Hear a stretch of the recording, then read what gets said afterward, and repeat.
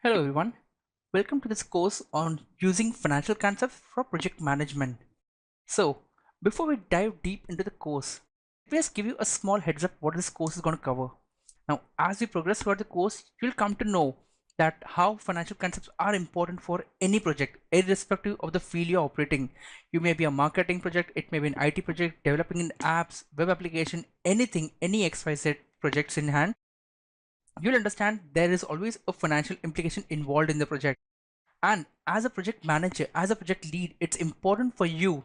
Forget about being a project manager or project lead. Even if you're a team member, it's important for you to understand the implication of the financial concept so that what benefits can you derive from that? We're going to be discussing in a couple of minutes. Before we go ahead, let me tell you what concepts we're going to cover throughout this lecture, throughout this course. The first itself is going to be introduction to financial concepts. Now, if you are from a financial background, you can just briefly run through this whole lesson, you can say, in a way, because it just gives you a basic insight as to the various financial statement components, various use of those components, what is their purpose, and so on.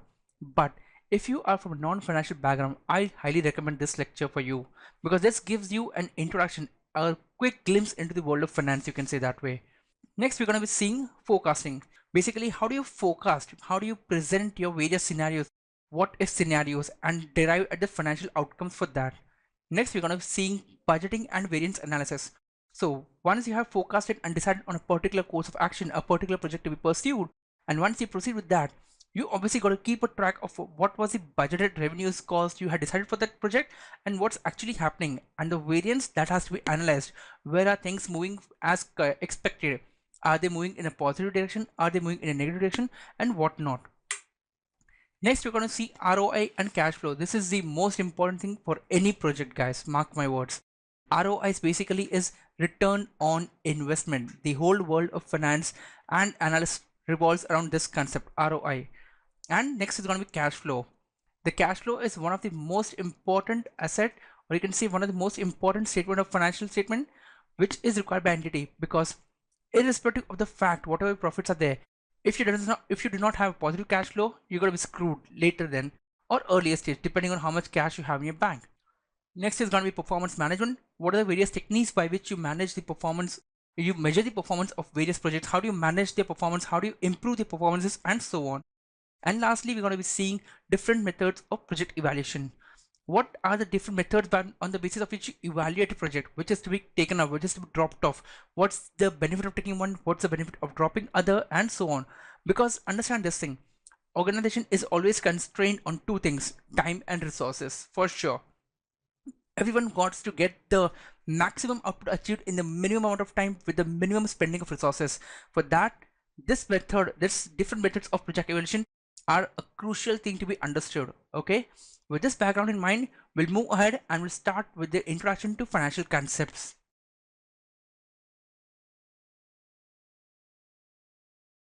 Now let's begin with an introduction of the financial concepts. First of all, before diving deep into the financial concepts, let's understand a short description of what is a project manager. First of all, who is a project manager? When do you define yourself as a project manager? What are your roles and responsibilities? What are your liabilities for being a project manager, and stuff like that? So that gives you a brief insight into the life of a project manager, and then you can take a much better effective decisions as to what financial implications you need to be analyzing as a project manager. So let's begin. First of all, let's answer the simple question, who is a project manager? Oh, I beg your pardon for my grammatical mistake over here. It's supposed to be who are project managers or who is a project manager. Okay, coming back to the subject, guys. A project manager is simply any person who has been given a charge of a project. Okay, he is responsible, he is in charge of a particular project. Now that project can be in terms of anything. It can be a financial project, non-financial project, any kind of project. But always remember this one thing, whatever the project will be, it will always have a financial implications. It can be a non-financial project like, brand advertising, launching a marketing campaign, and so on. But the end goal is always to generate revenues, profits, and all, and it ties back to the financial implications. Okay, so the project manager simply is a person who is given a charge of a project. That's one thing. Now, he is also the guy, or you can say, with this charge, with his responsibilities comes a lot of factors. He's accountable for a lot of things.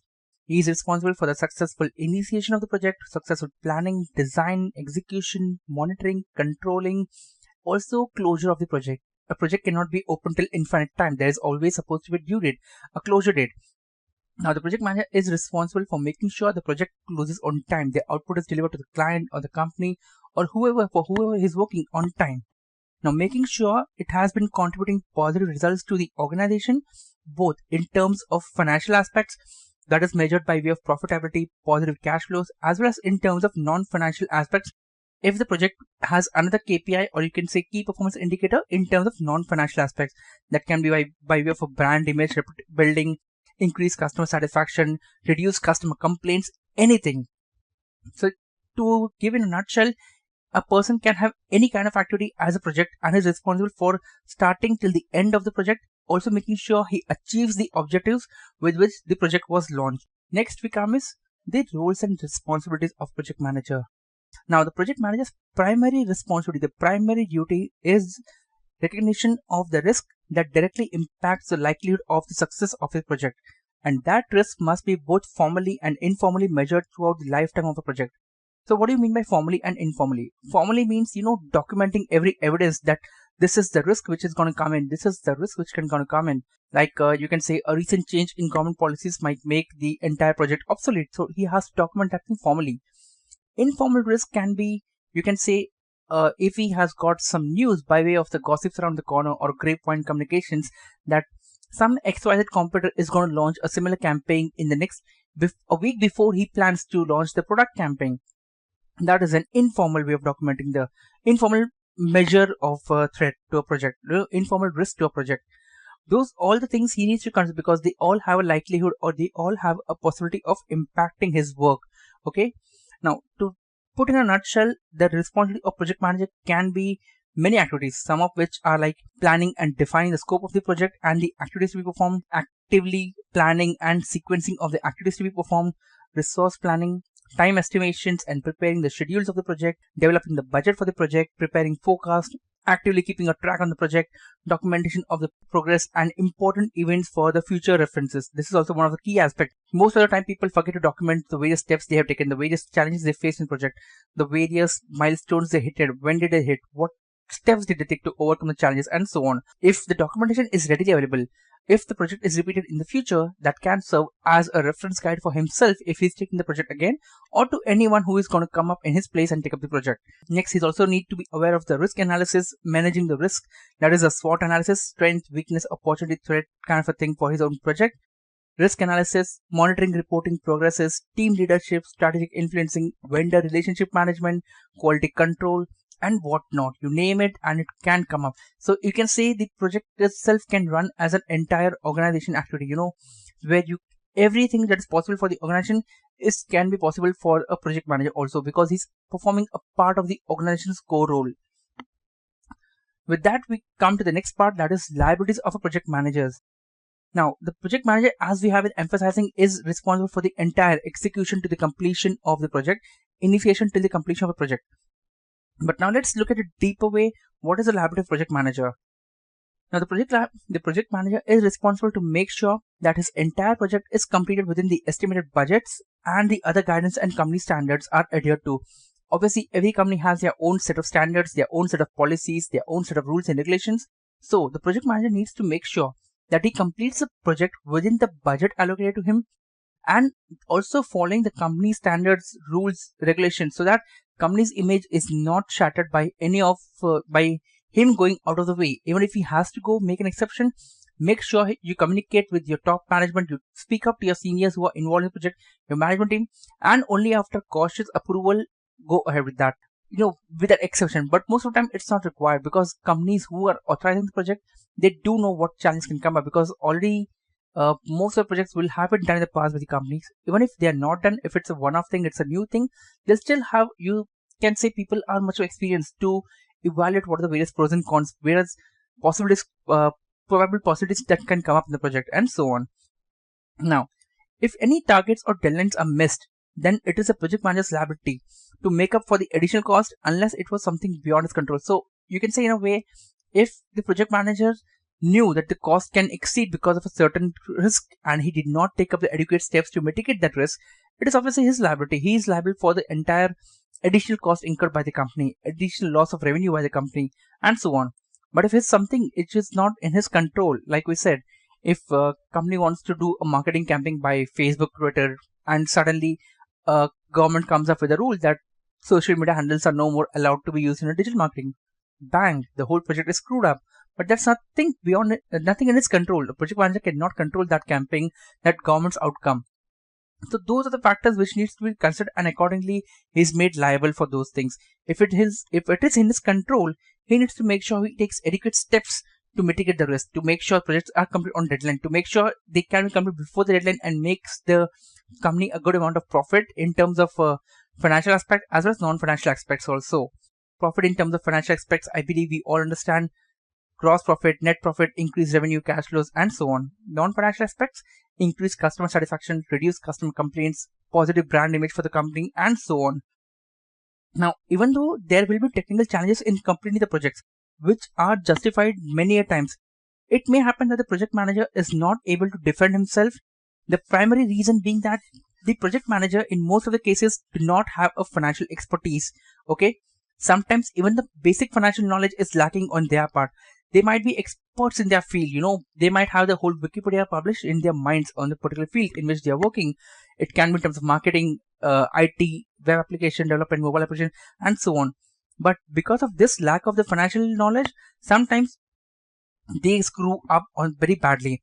And the top management, or you can say the management, is mainly concerned with achievement of the numbers in most of the cases, while this guys, whenever the management approves the project, the end goal that they have in mind will always tie back to any sort of profit for the company. It can be in terms of financial measures and non-financial. Even if they are targeting a non-financial achievement, it all ties back to a financial number only. Think of this thing. Why does the company want to take a project which is increasing their brand reputation, which is reducing their customer complaints, which is increasing their customer satisfaction, all just to pump up the sales number, all to derive a new revenue streams, all to get the customers' loyalty so that more sales can happen, ultimately all tying back to increasing profit for the company, right? So coming back to the point, so it happens that many times the technical experts are not able to justify the delays or additional costs involved for the project and so on. Besides, precisely, they are not able to defend themselves when any kind of delay happens in the project. And because top management, or you can see the management, is mostly concerned with numbers, and these guys don't have the expertise, it becomes a real challenge for the project managers to defend themselves, to justify themselves. In that case, having a basic knowledge of the financial concepts helps these guys, helps the project managers go way beyond and defend themselves properly. Not only defend themselves, but give proactive suggestions, give proactive reports and analysis that this is why the project should make sense to you company and we should carry on. It's all a bit boring theory right now. I get the point, guys. Hold on a while. This lesson, once we complete this introduction to financial concepts, it's all going to be fun, the numbers and analysis, and you're going to love that thing. But before that, we need to understand what is the importance of this thing. Now, till now, whatever we have studied or whatever we have gone through, based on this, we can conclude that everybody, whether belonging from the accounts and finance background or not, he is going to manage a project at some point of time in their career. Okay. Now, everyone is going to manage a project at some point of time in their career. They will have their own team members, they'll have their own team, they'll be a team leaders, they'll report to someone, and it's going to happen. You will take up a project in your life, irrespective of the fact you know it or you don't. But every project involves a cost on which a return is expected. Now, it is hard for the project managers from non-financial background to evaluate the financial progress of their projects and take corrective actions before it's too late in some cases, right? So, therefore, this course will help you in gaining that basic financial knowledge, and it will provide you, and I'll make sure that it provides you the tools and methods you need to evaluate the progress of your project, at least in terms of the financial experts, because that's where my domain lies, that's where my expertise lies. I'm not from a non-financial background. I have expertise only in the financial aspects and the accounting aspects. If you ask me, to be honest, what this digital marketing campaign and all mean, I'll be like completely blank because it's never done tried up. But yes, I can evaluate the financial aspects of that, and that's why I'm trying to share my knowledge and get you up and running to some speed. Now, with this, we complete the whole understanding of the project manager. What are the roles and responsibilities, what are the liabilities, and how everybody is going to be taking up a project at some point of time in their career. And this course will help you to be ready beforehand, before you at least start a project, or even if you are having a project or you have already been doing the projects, I'll make sure you get some useful benefits by studying this course and understanding how to imply those concepts in your actual ongoing project. And for those of you who have not started a project, this is a golden opportunity for you to learn to manage a project, at least in terms of financial and accounting aspects, so that you are more ready. Imagine this thing, your technical expertise plus the financial knowledge, combining the two different domains, that will give you a cutting edge in being a project manager. I'll see you in the next session where we're going to start with the financial concepts actually now.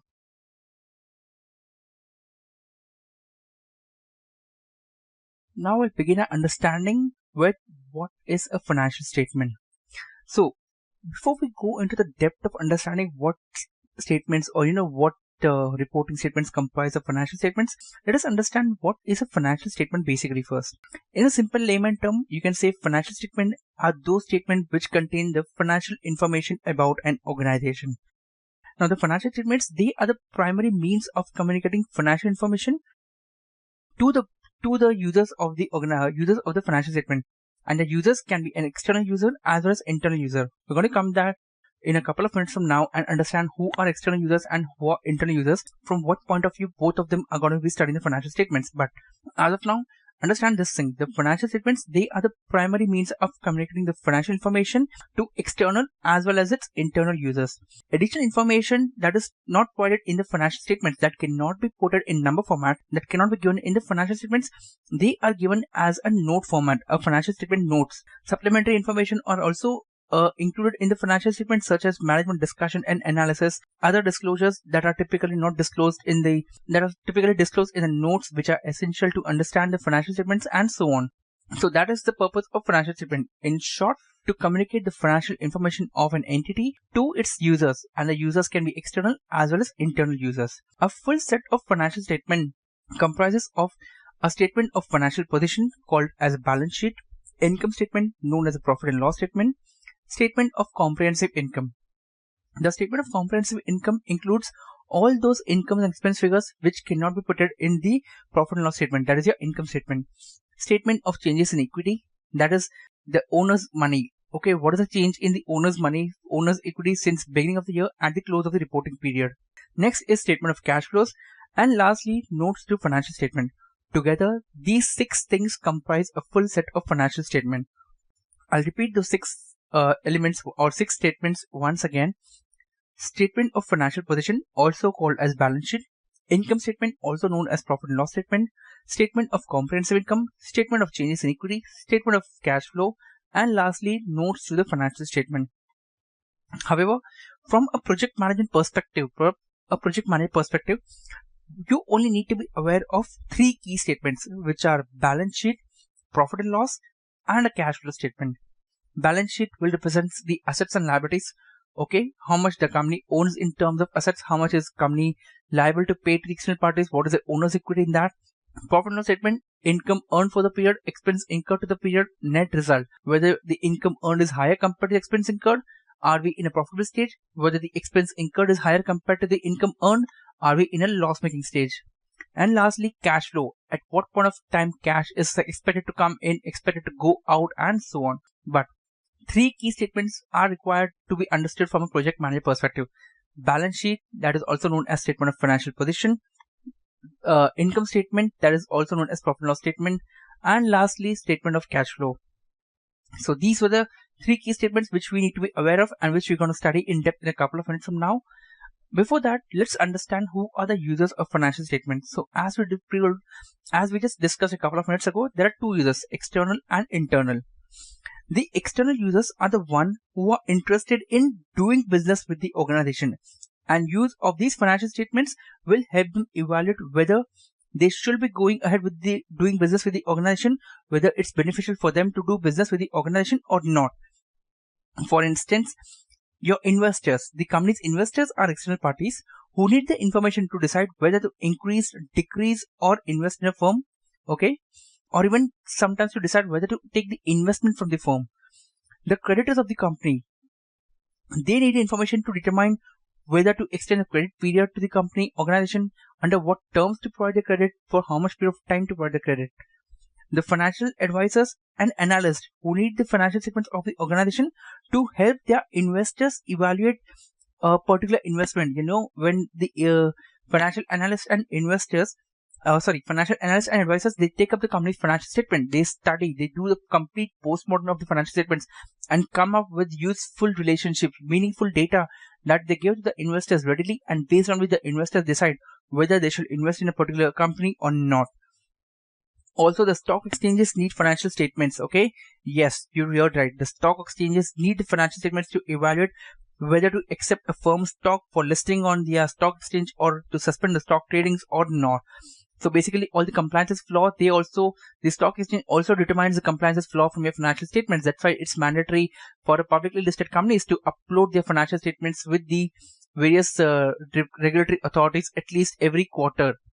There are different laws and compliances, but let's not get into the depth of this whole scenario, or else it will be a never-ending session for us. But I hope you got the basic gist that external parties are all those ones who are interested in knowing the financial status of the company to decide on to make their own decisions, whether to invest in the company, whether to trade with the company, whether the company is complying with the applicable rules and laws, whether to trade the stock of the company, whether to suspend the stock of the company, and so on.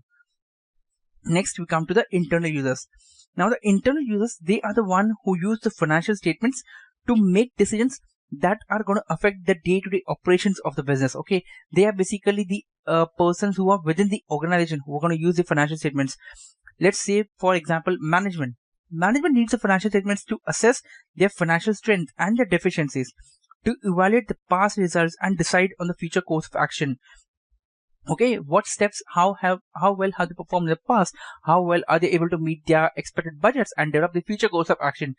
Do they need to raise the bars, challenge higher themselves, or are they underperforming, so they need to take precautionary measures, active measures to make sure they are at least meeting the budget, the targets which they are setting for themselves. Next is the employees.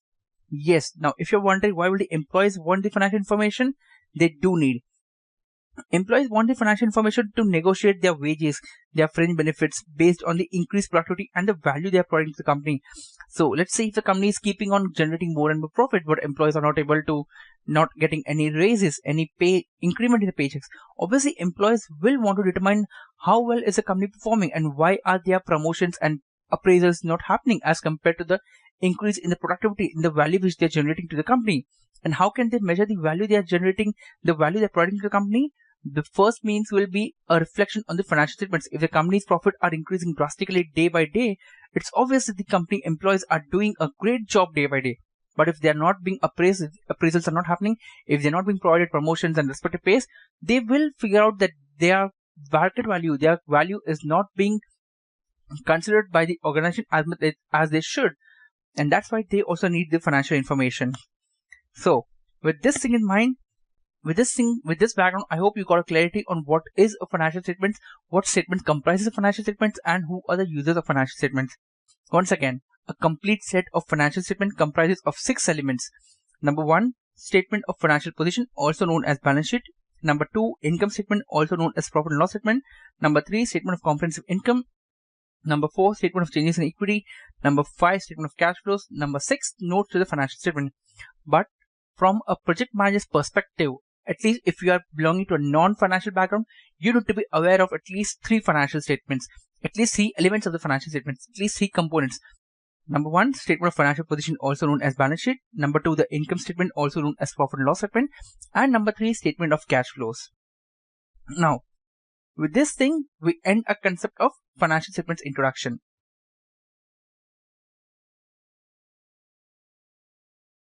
Now, with the understanding of the financial statements in mind, what comprises of financial statements, who are its users, in that in mind, we're going to see what are the objectives of creating a financial statement. Okay, why is it so important for entities to create financial statements project-wise from the entity's perspective, as well as what are the benefits a project manager can derive by understanding the financial statements, how they work, how are they evaluated, and so on. So first, look at it from the entity's perspective, for the company's perspective. What are the objectives of creating the financial statements for individual projects, for the organization as a whole, for the company as a whole? First is they are able to track the ongoing projects on a real-time basis. So if the financial statements are being prepared on a regular basis, say every weekly, every 15 days, every month at least, so the company gets an insight into the individual projects going on a real-time basis. Any organization will not have just one project to be carried out at one point of time. They will be having a multiple project sequence going on simultaneously. Hence, it is important for the company to know, at least get a key insights into how each project is performing, and then take the future decisions with that regard. Next is determining if the project is meeting the standard returns. Okay, by standard returns, we don't meet the market standard returns, we mean the standard set by the company. So what is basically standard returns? Let's say government tax risk-free bonds gives a standard return of 6%. Okay, that is, you invest in your fixed deposit, your government bonds, and you're able to get a 6% return on that investment without any risk. You have a portfolio where your portfolio manager is able to derive a return of 15%. That is, by investing the various surplus cash in stocks and shares of other companies, by doing the bond tradings and all, he's able to give the company a rate of 15% annually. Now, if the project on hand is generating just a return of 12%, higher than the risk-free return but lesser than the portfolio manager's optimum return, do you think, does it make sense for the organization as a whole, as from the point of the organization, to invest in the project which is giving just 12% returns? No, right? Because they will say, when the funds can generate a return of 15%, why should we invest in 12%? Unless there's some intangible benefit which is being proved, it's mostly rarely going to be happening, right? So you get the point. I hope you get the point that the company needs to determine whether the project are meeting their individual standard returns, their standard returns. If no, they need to divert their resources for a better utilization, for a better opportunities. Forecasting the outcome of the project. Okay, by forecasting the outcome of the project, we mean that if we have a continuous real-time data, and if suddenly the environment in which the project is operating changes, like some new regulation comes into picture, suddenly a new competitor comes and launches a similar product on which the company is already working. Here, the company can quickly take a decision whether to divert the resources from the existing project, whether to deploy more resource on the existing project, and such actions which will not only help the project manager but the entity as a whole to make sure the project is going to give the maximum return it can in the future when the project is completed. Divert resource from existing low return to high return projects. Let's say a company is having an ongoing project which is still going to take a sufficient amount of resources to be deployed to generate a return of 18%, and a company founds a new project, a new venture in which it needs to just invest half the amount of the project and generate a return of 25%. So here the company needs to think about whether to go ahead with the existing project or to divert the resources in the new project. If the existing project does not have a great bright future, promising future, the company will definitely put it in the new project, because the higher return, because of the higher utilization of the resources, better utilization of the resources, the higher return, and so on. So shutting down the existing low return project does make sense for the company. Let us say, we'll continue the previous example of the forecast one. A company is already developing its unique prototype product in which it has invested $1 million till now. It's expected to expecting to realize a revenue, or you can say a return of 17% on the entire $1 million, but with a condition that it needs to invest additional $500,000. And here the company finds another opportunity where they can just invest $500,000 and generate a return of at least 25%. What do you think the company is going to invest in? It does make sense from the financial perspective to invest, from the organization as a whole to invest in the new project, because that's more promising, has literally 1/3 of the investment cost, and gives much more higher return. So those are the decisions which the company can quickly take if it has a real-time financial statement prepared, or you can say these are the objectives for preparing a financial statement for individual project-wise for the organization. And lastly, identify the key performance across various projects. So over here, the intention is not to eliminate the low performers, but to identify the key performers who are performing at their peak capacity in any projects, and adopt their best practices, adopt their strategies, and apply it to the other projects being taken on within the organization, so that every project can perform to its peak capacity, to its highest capacity. Obviously, sometimes the intention of the management goes in a negative direction, but if you are a project manager and not able to give the optimum return, the best performance, and you can see that some other guy in the company is performing to its, it's generating much more higher value for the company when the same project or different projects, it does make sense to know his strategy, his understanding of the project, adopt those practices for yourself, for your betterment at least. If your project catches up with the other projects, it's great. Even if it does not, you'll at least learn the best strategies for project management, for a real, how to, analyze the financial statements and prepare your financial statement for project as that in that line. So those are the benefits which the organization can implement from its own side. Now let's look at the benefits of, or you can see the objectives of preparing financial statement project wise for the individual project managers. Okay, why is it so beneficial for the project managers to prepare the financial statements for their projects? So before that, I hope you understand this one thing. All these objectives are being diverted towards one single objective, enhancing profitability of the organization. So that's why it's very important for the project managers to understand how the various methods of tracking the performance of his projects are working, a function, so that he can make himself aware of those methods and educate himself, and make sure he presents the financial statement, he prepares the financial statements on his own end using those methods and derive the following benefits. Take corrective action. By taking corrective action, we mean that taking corrective action before it's too late. Like one day you realize your project is not performing, your financial statistic of your project is not in a company's acceptable parameters, and they decide to shut down the project. Now suddenly you got off guard because you were not prepared for those kind of answers. Had the project manager had the basic awareness of the financial statements, had he prepared those financial statements in line with the company is going to evaluate, he could have taken proactive measures initial itself and modified his project according to the needs of the situation, and made sure his project would have survived to the end with generating a great positive returns also. Explain the top management of the future course of action. Now, if the project manager is able to create his financial statements on a real-time basis, he has a much better insight into what's going on and what should the future course of action be, so that his project will achieve the expected returns and the objectives with which it was started will be accomplished for sure. Develop better forecast and budgets.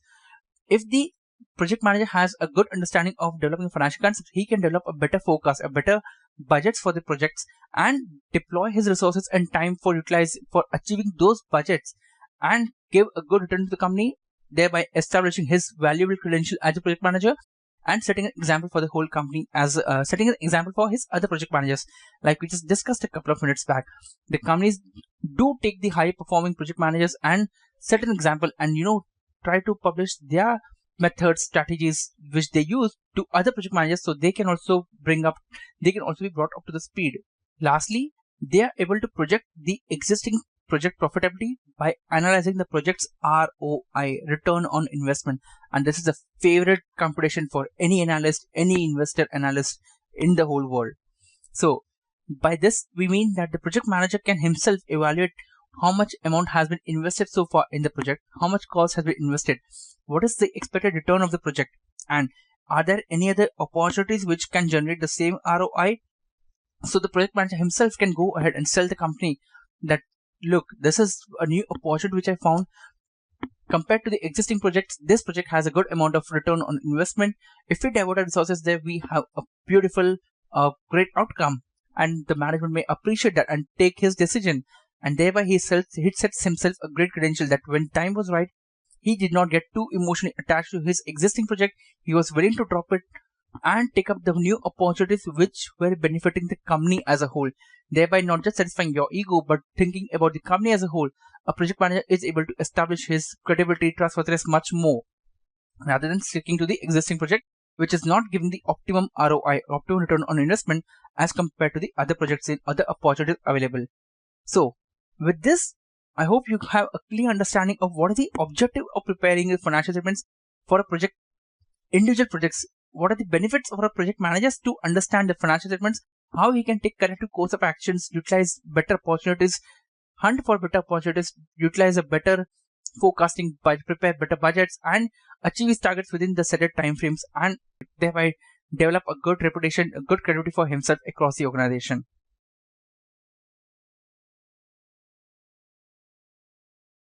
So now we're going to start with understanding of the financial statements which are required from a project manager perspective. That is a balance sheet, income statement, and statement of cash flow.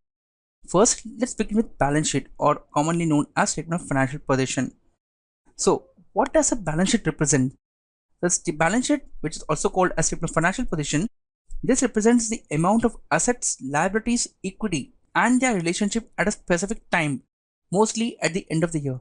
So we can say that balance sheet is just representing the statement of financial position, the condition of the financial position of an entity on a particular point of time. One transaction and the entire balance sheet can change. So if you have ever noticed a balance sheet in your life, or I'll just suggest go ahead and see any balance sheet, it will always say balance sheet as on dash day. It always says as on a particular day. It never says for the period so and so. It never covers any amount of period. It just states balance sheet as on a particular day. So the balance sheet, it helps the users to assess the liquidity, the financial flexibility, the risk the company is carrying, and so on. By balance sheet, the companies get an idea how much amount is the company carrying by way of loans, how much has the owners invested in the entity, how much assets they are holding, how much their data is outstanding, how much cash, bank, liquid cash is there with them, and so on. The elements of balance sheet are assets, liabilities, and equity. And there's a golden rule is that there's a relationship defined between the various elements of balance sheet, which is assets will always be equal to your liabilities plus your equity. Basically, this means that all the assets are going to be financed by your liabilities and your equity. Equity is basically the owner's money, stockholders' equity. It comprises of various elements and all of that, but I just don't want you all to be bothered with the entire depth of financial statements because that's not relevant from a project manager perspective. But however, what's relevant will be covered for sure. So first of all, let's understand what is assets. The assets are the resources controlled by the entity or owned by the entity as a result of the past events. They represent the future probable economic benefits the assets are going to give to the entity. This was a bookish definition. To be honest, assets are those elements or those benefits which the company has accrued over the past by performing its past events, by performing the activities till now, whichever they perform, and gotten itself in the condition that they hold the assets now. Example will be the inventory. Entity purchased the inventory in the past and now it's controlling the inventory as of now. That's why it's there on their financial statements. A result of past event, benefit for the future. The property, plant and equipment, the investment, account receivables, everything is linked to performing some activity in the past because of which the ownership has passed the entity as of now. That's why they are coming in the asset side of the balance sheet. Similarly, liabilities, they are the present obligations of the entity arising from the past event. Their settlement is expected to result in an outflow of the economic benefit for the entity.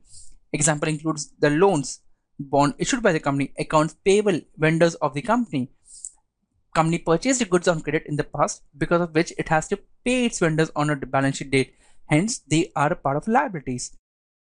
Generally speaking, equity is the balance of the liabilities amount reduced from the asset. In other way, you can say the assets which are financed by way of liabilities, balance in that is equity. That is, they are financed by the owner's money, the equity of the company. Example of equity includes the common stock, preferred stock, retained earnings, and such things. Retained earnings is nothing but past undistributed profit. Remember this golden thing. Retained earnings or reserves and surplus basically means past undistributed profit. The company had generated profit in the past period, but they did not distribute to the owners. They did not put it to some other use, and that's why they are lying in reserves and surplus as of now. So I hope with this you got a basic idea of what is an asset, liability, and equity. This is what comprises your balance sheet. Now, before we go ahead, I just want to take you into a depth of assets and liabilities. How are they classified first? Assets are classified as into two categories, current assets and non-current assets.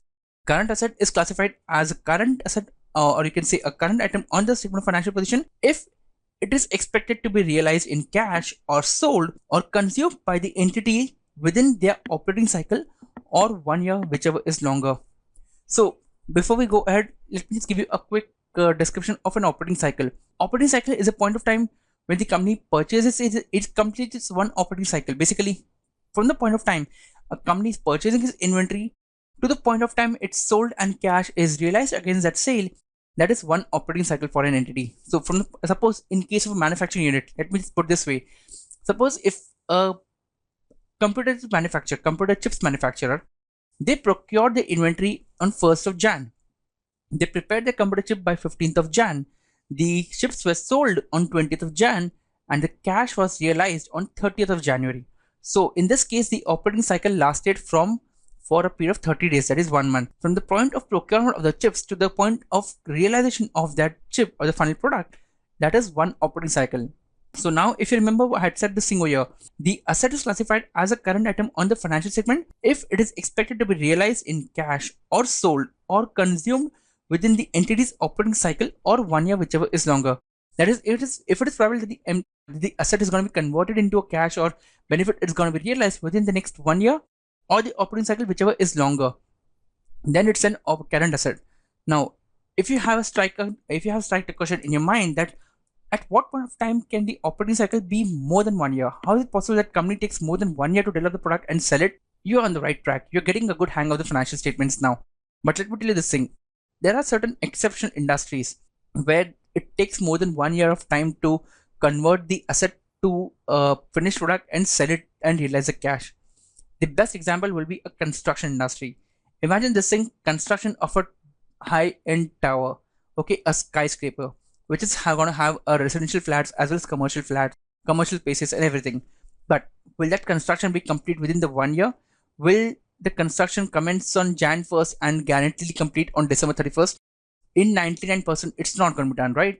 So there, the operating cycle is definitely going to be more than 1 year because the manufacturing or the preparation of the raw materials with the finished goods itself is going to take them for more than 1 year of time.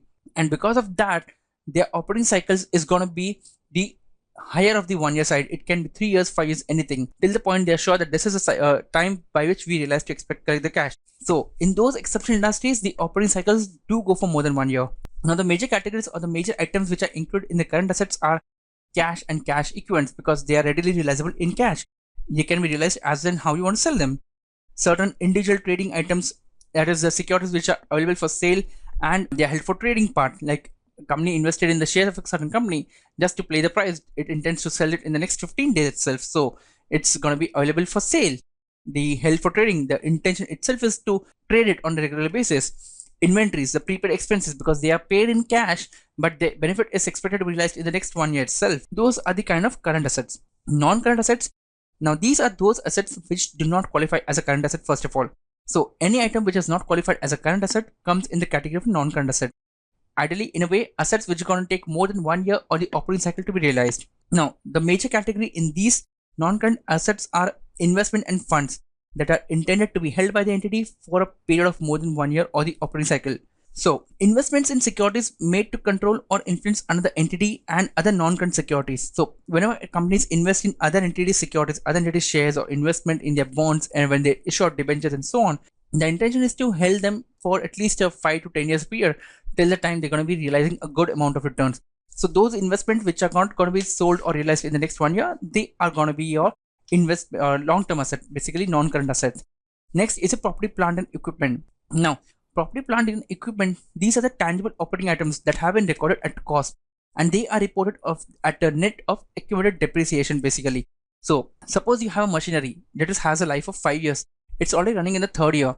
Do you think it's fair to report the value at which you purchase a machinery back before 3 years, supposing for $100,000, and the end of 5 years, the machinery value is going to be $0? So does it make sense to report the machinery value still at a value of $100,000 at the 3rd year end also? No, it doesn't, because you need to show the realistic cost the machine can realize if it's sold. That's why every year you take out a part of the machinery cost by way of depreciation, and that is called as the reduction of the asset basically. So in the 3rd year, the machinery will be recorded at just $40,000. That is $20,000 reduction for 3 years period. Remember this thing: every property, plant, and equipment will be is subject to depreciation, except for one: land and natural resources. They are not subject to They are not subject to depreciation. They are subject to depletion. In case of land, mostly even that depletion is not allowed because land value is appreciating day by day. It never depreciates, to be honest. The land is the only scarce resource which is, even in the remotest corner of the world, it has an increasing value only.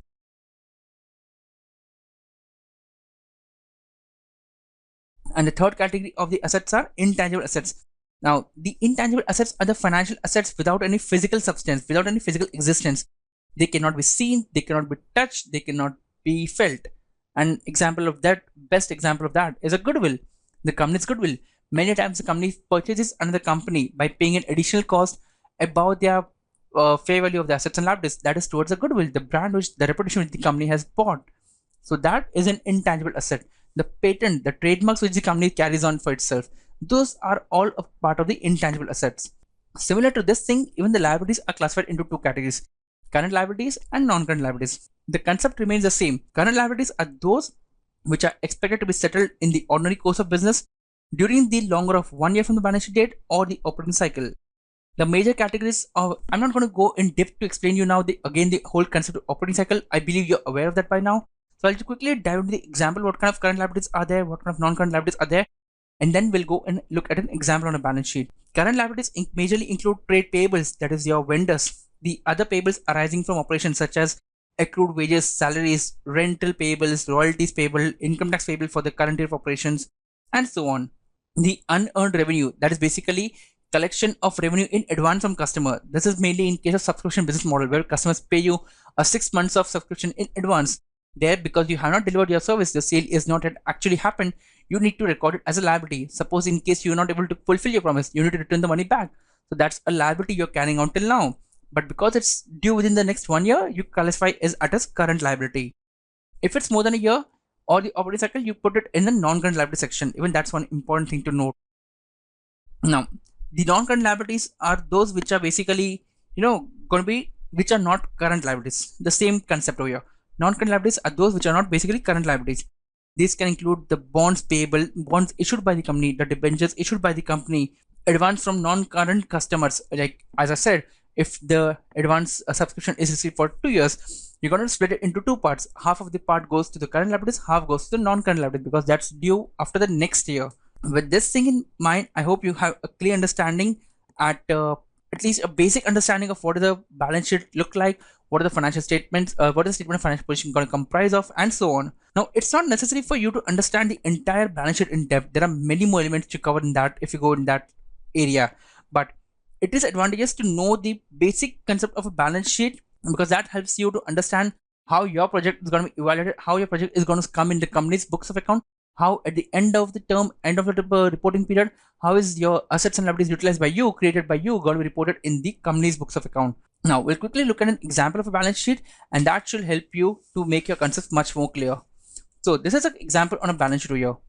If you see the fact over here, the asset section comprises of three things: current and non-current assets. The non-current are classified further into investment, the fixed assets, and the intangibles. That is, all this area, investment, fixed assets, and intangibles, they comprise the non-current assets. Over here, the current liabilities and the rest is non-current liabilities. And another component which comes over here is the shareholders' equity. And the total of the assets is equal to your liabilities plus your stockholders' equity. So let's quickly go to the items one by one to get a quick understanding of why this item forms a part of the current or a non-current section.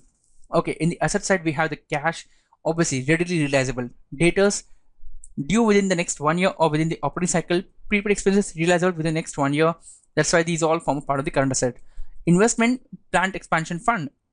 The company has been keeping a part of the earnings aside to and has been investing in another profitable securities, and that intention is just to replace the plant. So many times it happens that the companies have purchased a plant which has useful of 10 years, but the cost to procure the plant is huge and it takes a big amount of cash flow to generate the whole amount in one shot. So companies every year for the next 10 years will put a part of the amount inside, so that at the end of 10th year, when the existing plant is retired, they have readily available new plant.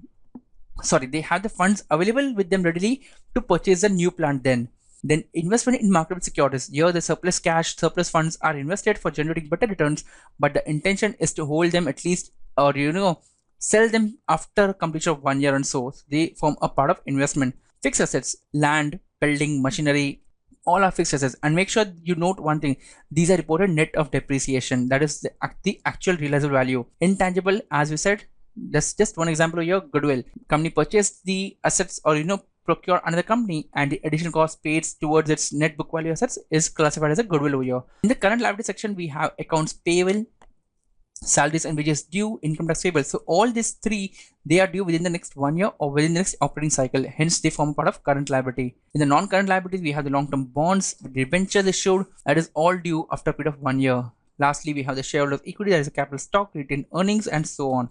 That gives you the total stockholders' liabilities and stockholders' equity. Before we proceed to the next part, there's one important note which I wanted to make. a balance sheet is always prepared at the corporate level, so it is difficult to break it down to individual project level. So the point is that it's literally not feasible enough. It is possible, but it's not feasible enough to prepare the balance sheet at a individual project wise. And the main reason over here, if you notice that in the liability section we have this long-term bonds. Now these bonds can be issued to raise a capital which is accessible for every project the company has undertaken, as well as for the common activities for the organization also.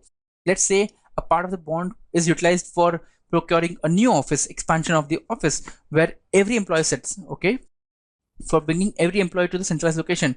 So in that case, it's difficult to allocate the part of the bond to the projects over here. So that's why balance sheet is always prepared at the organization level, not at the individual project levels. Okay. With this thing, we complete our concept on balance sheet. In the next session, we're going to start with the income statements.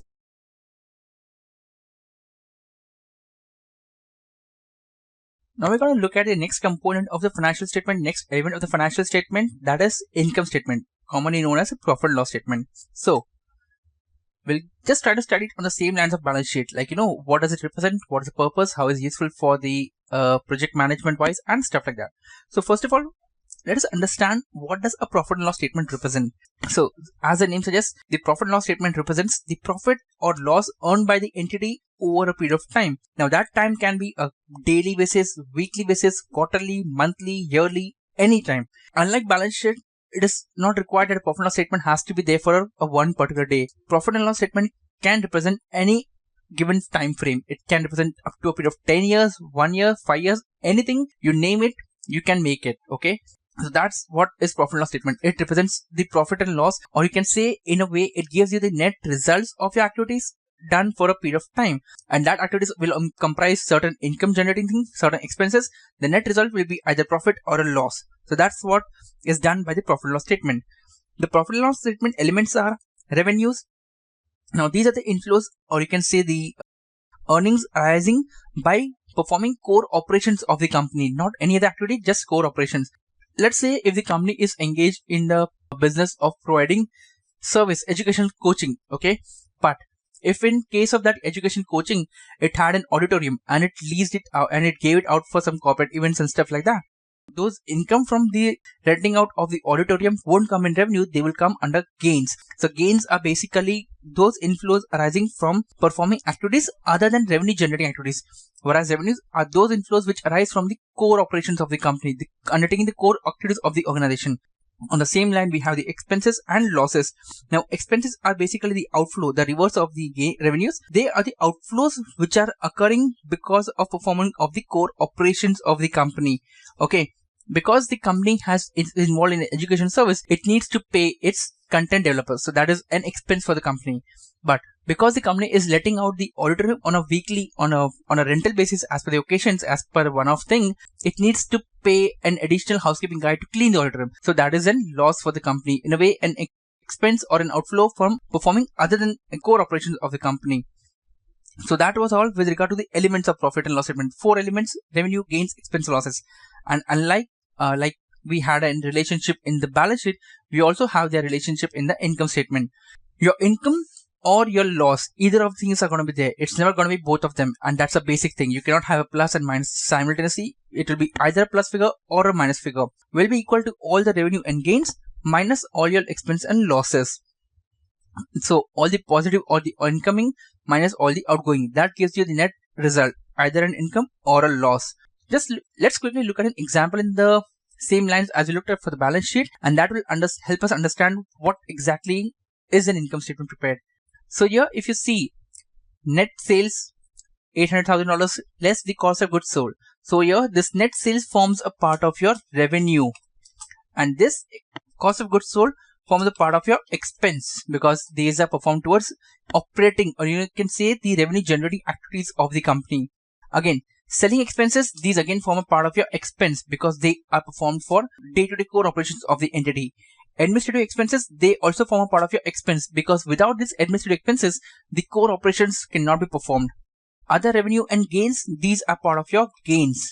This can be by sale of a machinery, by additionally renting out the premises, and so on. Other expense and losses, these are part of your losses because these are generated not because of the performance of the core operations of the company, but because of any additional other activity. It can be like sale of a machinery for a loss. Possible, right? I had a machinery, I sold it for a loss because it was not giving any value. So I just decided to convert some cash on it, but I did realize a loss on that. How did that happen? Suppose I had an old typewriter, okay, an antique typewriter worth $2,000, but nobody's willing to type, nobody's using that. I found a buyer on a Craigslist or a eBay for $500. I sold it for $500. I made a loss of $1,500 because the value of the typewriter was $2,000, but I had to sell it for $500. That means I made a loss of $1,500 over here. So that is how you book an expense, you realize and loss, and you realize other gains and revenues. That gives you your income before taxes, less the income taxes, and that gives you your net income over here. So I hope with this thing you got a quick glimpse into how the financial statements and balance sheet are prepared. How do you interpret the financial statement? How do you interpret the balance sheet and so on? In the next session, we're going to see an example on how a project managers can plan, can defend themselves, can defend their projects by utilization of the income statement and the financial ratios. That will help you to understand and the importance of knowing the financial concepts pretty well. Okay, I'll see you in the next session. Till then, if you are from non-financial background, just make sure to go through the financial slides, at least the balance sheet and income statement again. Till then, have a great study time.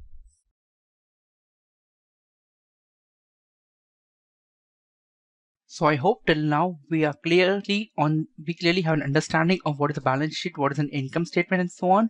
And now we're going to see how does one uses the income statement analysis to defend or justify his project when the management has a different opinion. So this is more going to be a case study kind of a thing. So we're going to do a case study on using income statement to justify the project profitability. Obviously, first of all, as a project manager, you should be clear in your mind that is the project profitable or not. And for that, you need to have certain computations done, which should be readily available with you, so that when the management has the other opinion, you can defend your project. So let's look at this case study. So let us assume a project manager, Mr. X, is being evaluated for his ongoing project, which has been posting a reducing net profit percent every quarter. So now Mr. X project is showing a negative net profit, or you can say a loss every quarter on quarter. So the management concluded that since the project profitability is going down, it is better to discontinue the project. Now let's see how Mr. X is going to go and defend his project, or you can say justify that his project is a profitable one, whereas how did it turn out to be a negative one in the eyes of management. Okay, so we're going to go to an example, but now over here, if you see, I'm going to be doing a slight twist in the example. Till now, all the things were pre-written in the sheets and we used to go through the slides and all. Now I'm going to build up the entire scenario in front of you guys. Okay, so even you have a realistic example, realistic feel of how the things are building up on a step-by-step basis. Okay, so let's say the management of Mr. X wants to discontinue his project. So they show him the records that this is how your project summary is being shown.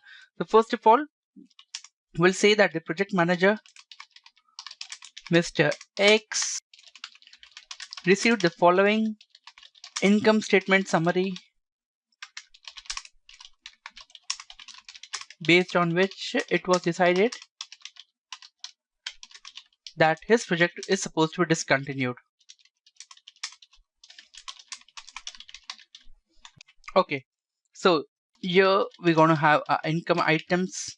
This is for quarter 1, quarter 2, quarter 3. Okay, perfect. A couple of minutes more, guys. Just hold on. Okay, so he receives an amount of total sales value generated from his project, or you can also say it as a revenue that is expressed in terms of dollar values. Okay, then we have the net profit for his projects quarter on quarter basis. Then you have the net profit expressed in terms of percentage, which is a net profit divided by total revenue percentage. That's it. Okay, so how do you think things will build up? First, we have our numbers over here. 280,000. Just 1 second. I believe this whole formatting needs to be taken care of at once. 280,000 for quarter 1, 286,000, a slight increase in the revenue, and 300,000 in quarter 2. The net profit posted for quarter 1 was $42,000. For quarter 2, it's reducing $40,000, and for quarter 3, it remained the same. But if you see, comparatively to the increase in revenue, it's remaining the same. So ideally, it is decreasing in that sense. Okay, in the relative sense, it's decreasing. Now we'll calculate the percentage of this thing. That is the net profit divided by the profit percentage. That's 15%. Oh, my bad. There's expressed in number values. We apply the same formula over here, quarter 2, quarter 3. So as you can see, it's decreasing profits. Okay, the net profit percentage, it's decreasing quarter on quarter. And based on this statement, based on this summary, the management is right in taking the call that you need to scrap the project because it's turning out to be a loss making one. Better to stop it when you still have a chance than incur the entire loss and then regret, right? Now let's see how Mr. X was able to defend his project over here. If he did not have the financial bandwidth, the financial understanding, obviously he would have said, it's fine. I do realize the project is making a loss quarter on quarter. It's better to shut it down. But here, because Mr. X has a brief insight, or you can say a detailed insight into how the financial worlds work, how the financial analysis is relevant to project management, he asks management to provide him with the detailed financial statement so he can do a postmortem of his project for himself and then come back with the result. And then on asking for a detailed income statement summary, Mr. X receives the following. Okay, this is going to be the same. We'll use the same template over here. The total revenue are going to remain the same. Then we have the cost of revenue, that is all the direct costs. Then you get the gross margin on deducting the. Do not worry about this thing. I'm just trying to show you how things shape up so you have a realistic view. I'll be explaining everything in detail once I finish my creation of the entire table. Okay, just hold on for a while. Operating income, then you have other expenses, and then finally you have the net income. Oops. Okay.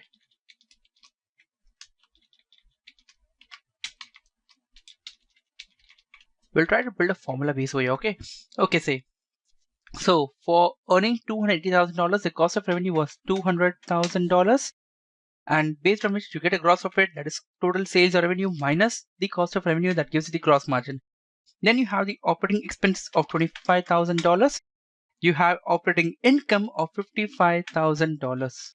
Okay, now operating income is basically gross margin minus the operating expenses, that gives you the operating income. You have other expenses allocated to this project, that's $14,000. That gives you the net income of $41,000. Okay, okay. So I just realized I made a typo error over here. This one is supposed to be $41,000. This is supposed to be $39,000, and this is supposed to be $38,000. So now if you're wondering why is this amount in the net profit percentage not being changed, they do change over here, but the fraction is changing. That's why it's just expressed in a 0 decimal factor over here. If I increase a decimal point over here, so you see, if it was $42,000, it comes to $51,000 and so on. But yeah, I'm just skipping it for the safe side to map up with what computations I have made, so we have a quick understanding of the entire sum. So now for quarter 2, the cost of revenue was increased marginally. So again, you have the formula over here, that is going to be total revenue minus the cost of revenue, that gives you the gross margin. You have the operating expenses at $23,000. They reduced in a way. Ideally, they reduced entirely. And then you have other expenses of $23,000. So here, it's going to be operating income minus other expenses, that gives you the net income of $39,000. The same way we'll put it here. The quarter 3 has a cost of revenue or $205,000, that gives you the gross margin of 95. Operating expenses of $26,000, that gives you the operating income of $69,000, and other expenses allocated were $631,000. That gives you the net income of $38,000. Now this net income maps over here with the net profit over here. Ideally both are the same amounts, to be honest. Okay. Now, based on this detailed analysis, Mr. X is now in a position to draw some conclusions, to pick up some ratios and then go back to management and explain them where things have gone wrong and get a chance to continue the project or then take a call with the management to discontinue the project. But till now, I hope you're clear on how you analyze the detailed statement over here. Once again, we'll go through it quickly. Your gross margin is nothing but total revenue, the sales minus the cost of revenue, minus the cost of generating that sales, okay, minus the direct cost involved to fulfill those sales. Then you have the operating expenses reduced from the gross margin. Operating expenses are basically those expenses which are required to keep the project ongoing, okay. For example, you need to buy some machinery for the project, specifically for this project, and you need to pay a rent every month, a license fee every month. That is a part of the operating expense to keep the machinery on and on, to maintain it on and on for this project. Then you have an operating income. Operating income is basically your gross margin minus your operating expenses that gives the operating income. Then you deduct the other expenses from your operating income. This could be anything, a common HO, common head office expenses allocated throughout all the projects, an interest cost applicable, a blanket interest cost applicable to all the projects because the financing is taken for the common benefit of everyone, and so on. That gives you the net income, final net income of 41,000 for quarter 1, 39 for quarter 2, 38 for quarter 3. Now let's see how Mr. X was able to draw some meaningful insights in this and defend his budget and defend his project ideally. And that will study in the next session one-on-one what things are to be taken into account. For now, I hope you are clear with how we built up the entire thing, a summary of the income statement, and from that we went on and obtained an entire detailed income statement from the management to do a postmortem on why things should be stopped.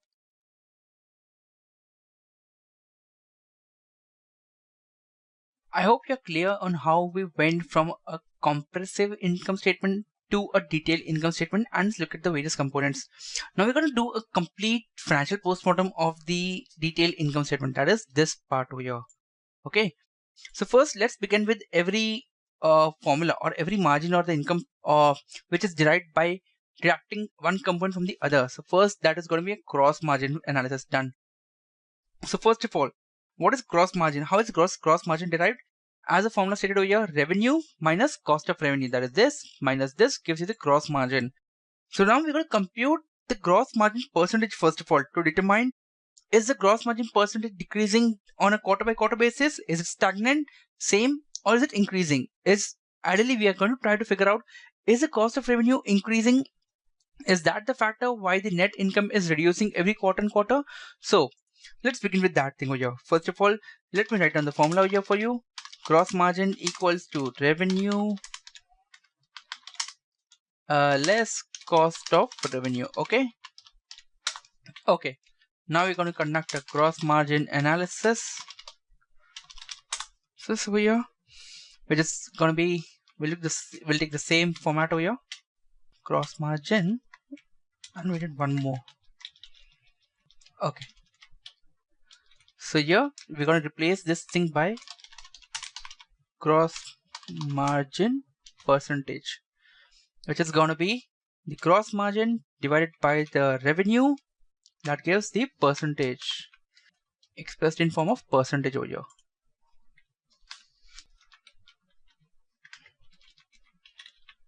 Gross margin divided by the revenue percentage, the same one over here. Oh, surprisingly this is increasing. As you can see over here, gross margin for the quarter 1 was 29%, it increased to 30% in quarter 2 and 32% in quarter 3. So based on this analysis, one thing is for sure, gross margin is, or the cost of revenue increase is not the factor for the decrease in the net profit. So what does this mean? First of all, let's interpret this thing. So based on this analysis, we can say that the gross margin percentage has increased, which means that the direct cost of the project, the cost of manufacturing the goods for the project, is not the reason for the increase, for the decrease in the net profit. Now, since the gross margin analysis did not work out, we'll increase our computation to the next part, that is going to be the operating income analysis. Now, in the same lines which we did for the gross margin over here, we're going to be figuring out that whether the operating income, which is derived by reducing the operating expense from the gross margin, is that responsible for the decrease in the net profit? Yes or no? We're going to come to the conclusion pretty soon, like we did for the gross margin over here. I'll just copy the same template over here first of all. You guys just rely on the final version, okay? Don't need to be banging your heads around the mechanical works over here. Operating income is equal to your gross margin minus your operating expenses. Minus operating expenses. So here we're going to be having now total revenues. Perfect. We don't need this cost of revenues. We need the operating income. So we're going to be putting this over here. Operating income equal to, we'll try to do this all formula driven so it's easy for you guys to do on your own also. Bang, here we have it. It's supposed to be 20%, 22%, and 23%. Okay, so again, the operating income part is also increasing. 1 second. So based on this analysis, we can say that the operating income percentage is also increasing on a quarter by quarter basis. So even operating expenses are not a reason for the decrease in the net profit of the project. Okay, so that's how these computations come in handy. Surely the operating income part over here, operating expenses which are incurred specifically for the smooth operation of the project, even they are not responsible for the reduction in net profit. In fact, there is an efficiency achieved in both the areas, the cost of revenue as well as the operating expenses, because your gross margin and your operating income are rising quarter by quarter, are increasing quarter by quarter. They are not reducing, they are increasing quarter on quarter. So with this, we can conclude that even operating income is not a factor for reduction in the net profit. Now, last expense item which is pending is this other expense analysis. So we'll try to interpret the other expenses over here. The other expenses, they have increased drastically. Okay, you can say 14, it literally went to increase on a 50% over here, 23,000, in fact more than 50%, and from 23 it went to again on a higher level of 31,000. Now, first of all, these other expenses are not relevant to the project, first of all. Okay, so the project manager X cannot be blamed for the increase in the other expenses. In fact, you can say that if project manager X project did not exist, the other expenses will be a burden on the other projects because of the operating income of 55,000, 62,000, and 69,000. The other expenses have been absorbed substantially by the project. And if we just compute the operating income analysis, we can say that project manager's Mr. X project is performing an absolutely brilliant manner because it's giving a positive, an increase in the net profit, operating income profit and the gross margin every quarter on quarter. That means his operational efficiencies are gone up. He's doing a great job in the operating part of the project, operation of the project, because he's able to achieve economies of scale and other standardization of the product process and all those things, which are ultimately leading to an increase in the better utilization of the project resources and giving an positive operating income quarter on quarter. Even his consumption of the goods, direct materials used in the project, direct labor involved in the project, the operational efficiency of that has increased because the gross margin is also going higher, is also increasing quarter on quarter. That means project manager Mr. X is able to achieve operational efficiencies on a higher scale. But because of this other expenses, now what can be these other expenses? It can be a common allocation of the head office cost. It can be a common allocation of the interest involved. Supposing the company has gotten a big revenue, it has got multiple projects, and it needed to take up a huge loan, which was needed to finance its assets, employ more manpower, and whatnot.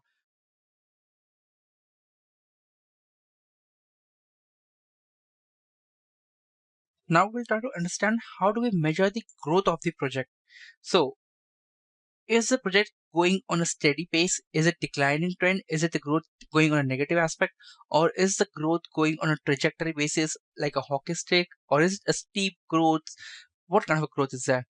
You need some metrics, some idealistic analysis or formulas to define to measure the growth of project. So the growth of the project can be measured most only by two ways. One is by way of a revenue analysis. That is, here you measure the growth in terms of dollar value of the sales. How fast are your sales increasing? How much are they increasing? That's the first question. And next, which is a more precise way of analyzing, is the net income or the profit analysis. This is done in terms of percentages, in terms of ratio. So whenever ratio is involved, percentage is involved, you compare one thing to the other and that gives you a much more better insight. Now, let's go to the Excel sheet and we'll solve the whole thing like I had done in the previous example. previous case study, we're going to be recreating it from scratch entirely. We'll use the previous example itself, but then you'll have a quick understanding of how the whole build-up is done and how you measure the growth in terms of revenue as well as in terms of net profit analysis. Let's begin with the example over here. Oh, I already did some part over here.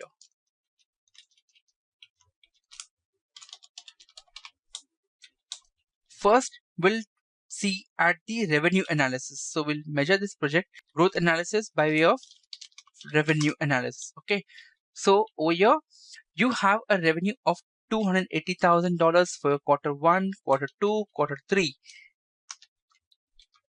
Just bear with me for a second. We'll be done with our computations in no time quickly. Okay, so here we have a revenue, total revenue in quarter 1 of $280,000, in quarter 2 of $286,000, and lastly in quarter 3 of $300,000. So how do you measure the growth over here? Or you can say the increase in revenue. What is the percentage of increase in revenue on a quarter by quarter basis? So you take the first quarter as your standard quarter over here, as your base quarter over here, and then you compare that with the growth in the other quarters over here. So for first quarter, you won't have any percentage because that's the standard or the base, the starting point of the comparison. Next quarter, you have a revenue of $286,000 compared to revenue of $280,000 in the beginning in the first quarter. So the formula which you're going to use is we're going to take the difference over here, that is 6,000, divided that by the original in terms of X percentage, and that gives you a 2% increase in the revenue. We apply the same formula over here. Compared from $286,000 to $300,000, that gives you a 5% increase in the revenue. So you can say that the project has grown to 2% in the second quarter, and from 2% it took a jump to 5% growth in third quarter based on the revenue part. That's how your revenues increased every quarter on quarter. By revenue, we mean the sales over here. Don't confuse this with the net income or the profitability of the project. That's an entire different ball game. We're going to be looking at it in a couple of minutes from now, but this is important just to determine how are the sales growing for the project. Now, the net income analysis is a much more realistic analysis. Why? Because in the net income analysis, the primary reason is that it also takes into account the cost which you incur to derive this growth in the revenue. Okay, sometimes it happens that the cost of the acquisition is far more than the revenue which is derived from the new customer, and hence although your sales will show an increasing trend, your cost is increasing at a higher rate than your sales, resulting in an overall loss in the project on a other side, not the profitability. That's why it's said that the profitability analysis or the net income analysis is a much more preferred method to determine the growth of the project. Also, the management is mostly interested in determining what is the project profitability, not just the increase in the revenue.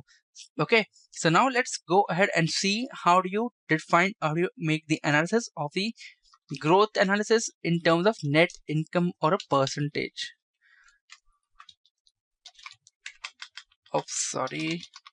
Net income by percentages over here. Before we go ahead, I just want to give you a small heads up. In the net income analysis, there are two methods to determine how a growth is happening. Either you have a increasing revenue as we have in the growth analysis over here in terms of revenue, and then you compare that with the net income or the profit percentages where it's constant on a quarter on quarter basis. And the other part is where your profit percentage is a constant, is increasing, and your revenue is a constant factor. So both of them sound tricky as of now, but just bear with me for a couple of minutes and I'll try to get it resolved completely for you guys. Okay, so the company expected to have a 10% profitability on the project. Okay, and that profit percentage is going to be constant. So now your net income will be total revenue multiplied by the profit percentage, that is $28,000.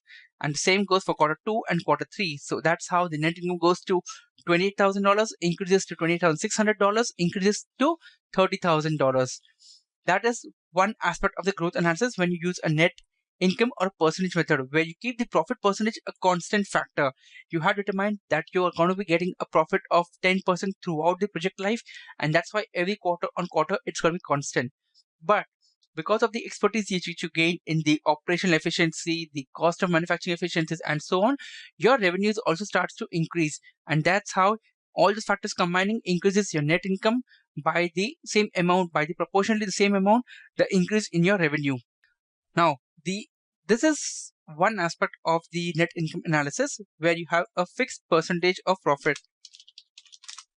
Fixed percentage of profit. Now we're going to looking at the another aspect where your revenue is a fixed percentage. Revenue is a fixed dollar value. Fixed revenue.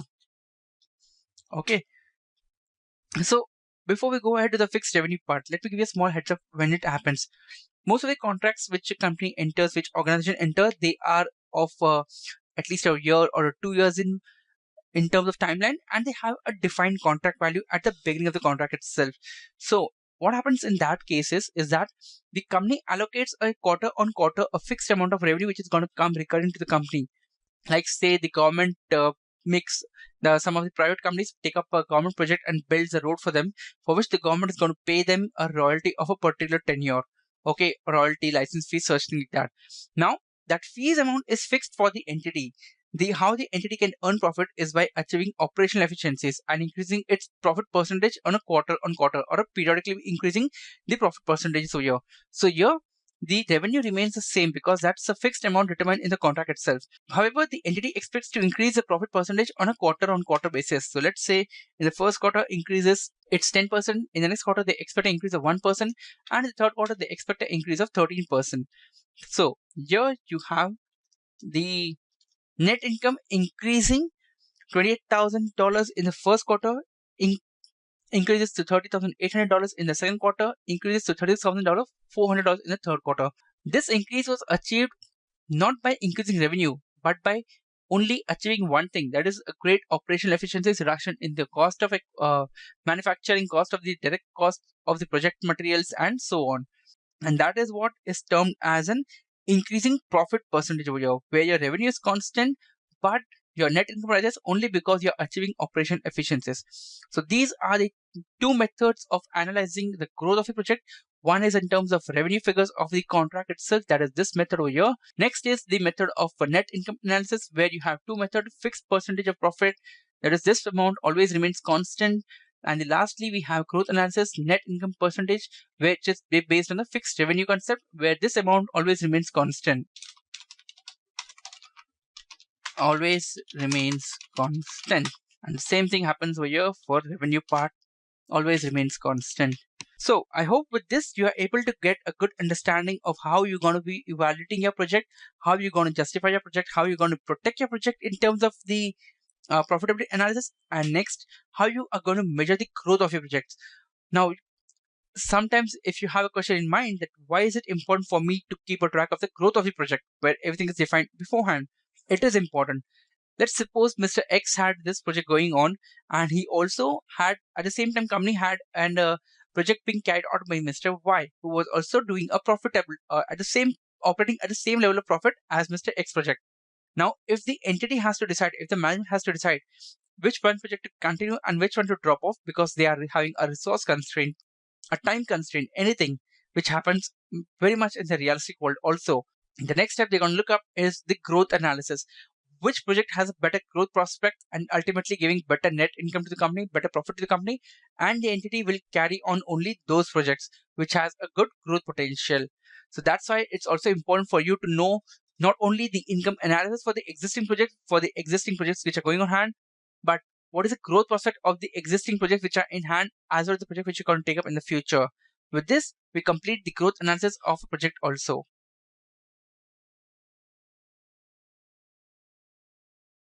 Now we're going to study one of the most important aspect of a project management, that is cash profit versus book profit analysis.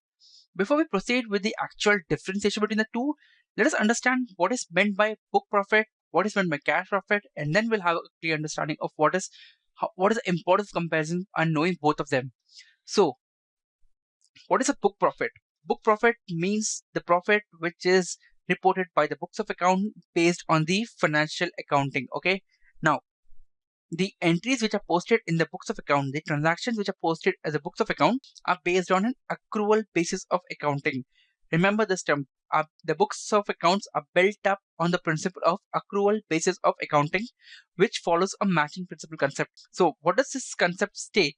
This principle of accrual basis of accounting states that the income which are earned during the period, okay, irrespective of the fact whether they are collected or not, the income which are earned during the period should be reported in that period, and expense which are incurred during the period should be reported in that period itself, to make sure they are matching. The transparency is there, a true and fair presentation is made for the period of accounting. So I know the accounting language might be a bit complicated.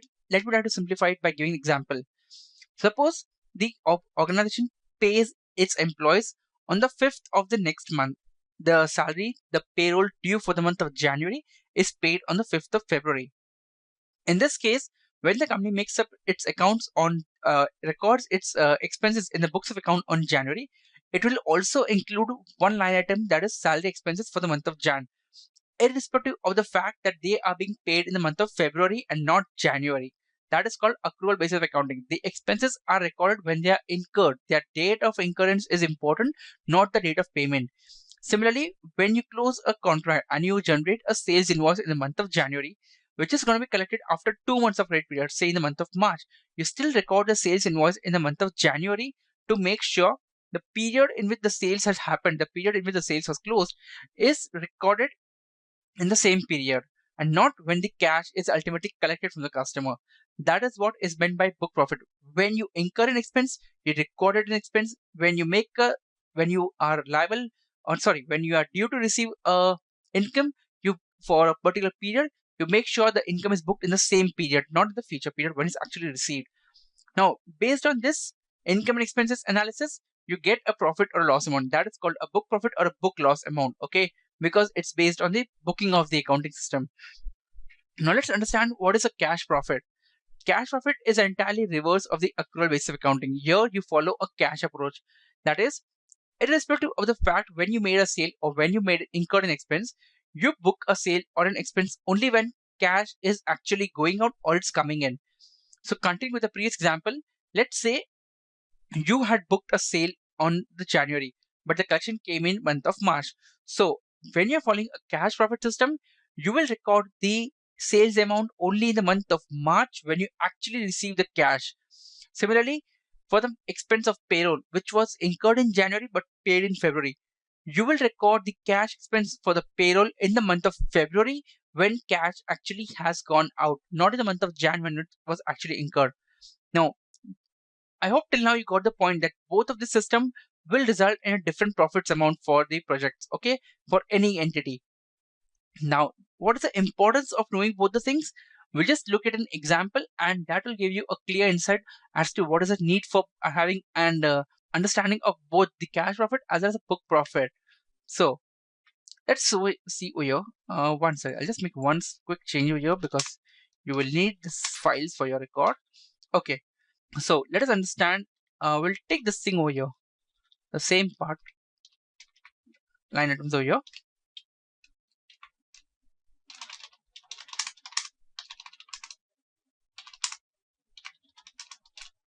Book profits. Okay, just remove all the colors. We don't want any fancy thing going on for this one. Okay, here we have book profits. Here we have cash profits. Okay, so for the book profit, we made a sales of $800,000 over here, against which the expense incurred was $300,000. So now your gross margin is supposed to be total revenues less the cost of revenues. That gives you the gross margin. Now, based on after the gross margin, you have an operating expenses which were $220,000. Okay, so that gives you the operating income of $280,000, and then you have the other expenses for, let's say, $10,000 only. Okay, wait a second. I'll just put one more line item over here, which will be other income. Let's say this was $20,000. So now your net income is going to be operating income plus other income minus your operating expenses. That is $290,000.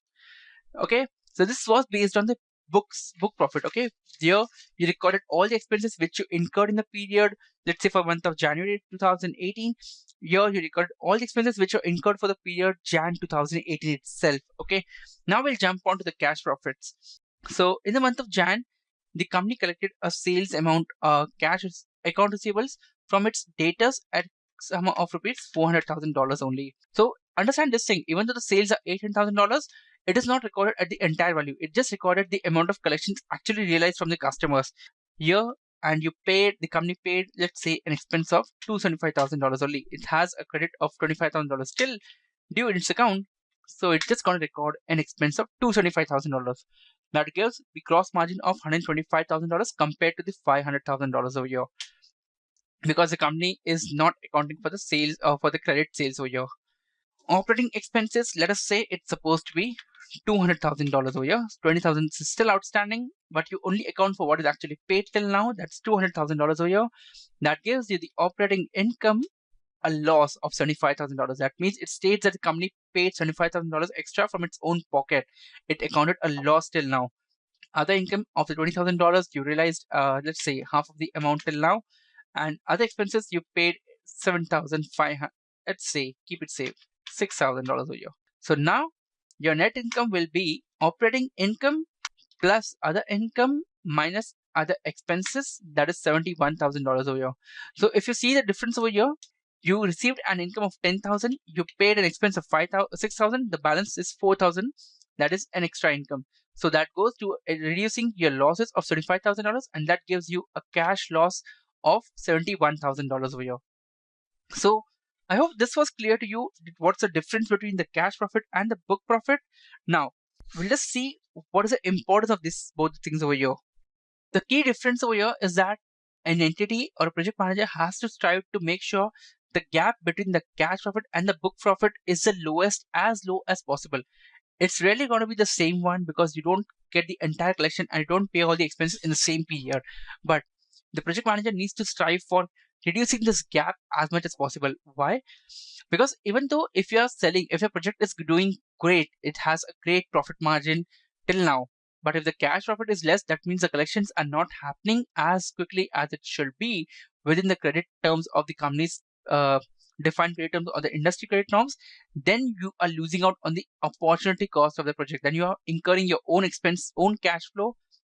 You're burning out, you're putting a hole in your own pocket to make sure the project sustains and survives, which is also not a good sign. So, by the analysis of this book profit versus cash profit, an entity, a project manager, is able to determine whether the credit period that has been given to the customers is a good one, is it a reasonable one, should they reduce the credit period, should they take other better precautionary measures to reduce the credit period, to deliver better services so that the cash is collected quickly, to deliver projects on much faster pace so that they can realize the cash value, cash of the project or the proceeds from the project on a priority basis. The next aspect to compare here is that try to figure out, are they paying up their expenses too quickly? Are they making the full use of the credit period provided to them by their vendors, by their suppliers, by their creditors? Or are they losing out on the opportunity of taking a full advantage of the credit periods? Now understand these things. In India, at least I know this thing, that many of the banks give you an option of creating an FD even for as low as 7 days with an amount as low as just 5,000 rupees, 5,000 INR. So if you have a spare cash of credit period of 20 days or 30 days period, that's the industry norm. And imagine if you have the cash lying with you and you can pay to your supplier, which is not going to give you any discount, any cash discount such. In that case, you can put this entire amount of extra cash, supposing they say $100,000, in a fixed deposit, and that will give you an interest for a period of 25 to 30 days for the credit period. And when that matures, the interest income goes to the other income, and you pay off your suppliers on time, maintaining a good relation, maintaining your credit reputations, and so on. At the same time, when you don't collect the cash from the customers on a priority basis, right, on the due dates itself, you are losing out the opportunity to earn the interest on those cash. It's ultimately adding another cost to the company. That is the opportunity cost, the opportunity lost to earn interest had that amount been invested by the company itself in a fixed deposit or any liquid fund and stuff like that. So that was important aspect to know what is a book profit, what is a cash profit, what is the importance of analyzing both of them, and how to try to struggle to strive a balance, or you can say close the gap as much as possible between the book profit and the cash profit, resulting in an overall profitability of the project itself. With this, we complete another important aspect, that is the analysis of a cash profit versus book profit. In the next sessions, we're going to be starting with the various ratios involved in the project analysis. Then we'll go ahead and see the various project evaluation techniques, which project to be taken on hand, which project needs the company's expected return on investment, and so on. And lastly, we'll have a look at how to budget for a project, how do you prepare a budget and forecast for the entire projects, based on which you select which project to take up, which project to be dropped off, and which project to be pursued at what point of time, and so on. Till then, I want you to quickly go through all the slides and examples and just understand what are the steps we took to recreate this entire things from scratch, the computations and all the stuff.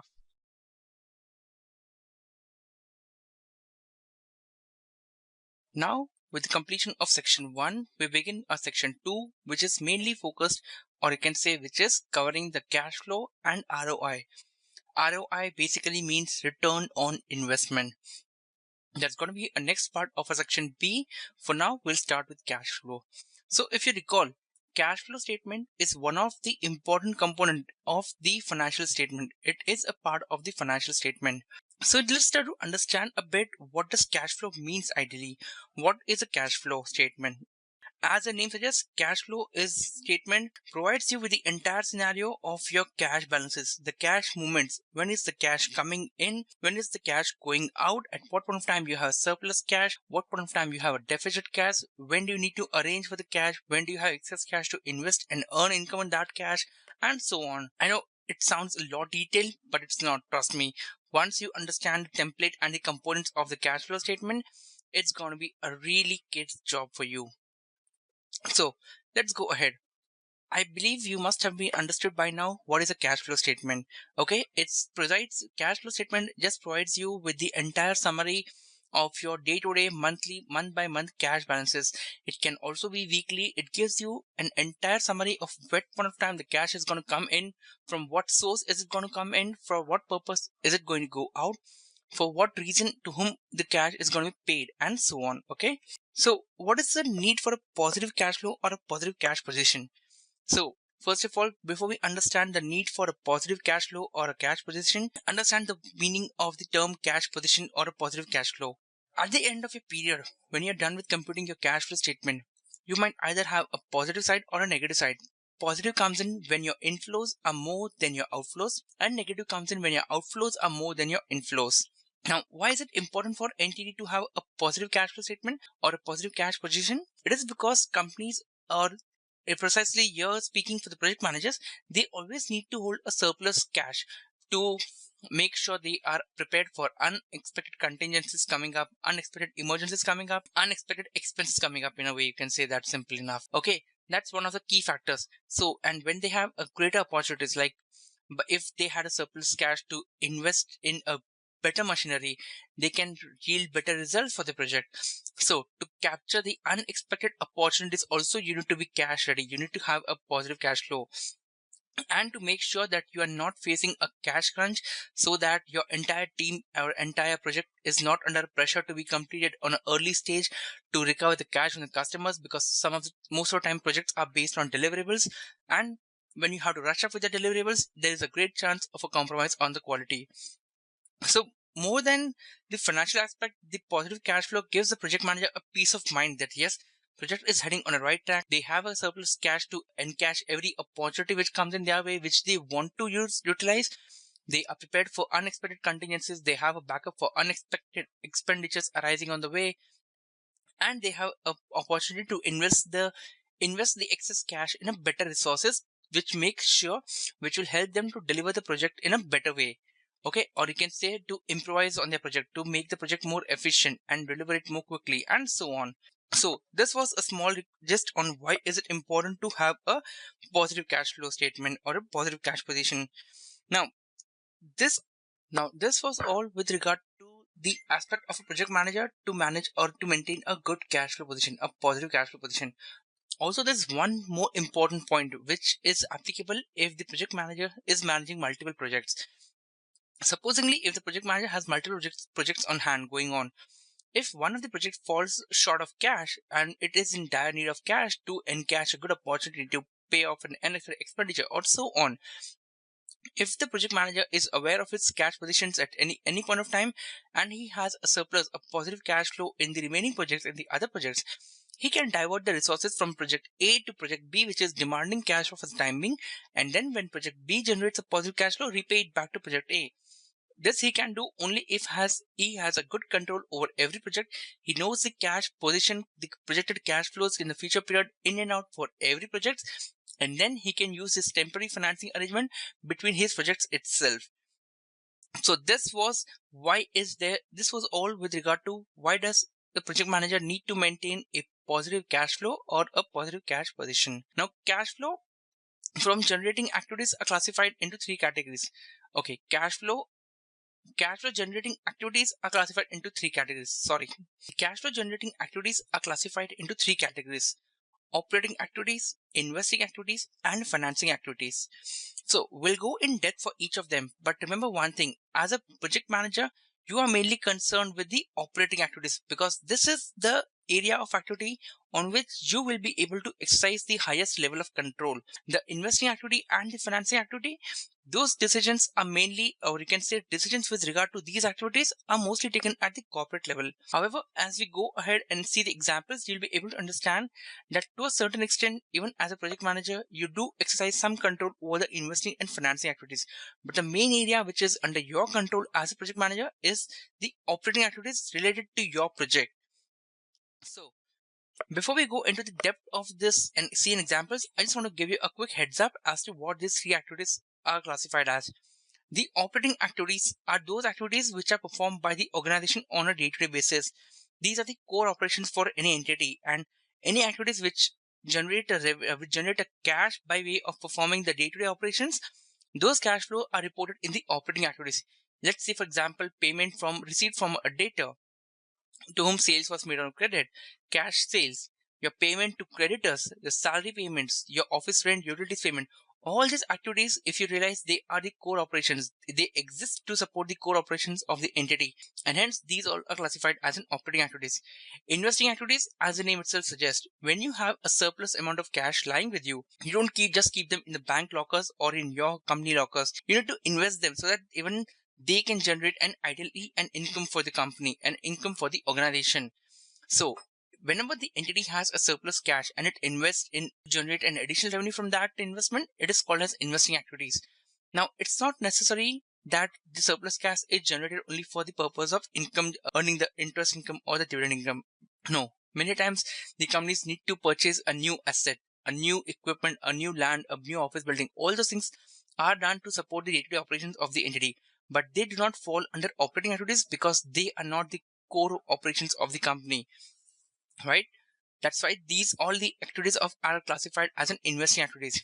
One is whenever you have a surplus cash and you invest it in some bonds, securities, deposits, any kind of thing, and any purchase or sale of those securities are termed as investing activities, are reported as a cash flow from investing activities. Also, whenever you purchase any fixed asset, machinery, plant, equipment, also, or when you sell those equipment or those fixed assets, the cash flow generated from them is classified as an investing activities. And lastly, we have the financing activities. Financing activities are those activities where the entity enters into a financing agreement with institutions to raise capital for their company. It can be by way of a loan, by way of issue of new shares, and when they have a surplus cash, they can also buy back their own shares, repay out the loans, and stuff like that. So those are all classified as a financing activities. So I believe by understanding this different area of activities, you must have got an idea that operating activities are the area where you as a project manager have a greatest level of control. When you have some surplus cash, you invest it, but that's going to be a passive income for you. You cannot exercise much control in that area. That's up to the entity's policy also, whether it's allow the project managers to invest the cash or they ask them to return back the cash when they have surplus and so on. So with this mindset, we'll just go ahead and see an example on the cash flow for, first of all, for an organization as a whole. Then we'll see a small cash flow statement which which technically can be said relates to a project manager, how a project manager can prepare his own cash flow for his own project. Okay, we'll see that in the next session where we compare with both the examples simultaneously. Till then, I hope you had a good understanding of the cash flow statement. Make sure to repeat the slide again, at least go through the points again, because this is one of the crucial components for you as a project manager to analyze how do you manage your cash and analyze what point of time you need the cash, when is the excess cash lying around that you can invest in, and so other questions.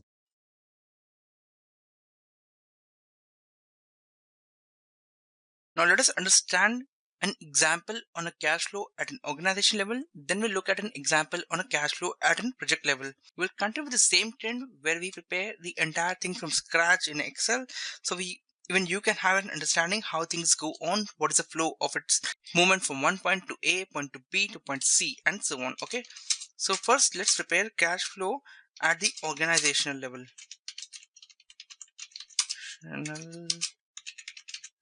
Okay. So let's say in the books of ABC Inc. We'll say statement of cash flow. So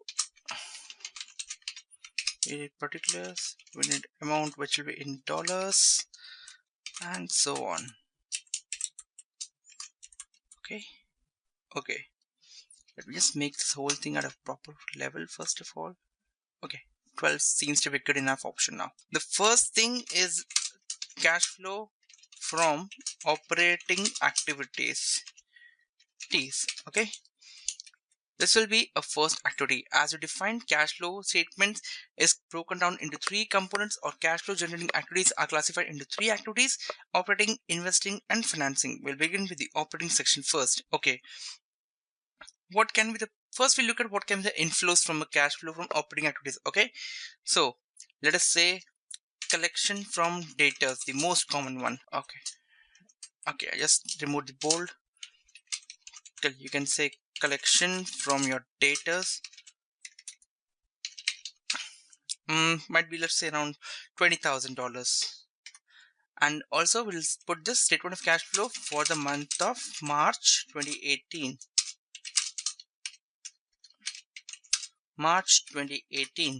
Okay, $20,000 received from the debtors. Then we can say we received a collection from, what else can be the collection? Okay, discount, any cash discount which you received, will they come into this cash flow statement? No, they don't, because you only record the actual cash coming in and actual cash going out.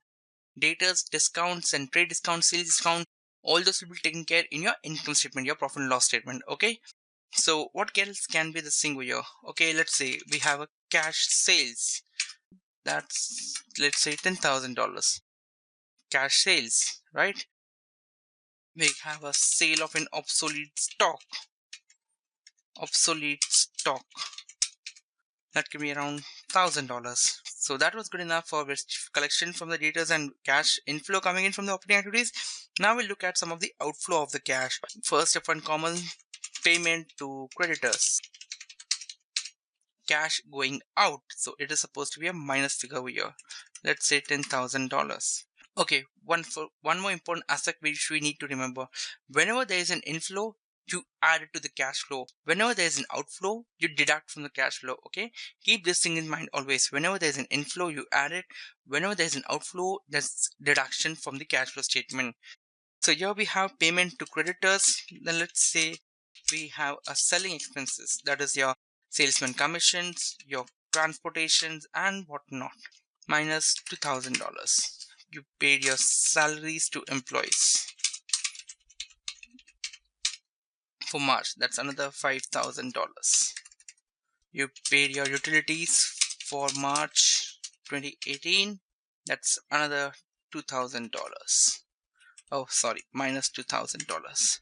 Okay, so that was good enough, and this total gives up the net cash flow from operating activities for March 2018. Okay, and here you just use the summation formula for the entire amount, and you have a positive cash flow of 12,000 for the month of March from your operating activities only. This is all with regard to operating activities only, right?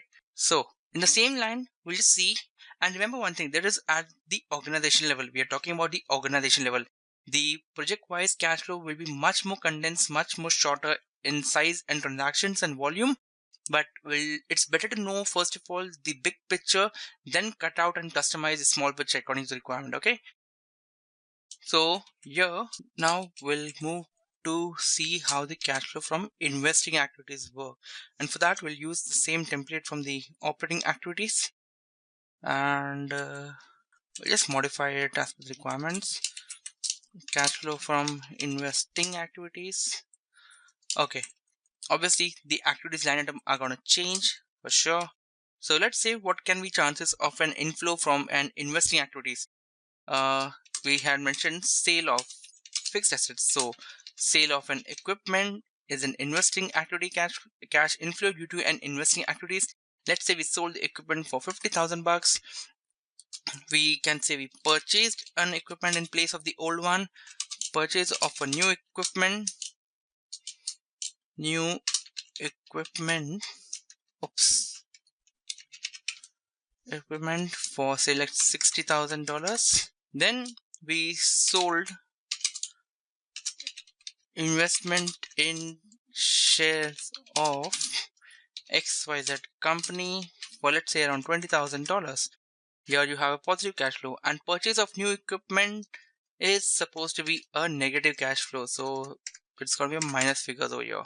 Okay, so I think, yeah, that's pretty much good for the investing activity section. I believe you get the point which we're trying to emphasize, and we'll move on to the financing activity section for the company at the organizational level. Oh, sorry. Purchase cash flow from your financing activities. Financing activities. Here, what can be a financing activities? Come on, let's try to think it together. We paid a dividend on outstanding shares, so that's cash outflow due to the financing activities. Because you have the shares, you are liable for paying dividends, and that's why it's a financing activities outflow.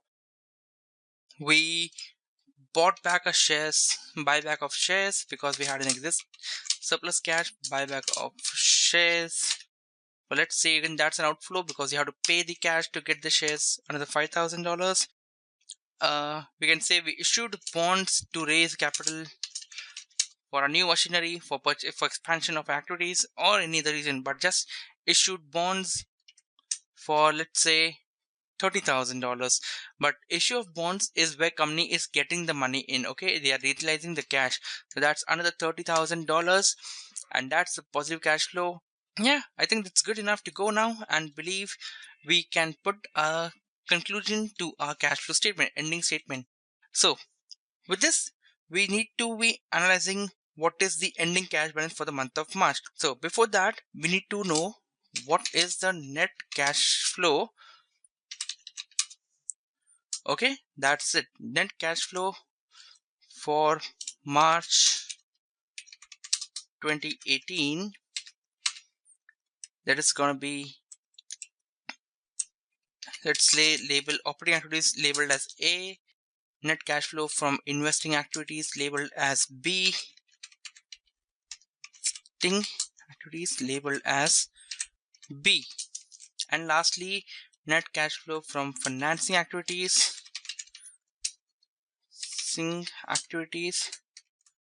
labeled as C. Oh yeah, the C is going to be hectic, or it will pull up the copyright mark symbol, so just keep it simple, C. So the net cash flow from for March 2018 is going to be your A plus B plus C. That will put the formula over here.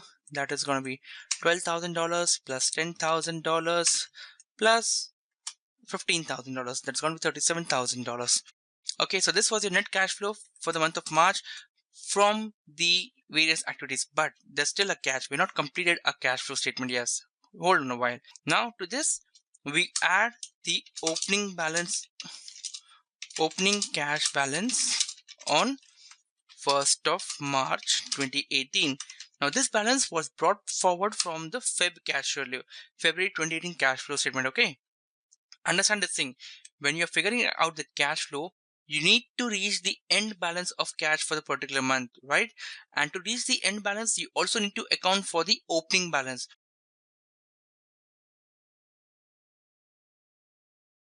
How do you calculate what is the end asset you have in hand?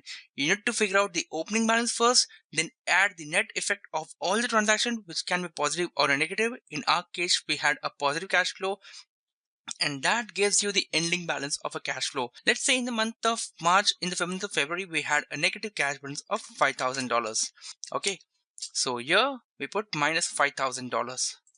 And so that gives you cash balance on 31st of March 2018 as $37,000 minus $5,000, that is of $32,000 is your net cash balance at the month of March. Or you can say precisely closing cash balance on month in March 2018. Closing cash balance as on 31st of March 2018, that goes to $32,000. So yeah, that was all how an organization level cash flows statements are prepared. And now with this, I hope you have a good understanding of how the cash flow statement operates, how you need to measure your cash flow, understand how the organization level cash flows are prepared. And now we'll quickly look at one more example, which is going to be a very small cash flow statement, but that will be with regard to a project. I'm not going to be able to list out every single item which is going to be covered in the project. It depends on project to project. For example, IT-based projects will have a different cash flow items, line items, especially with regard to the operation expense. The marketing project manager will have his own different cash flow line items, especially in the operating section statements, again depending on the activities carried on by them on a recurring basis or the activities which form a core part of their project. But I believe you'll be able to get a small hint how is the project level cash flow going to look like, but it's nothing going to be different compared to what we just looked over here. Okay, we'll take the same example over here, use the same thing and put it over here in a side-by-side basis. So that should help you also to get a quick comparative analysis precisely. Okay, cash flow at the project level. Sorry, caps lock was on. Project level. Okay, we don't need to write this books and all. We'll just label project XYZ and we'll label the project manager as our famous Mr. X. Okay, statement of cash flow for, we just need to modify the labels here, project XYZ for the month of March 2018. Now, what can be the cash flow for project X for Mr. X? It's obviously data collection can be there if it's a revenue driven project where they have the timelines and all set it up. We'll say we had a collection of somewhere around $5,000 for the month of March. Cost of sales, cash sales, nothing. We'll remove this thing. Obsolete stock is supposed to be the company's liability, I think so. We paid to creditors for, let's say, $2,000, which are only relevant to Mr. X project over here. Okay, selling expenses may not be there. We'll keep it for the timing, but we'll reduce the amount. It cannot be that substantially high, so we'll just put it as $100 over here. Salaries to employees. Here we need to put one more thing. A project can have a couple of employees specifically hired for a particular project, or they can have the common resources of the company which are available to all the project managers. We'll put into account only those salaries which are paid to employees who are specifically hired for project XYZ or are specifically involved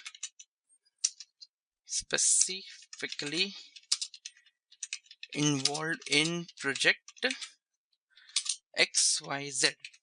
Okay, so that's gonna be something around like say $2,000 additionally for the month of March. Utilities, no, they're going to be common throughout the organization. So that gives us a net cash flow of $900 for project XYZ's operating activities. Now, cash flow from investing activities, all these things, sale of equipment, purchase of equipment, selling of shares and all, they all are the organizational activities. They cannot be reported in the company's or the project's cash flow statement. So let's try to understand what can be an investing activity for the project XYZ, or you can say for Mr. X. Supposing even he had last month this $900 from operating activities and he invested that cash flow in a liquid fund for a period of 1 month to get an interest income on that. So investment in liquid fund, we'll put it investment in liquid fund. He's a smart guy. He won't invest the entire amount. He knows he need to have some amount in his hand to spare. So he just invested $500 of the liquid fund. So now net cash flow from the investing activities is gonna be $500 only, right? And lastly, we have financing activities. If it's not going to be most of the cases that project managers are liable to raise finance for their own projects. No, they get access to the common funds of the company because companies decide that this is the budget we have for this project and you need to play within this budget only. Here is a check for your project, check of budget which is there for your project, and so on. But let's say over here Mr. X is at liberty to raise the loan if needed.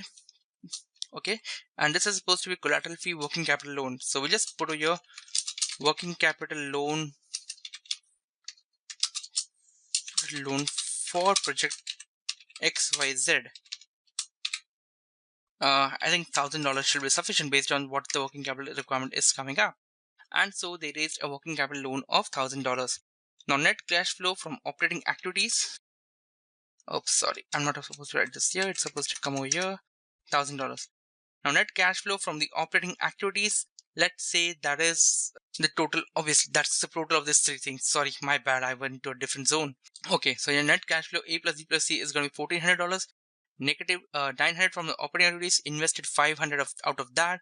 That leaves you with a balance of 400. Additional $1,000 loan for the working capital of the project XYZ. That gives you a total of 1,400 net cash flow for the month of March. Also, additional opening, he had, let's say, suppose an additional funds of $200 in hand on 1st of March. Closing balance of Mr. For the project XYZ on 31st of March comes to $1,600. So technically speaking, there's no difference in these two on a fundamental levels, right? Principles are the same for both of them. The only difference lies in the line item. The one for the organization level is going to be an exclusively detailed one. The one for the project level is going to be relevant only for those items which are incurred for the projects. That's it. So this was all with regard to an example on a cash flow statement. I hope with this you have a thorough idea, a clear-cut idea of how the cash flow statements are prepared, both at the organization level and at your project level also. Fundamentally speaking, there's no difference in the application of the concept. The only difference lies in analyzing the items and allocating them among the operating, investing, or financing activities. But as a project manager, most of the time you need to be worried about your operating activities because that's where you have an exclusive control. The other areas, you can just leave it to the higher management of the company or the finance team of the company. Your core focus should be only in this section, the operating activities and how to maintain a positive cash balance, a positive cash position in these section. That was all, guys, for the cash flow statement.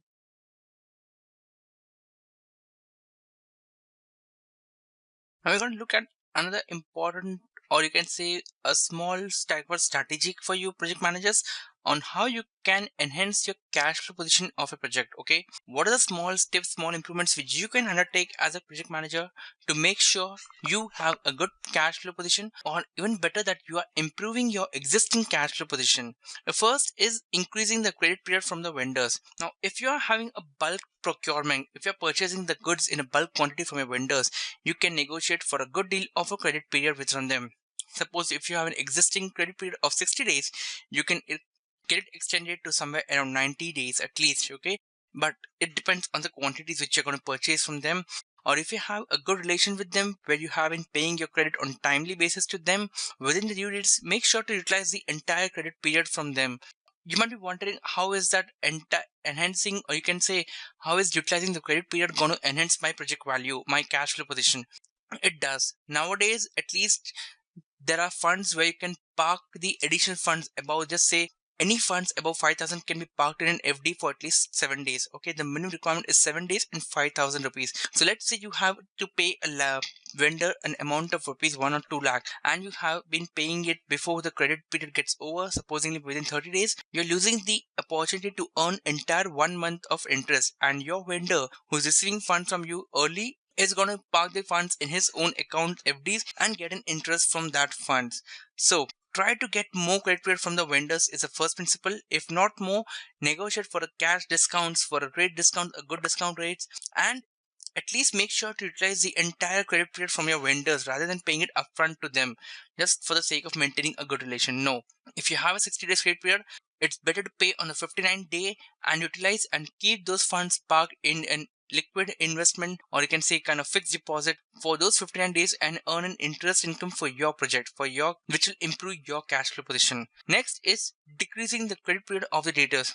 Now here you need to do exactly the opposite of which you are doing for your creditors. Negotiate with the debtors, show them the benefits which your project is giving them, show them the benefit which the goods are going to give to them, and try to negotiate it and negotiate the credit period down to, supposedly if you have an existing credit period of 90 days, try to get it down to 60 days or even better 30 days. That's how you negotiate and get more. The earlier you receive the funds with you, the more you can park them in a liquid investments and earn and passive income from that also. Okay, the idea here is to get the money in your control as soon as possible so you can invest it for your own betterment. Okay, those are the strategies which you need to apply as a cash project manager. Other thing is eliminating the unnecessary expenditures. Obviously, if we take a deep look, if we scrutinize our records, every penny spent, we realize most of the time, not in just project manager but also in a personal life, there are a lot of opportunities where we can save the money, where we can save the unnecessary expenditures.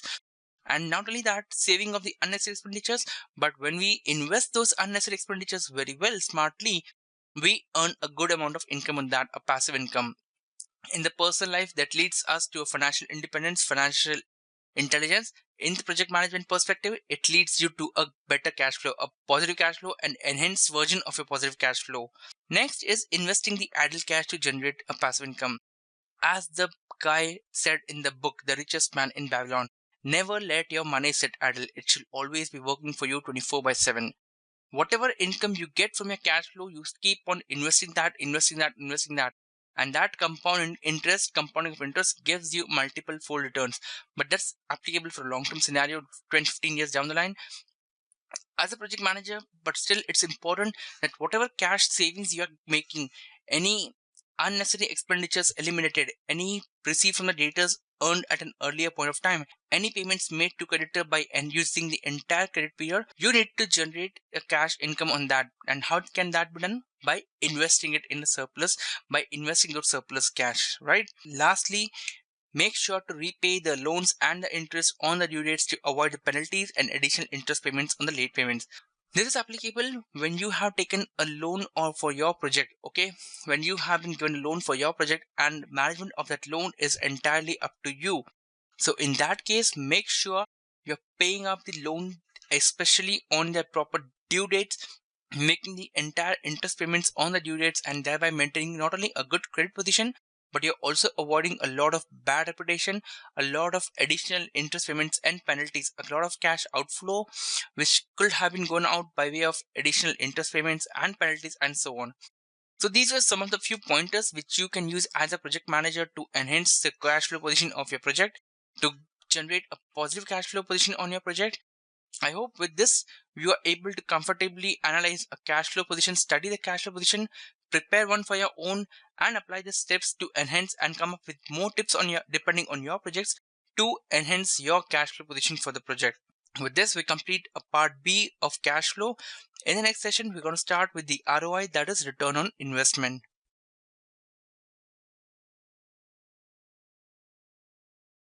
Now we're going to come to the other part of section, that is ROI, which is return on investment. So first of all, what is a return on investment? As the terminology itself suggests, you're going to invest a particular amount, you're going to invest some time and resources in a project. What is the return you expect to get from the project? And that return you're going to quantify it in mathematical terms. Okay, so it has to be something which is quantifiable. The return which you get has to be something quantifiable. Now, many times projects are undertaken with the intention of non-financial returns also, like brand value enhancement, goodwill creation, and making people aware of your company's product and all those things, which ultimately lead to obviously increase sales, increase revenue, increase profitability. But the intention of a particular project may be to enhance the non-monetary, non-financial factors for a company.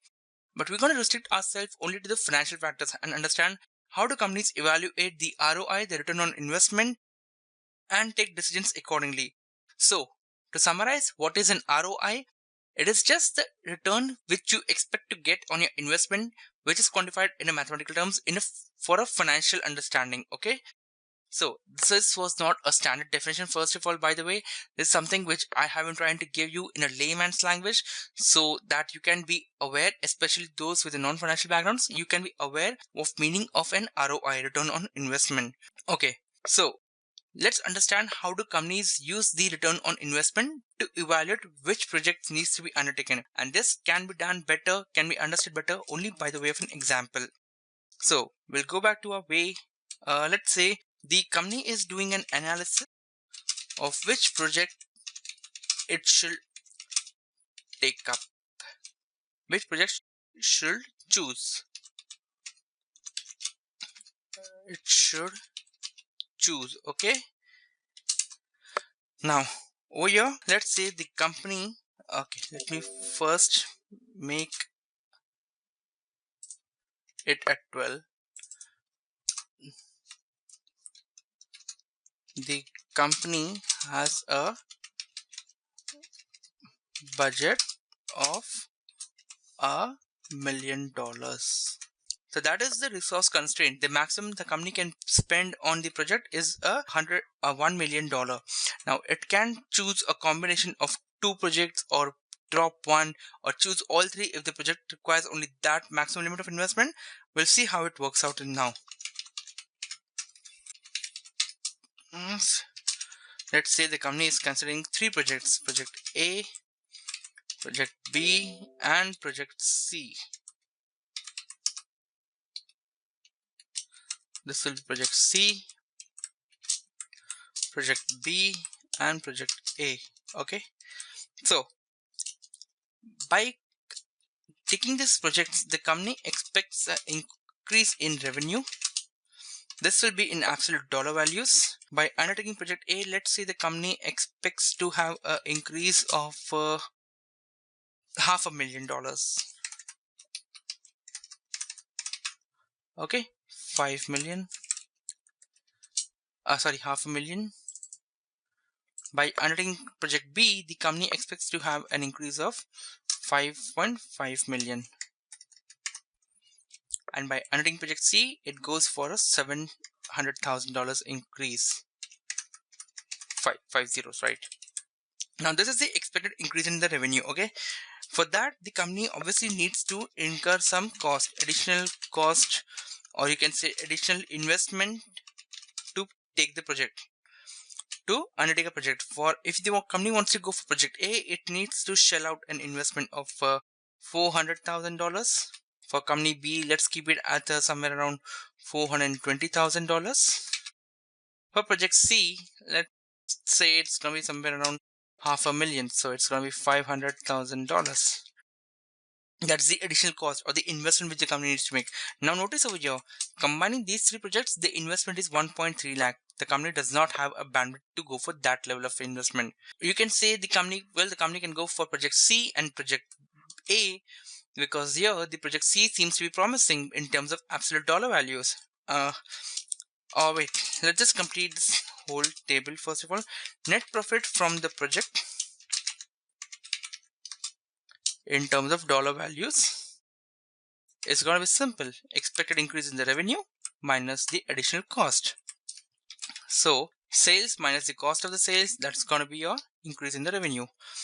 Now looking over here, you might be tempted to take up the project C because that has a profitability of $200,000 compared to project B and project A, which are seriously lagging behind project C. In fact, project A has just half the profit of project C. But let's not jump to conclusion first and understand the ROI percent on this thing. Now, how is the return on investment going to be computed? Return on the investment is going to be your net profit divided by your investment amount or the additional cost.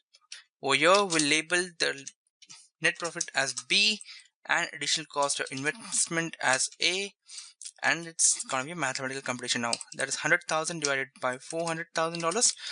That's gonna be 25%, I believe so. Yeah, and the same formula applies for this things over here also. So here it's gonna be 31%, and for project C the return on investment is 40%. Now let's try to tweak the numbers a bit to see how the computation changes in terms of dollar value and percentage value. Over here, it's simple enough. Project C is a first preference, project B is a second preference, because it gives both a good return on investment and in terms of absolute dollar values also. Now, let's say to undertake project C, the company will have to incur a cost of $550,000. Okay, so if you see, there's still project C has a profitability greater than project B in terms of dollar value, but the return on investment drops down from 40% to 27% just by an increase of a cost of $50,000, right? That is why the concept of ROI is very important to understand, guys. If you just go by the dollar values, absolute dollar values, you end up choosing a wrong project, which gives you a less profit percentage, less margin, less return on your investment compared to the other opportunities in hand. uh let's say over here we do some maths for this thing also, project A, and we decrease the cost just by $20,000. Just by decreasing the cost by $20,000, even though project A has the least profit in terms of dollar value, still it becomes the number one preference because the return on investment jumps to 32% compared to the B 31% and project C, which is now worst at 27%. So I hope with this you understand the company's perspective of how they're going to select the projects based on the return on investment. They're not concerned with just the profitability figures. That's the next point for them. The first point is what is the project going to be generating in terms of the return on investment. And mark this thing, all the companies have an internal predefined set of a return on their investment. Let's say if your project generates 5% return on investment and the government bonds are giving a risk-free return of 7%. In that case, companies won't even consider your project. They'll directly put the funds which they can allocate to your project in the government bond because those are risk-free. It returns risk-free investment which are guaranteed to generate a 7% return compared to your project which is only generating a 5% in terms of financial policies. So that was all with regard to what is the importance of ROI, return on investment. Now we'll mark over your preferred projects in terms of their orders. Project A becomes number 1, project B becomes number 2, and project C becomes number 3. I'm sharing this template with you guys, this whole Excel sheet with you guys, and you can play around with the numbers and go and do a sum of more of your research to get a good understanding on the return of investment concept. Next comes the point is that why is it important for project managers to know the concept of ROI. So till now, whatever project this return on investment competition we've done, we had done it with the point of a company's point of view. How does companies use the projects, use the ROI to evaluate which project to choose? What is the point of understanding the return on investment for a project manager? Now, because as a project manager, you understand how the companies compute the various opportunities, how the companies compute the various projects return on investment, and then choose the project. Before submitting your figures to the company, you yourself can do a certain analysis and certain cost benefit comparison in the same style and figure out what unnecessary cost you can eliminate. Figure out what small increase in the cost, what small reduction in the cost can generate an increase in the revenue, can do a cost saving. As you had seen, when we just reduced the cost by 20,000 for project A, suddenly it became the most preferential project from being number 3 to being on number 1. So that's why it's important for you as a project manager to know what's the importance of those small cost saving also going to have on your project for being chosen in the long term, also for proving as a profitable project. So that was all, guys, with regard to the return on investment. I hope you get the good point about understanding what is the return on investment and how to do the various computation. Make sure you do have a thorough understanding of this. This is going to be a useful project not only in terms of your professional life but also in terms of personal life. How it can be useful in your personal life is that when you have certain investment opportunities, when you have an idle fund lying around with you and you intend to invest it, you can use the same return on investment concept. For example, a friend of yours who is opening a startup is interested in taking a loan from you, whereas on the other hand, you have a risk-free return from the government for 7%. Now that's how you determine which investment is a better one. Is your friend startup going to be generating that return sufficient in the future, or is it better to put the funds in the government-backed risk-free securities that are going to give you a safe and secure return on your investment as well as a principal? Okay, so I hope with this we have a good understanding of cash flow as well as return on investment. In the next session, we're going to see one more important concept, which is going to be Capex versus Opex, that is capital expenditure versus operating expenditure.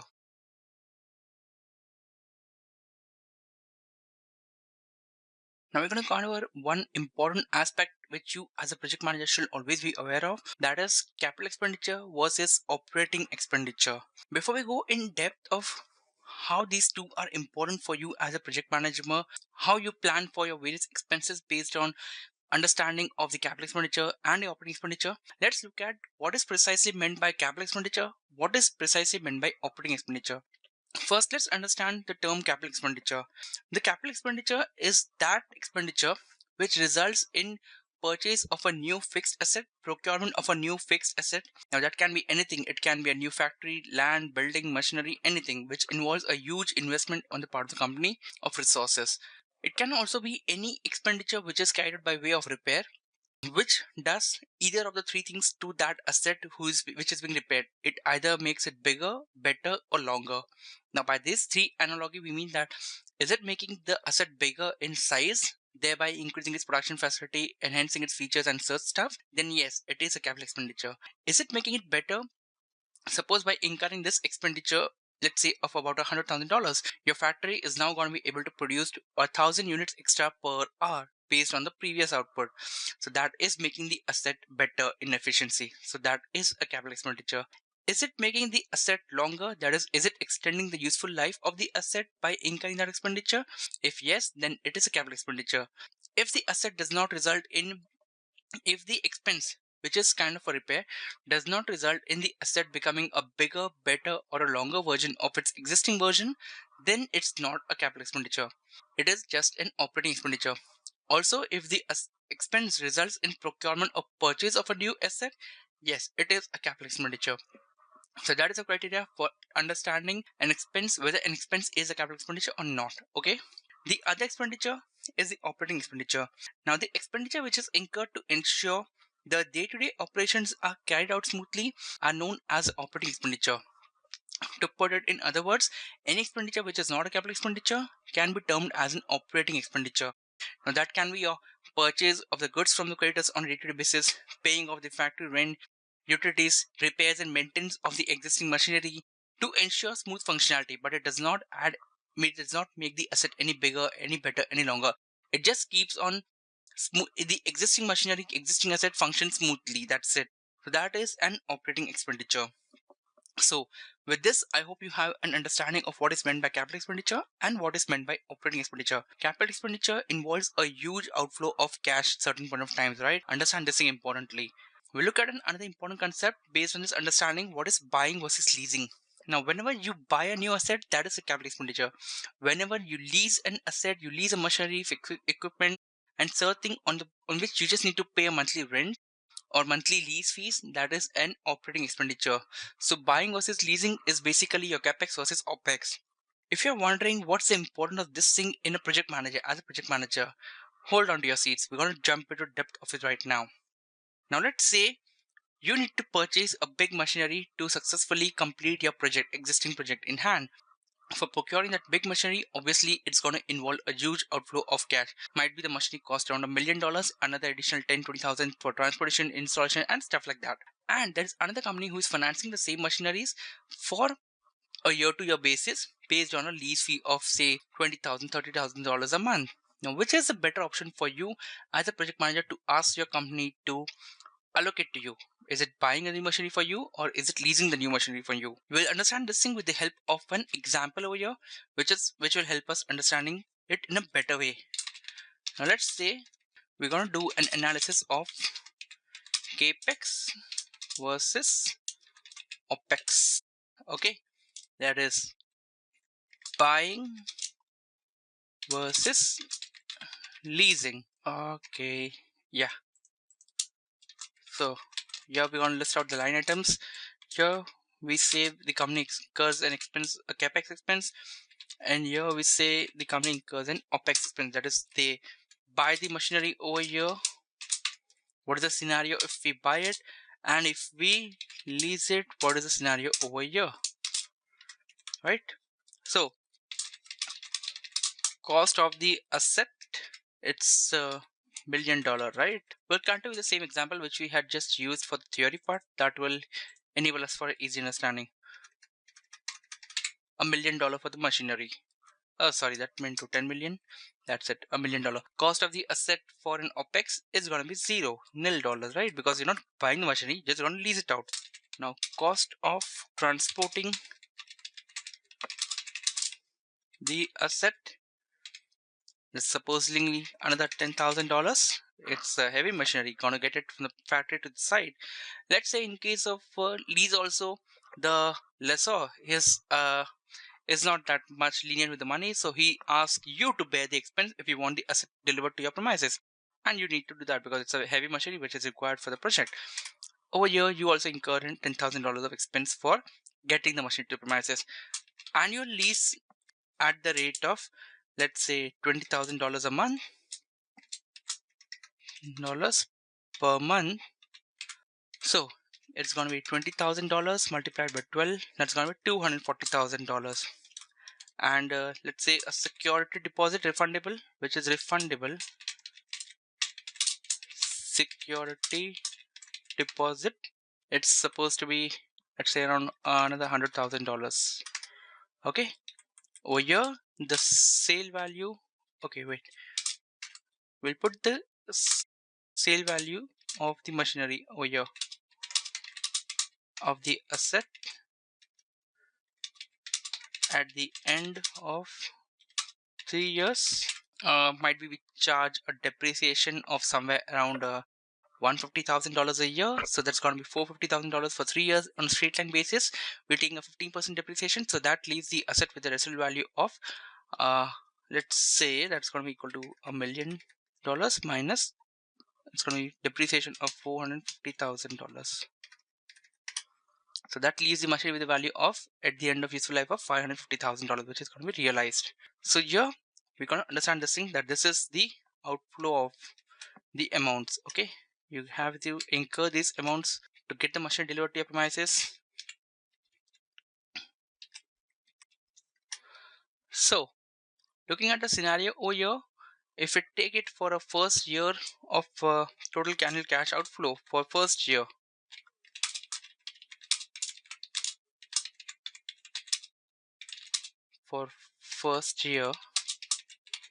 we're going to have cost of the asset to be incurred if we buy the asset and cost of transporting the asset. We don't consider the sale value as of now because that's going to be realized at the end of the third year, and we're just considering the factors for the end of the first year. Okay, that's why we have ignored this figure for the time being. Now over here we do the same thing. We have to transport the asset to our premises. We're going to pay an annual lease of $240,000, and we have to pay a refundable security deposit of $100,000. Even though this is refundable to us at the end of the third year or fifth year, whenever you're going to complete using the asset, it's still an outflow of cash for the first year, so we're recording it as an outflow. So if you see the difference over here, that's huge, right? $1 million and 10,000 versus $350,000 just to lease the asset. If you are working as a project manager and you have this dilemma whether to buy the machinery itself or to use the lease facility if it's available, this is the competition you need to refer to understand what amount of pressure will it put on your budget as a company, to understand which is the convenient way to use your resources the most efficiently without putting much more resource constraints on your own budget, and utilizing the machinery to the most efficient way, right? This is a simple computation on the reason of using a machinery by way of leasing rather than buying. Now let's see let's see what is the impact at the end of the third year. We see what is the total outflow for 3 years. Okay, so here we're going to have the same outflow of cost of the asset plus cost of transporting the asset, and we're going to receive the value at the end of third year for $550,000, saying under the assumption that we're going to receive the entire value of the machinery. Okay, there's no reduction going to be there. Still we end up incurring an outflow of $460,000 versus over here, if we consider the cost of the asset for this one over here plus $720,000, that is $240,000 into 3. Just make me compute this as 3. Okay, so here we're going to compute $10,000 plus $720,000, and we're going to ignore the security deposit for the time being because we paid at the first year, we receive it back at the end of the third year, so that effect nullifies. So the total outflow which we incur is $730,000. So now you understand that your computations are changing up. Now if you look at the long-term scenario, as a project manager, you need to take up the machinery on a capital basis. Like, you need to buy the machinery. That's going to be realizing you much more. That's going to reduce your outflow over a period of 3 years rather than the leasing of the machinery, right? So that is how you interpret the Capex versus Opex figures, okay? Buying versus leasing facility for a new asset. And with this, we complete the most important analysis of buying versus leases, capital expenditure versus operating expenditure. There's no standard definition that you need to buy an asset or need to lease an asset, anything. It's entirely upon you to take a rational call based on the understanding till what point of time you're going to use that machinery, till what point of time you're going to sell that machinery, and what is the resale value and stuff like that. Okay, that was all with regard to buying versus leases.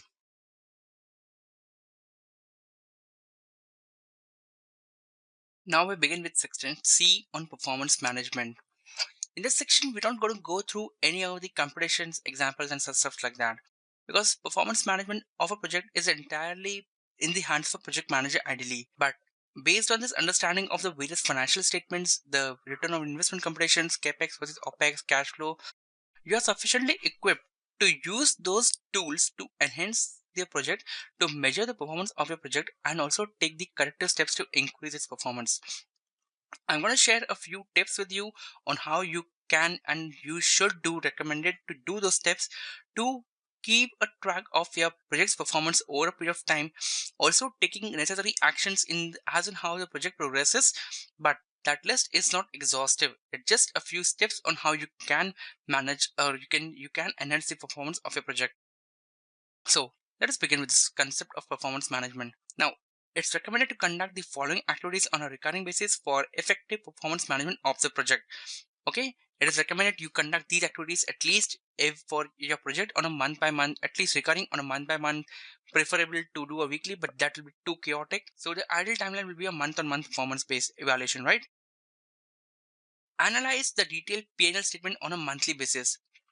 Now that you're aware of how to study the P&L statement on a detailed basis, request your finance department every month on month basis to send the P&L statement for related to your project, where you can understand what are the revenue, how is the revenue trend going on, is it increasing, is it decreasing, is it stagnant, is the cost of expenses or the cost of revenue becoming high, that is the cost of undertaking the activities to generate the revenue, is it increasing, is it decreasing, is it stagnant, and stuff like that, based on which you'll also be able to pinpoint if the additional or you can say the expenses which are not relevant to your project, are they increasing in volume or are they reducing or are they same across from the beginning of the project.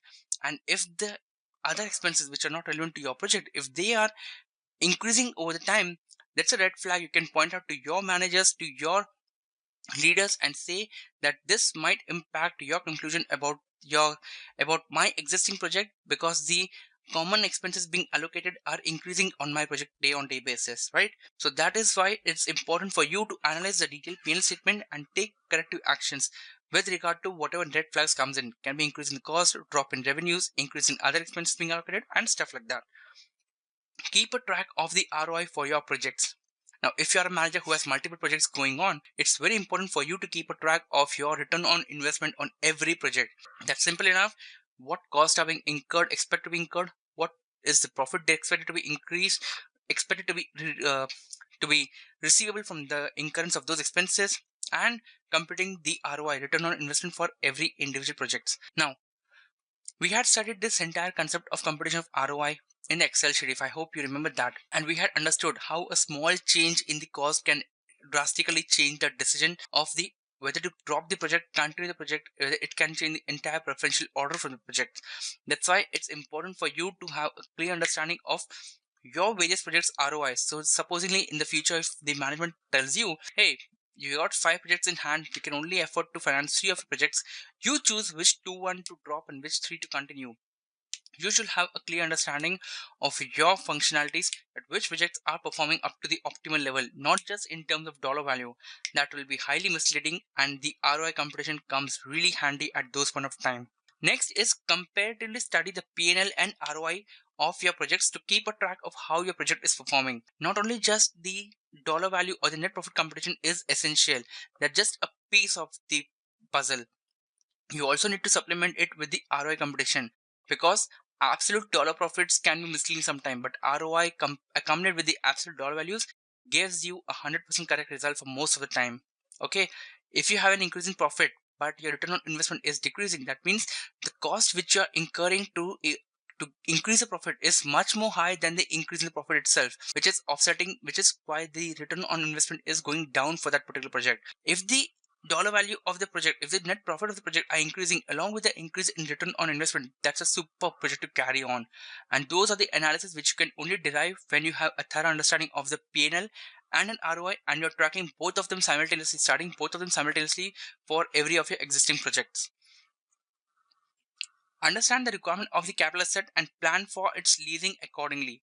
Now, based on the previous lecture itself, previous session, where we understood the entire Capex versus Opex scenario, buying versus leasing. If your project requires a substantial amount to be invested in a fixed asset, and you need to determine what period of time you want that asset to complete your project.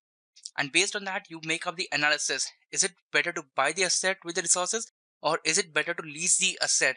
And accordingly, time is the biggest factor over there. As you had seen, if you recall previously, when we had completed the 1 year calculations, in that point of time, we thought it's better to lease the asset. When we extended the competition to 3 years, our decision went in the favor of buying the asset. So that's all tricky parts which are taken care by the you need to take care as a project manager to enhance the efficiency of your project, to make smart effective decisions. And lastly, keep a track of the expenses and eliminate the unnecessary expenses. This is important not only for the projects, for your personal life also, but we'll stick to the project management aspect because this is not a financial literacy course.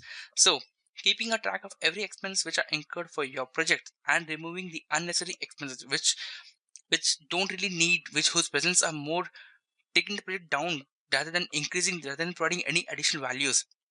And again, I'll re-emphasize the fact that even small changes in the cost can cause a drastic change in your return on investment. If you have any doubt, see the entire slide on our ROI computation, how we worked on the Excel with the different numbers, with the very different permutation combination.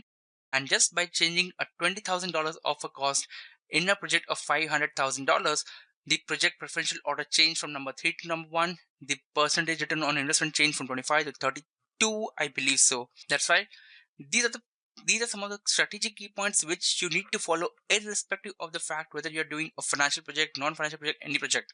And it's important to understand these aspects of the project management, these aspects of the related to the financial components of project management. It makes you, these are the tools which will give you to manage your project to the greatest efficiency, as well as defend it when the times are high, when the times are going against you, when you are in a negative situation in front of a manager, right? So I hope you had a thorough understanding of the performance management tools, and now you're good to go in the financial world out on your own to show your project being managed very well. Well, I hope you got the point. That's it. Okay. I'll see you in the next session where we start with the project evaluation techniques.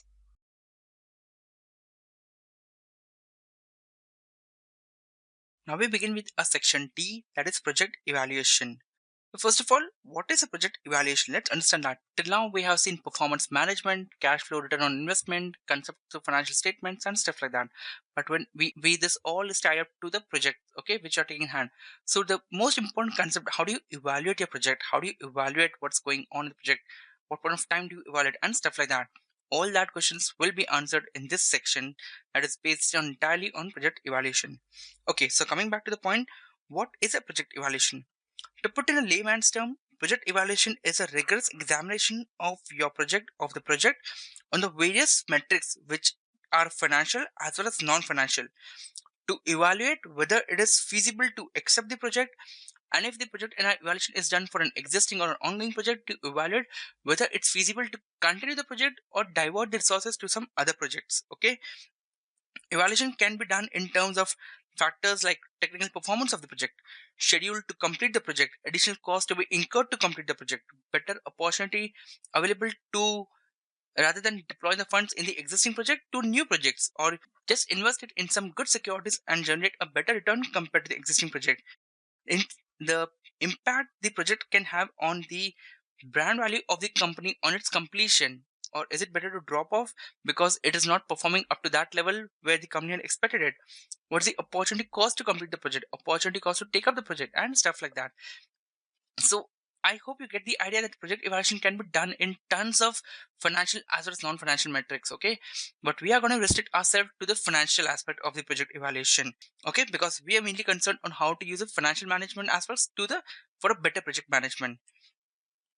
Second question comes is that what is the need for project evaluation? We understood the fact that yes, project evaluation means a rigorous examination of the project in terms of financial, non-financial metrics, and so on. But next important point is what is the need for the project evaluation? Here we have two perspectives. One is from the organization perspective, what's the need for the project evaluation? One is from the project manager perspective, what's the need of the project evaluation? From the organization perspective, organizations are always facing a resource constraint and they cannot accept every project which they come across. Even though if the project gives a good return, a positive return compared to their expected factors, they still always have to make a decision, choose between one or the other. And that's where the project evaluation comes in. So return on investment, which we had just studied some couple of minute sessions back, is just one aspect of project evaluation. That is an important factor, but that's just one aspect. There are also different methods which organization deploys based on the situation and based on their requirements from the project to evaluate whether they should continue the project, or if it's a new project, to evaluate whether they should accept the project and carry on. From the project manager perspective, now the project managers, they are accountable for the success of the entire project.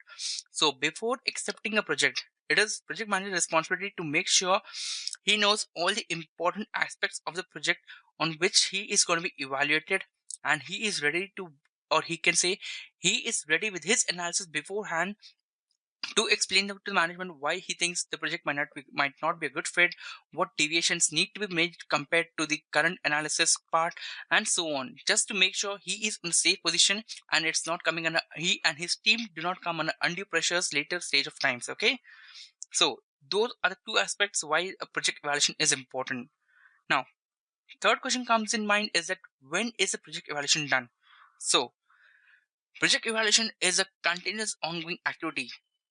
It's done prior to the commencement of the project. To accept the project, what there are various feasibility done, whether to accept the project or not to accept the project. Here the main question to be answered is whether we should start the project or drop the project before it's, or reject the project. That's the correct term. Next comes is for an ongoing stage. Now, when the project is ongoing, obviously it goes for some projects do extend beyond months, some go beyond years. So it is necessary to evaluate to keep a track of the progress on an ongoing basis to determine at what point of time they should drop the project, they should put a stop to the project and say, okay, whatever cost has been incurred till now is a sunk cost. We do not need to incur more project cost, more cost for this project. We have better opportunities online and let's focus on that aspect. The lastly is post completion. Once the project is completed, there still remains a part to evaluate. Did the project give the results as expected? Did the project meet its expected standards or not? Did the project no fulfill its test, which on the basis of which the company took the project? Did it enhance the brand value to that extent which was expected? Did it generate the profits to that numbers which the profit numbers were hit by the project, and so on? These questions are answered at the post completion, after the project is completed. Was the project manager efficient in his completion of the project? What could have been done better? Where did he had a slack? What was the reason for the increase in the cost? What were the reasons for the efficiency of the project, and so on?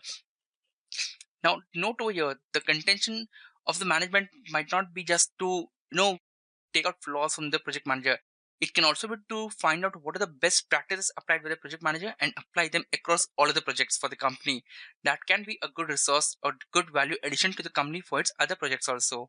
So these are the aspects with regard to project management, project evaluation. What's the need? What is project evaluation? Need for it? When is it done? And so on. I hope with this you have a thorough understanding of the theoretical part of project evaluation. In the next session, we're going to start with the actual techniques of evaluation of the project. But before that, let's quickly go ahead and look at what are the different methods of project evaluation which you're going to study in this session. It's going to be net present value, where you compute the future value and present value of the money, of the entire inflow and outflow of the cost in the project. Don't just bother for the timing with the names of the project techniques.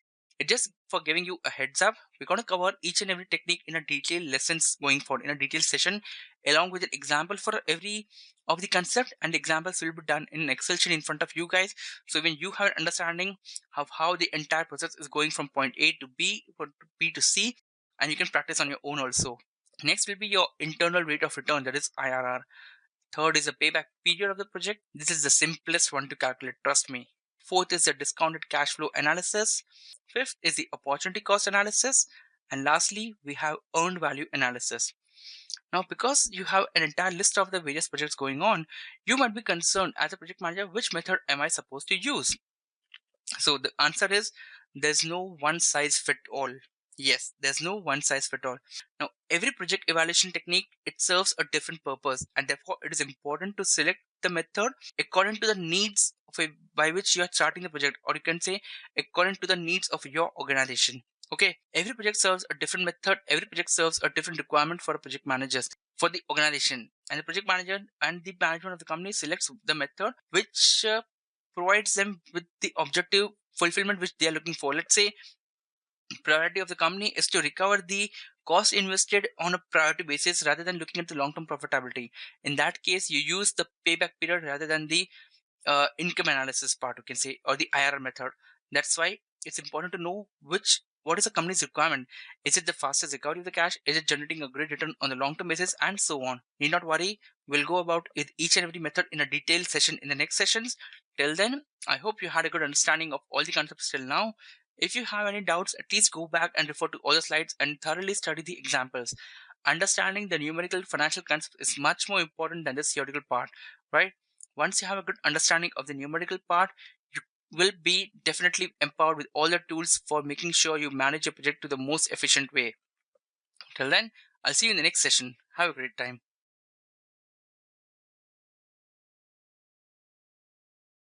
Now we'll look at the different methods of project evaluation. This is just an introduction, or you can say a glimpse into what techniques we're going to study with the different project evaluations.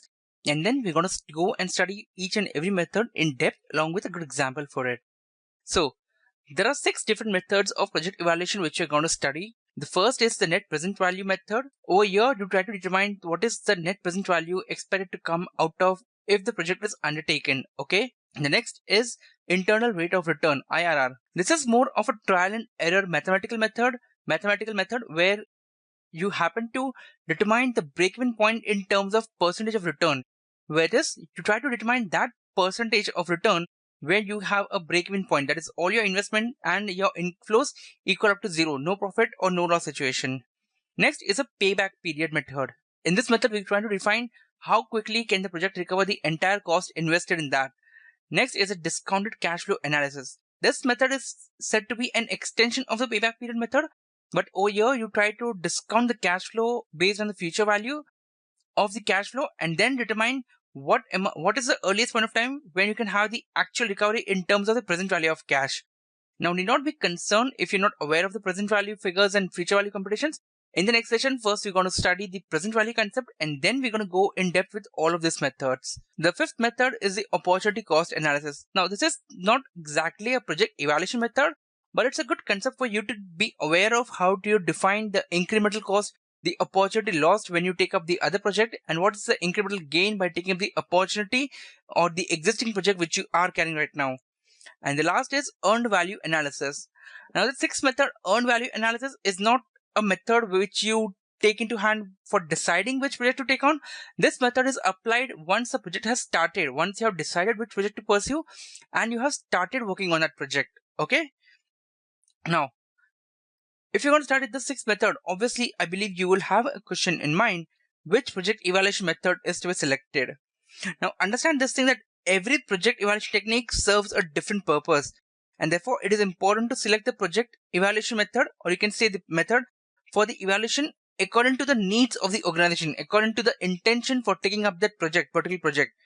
Let's say if the company wants to recover the money on a earliest basis, that is a priority for the project to be selected, right? That's a criteria. In that case, you select the payback period method. However, if profit is the priority, profit percentage earned is the priority, then you go for the internal rate of return method. Okay.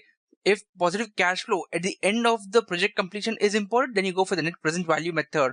So you can understand that every project evaluation method has a different intention, a different purpose to be served, and you need to identify what is the intention of taking out the project, and then you have a proper judgment as to the method which you're selecting is a correct method or not. Okay. With this thing in mind, we'll go to the next session and start studying each and every method in detail.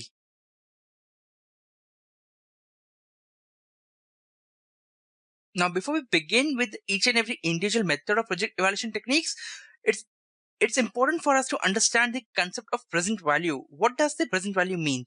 Present value is the sum, or you can say the current value of sum of money or stream of cash flows at a specified rate of return, which are supposed to be received in the future. Okay, so it means that uh, it is, to simply put in a layman's terms, it can be said that receiving $10,000 now is worth more than receiving the $10,000 5 years from now. Now, why does this happen? If you recollect the fact, we had an concept of inflation, right? Every year, the inflation rates are going high and high and high. So it's obvious that the purchasing power of $10,000 today, as on date, will not be the same as of 5 years from now. If you can get a brand new 4K TV for $10,000 today, 5 years from now, it's highly possible that the cost of that same TV will be around 15,000. You can say 12 to 15,000 at least. It will be increased, but it won't go beyond 10,000. That's why it's important to know this thing. How do you compute what is the present value of my money which I'm going to receive in the future? Because if you understand the very fact, all the projects in that you're going to invest the money right up front, right? But they're going to take a good amount of time, might be 3 years, 5 years, 10 years down the line to give out a constant return. But that return which you expect to receive 10 years from now, which can be $10,000 a year, it's not going to be the same, it's not going to have the same purchasing power as a $10,000 today, right? So it's important to bring down the future 10,000 value to its present value, bring down the value. Always remember this thing, that when you're going to be trying to determine the present value of your future receipts, it's always going to be lower than what you're going to receive in the future. So let's say if you're going to receive $10,000 in the future from 5 years from now, its value as on today will definitely be less than 10,000, because it's going to appreciate to that amount to receive, to go to a level of $10,000. Okay, so that's why it's important to know the concept of present value to get a much more understanding, or you can say much, to make much more informed decision in any of your project selections. Let us see the formula for present value, or you can say how the computation of present value works. The formula is C1 divided by 1 plus R raised to the power of n. Now your PV is your present value. C1 is the future value of the cash to be received. Like say, you know that 5 years from now, the project is going to give you $10,000. So that's the future value of the cash to be received. The future value is 10,000. We're going to try to discount that and bring it down to current value. The R is a discount rate. Now this is basically the interest rate at which, or you can say the income rate, discounted rate, which you got expect to receive over the number of years. So every company has their own hurdle rates, which is the discount rate over here. We're going to talk about this in detail as and how we go about.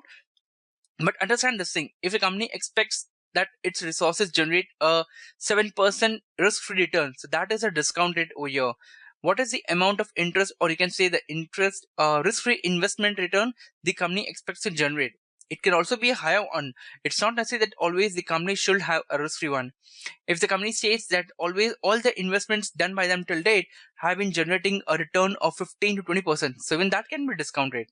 Nothing is bounded over. It's all supposed to be defined. So as a project manager, it's really important for you to determine what is a company's discount rate at first. Then only you can make an informed decision for arriving at the present value concept. Okay. Next is the N. That is 1 plus R raised to the power of N. That is a number of periods. Now this number of periods can be a yearly, a 6 monthly, a quarterly thing, anything. Okay. With this thing in mind, let us see a quick example. Ideally, let us prepare a quick example to understand the concept of present value. So we have Excel ready over here. Now let's say we need to compute the present value of $100,000 expected to receive after 3 years, discounted at 10%. Okay, so I'll just note it down over here. Compute the present value of $100,000 expected to be received after 3 years, discounted at 10%. Fine. Now, before you go ahead in depth of this, let's try to interpret the formula which we had used over here. That is the cash future value of the cash receipts divided by the 1 plus rate of return or discount rate raised to the power of n. So over here, if we had to replace C1 will be $100,000. That is the future present value of the future cash flow to be received. The discount rate will be 10%, and the period will be annual periods. That is going to be 3 years. So replacing this in the formula, we have $100,000 divided by 1 plus 0.1 raised to the power of 3. Okay, right. Now, if we were supposed to do 1 plus 1, we'll just try to understand this mathematically. We also have an entire table, ready table available with us, but I'll show you how to read the table. But to read the table, it's important for you to know how the formula, multiplications, and factors are working up here. So, coming back to our example, we can say it's 1 plus 1.1 multiplied by 1.1 multiplied by 1.1. That's 1.1 raised to the power of 3, right? Now, if I was supposed to actually see the amount, it's going to be 1.331. So, putting the figures over here, it's going to be $100,000 divided by 1.331 equal to 100,000 divided by 1.331. The present value is supposed to be $75,131.48. So, to put it in a layman terms, $75,131 today will be valued at $100,000 3 years from now, discounted at 10% rate. So that is how you compute the present value of the future cash flows or the future amount of money to be received. Now, I just put the equal to sign so you understand how the steps are derived. Now we did this thing with the entirely our own computation, right? We used the formula, actually multiplied 1.1 into 1.1 into 1.1. Suppose you had a period of, say, something around 10, 15 years. At that point of time, it will be really chaotic to multiply and determine these values, right? So that's why we already have a present value table along with us. Now this table is a standardized one. Over here you have two categories, present value and future value. We're going to focus our efforts, or you can say we're going to focus on this part of the table, present value. Not to leave you guys in suspense, I'll just give a short insight what is present value and what is future value. Present value we already covered. We're trying to determine the future value of the amount which is supposed to be received in future as on today. Like in this example over here, the $100,000 that we're going to receive 3 years from now, today its present value is $75,131. In the same way, the present future value works in a reverse order. So you know the fact that you have $75,131 in hand today. What will be its future value based on a 10% discount rate, 10% earning rate in the next 3 years? It goes the reverse way. And you also can say that the future value of $75,131 today will be $100,000 3 years from now, discounted at a 10% rate. That is an earning of 10% income on this $75,131. So it's a reverse order. On one case, you know the future value and you try to bring it down to its present value. In other case, you know the present value of the money and you're trying to determine what will be its value, appreciated value in the future, because money is always appreciating unless the economy is facing a deflation. Like you can say the value of money is going down. Okay, so getting back to a table, how do you study the table over here? So remember this thing, we had a discount rate of 10%, that is a hurdle rate of interest is 10%. So we're going to look at over here 10%. Now 10% for 3 years. So you have this over here, number of year period 0.9091, 0.8246 and 0.7513. We need the amount, you can say we need the value at the end of third year. So that is the number over here, 7513. So what this means is that $1 today discounted at 10%, after 3 years its value is going to be 0.7513. Now if we replace this 0.7513 in our equation over here, multiply this value by $100,000, you have $75,130 over here. The difference is due to the rounding of the amount, but it's approximately the same amount, right? 75,131 and 75,130. That is a difference of $1.48 only. So this is how you study the present value tables. Okay, I just mentioned over here present value using present value table. I'll give a short note referring 10% column, that is this amount over here, referring the 10% column, discount column for the third year. That's gonna be the present value is 0.7513. Therefore, the present value of $100,000 is $75,130. I hope you got the gist, or you got a brief summary of how do you compute the present value, what's it used, why is it required in your project evaluation techniques, and now we're going to study each and every method in depth. But again, I request you guys to go through this one more time to understand thoroughly the concept of present value. Without it, most of the future, or you can say most of the evaluation techniques which you're going to study are not going to be helpful much to you then. With this thing in mind, we complete the concept of present value and we move on now actually to studying the 6 different methods of project evaluation.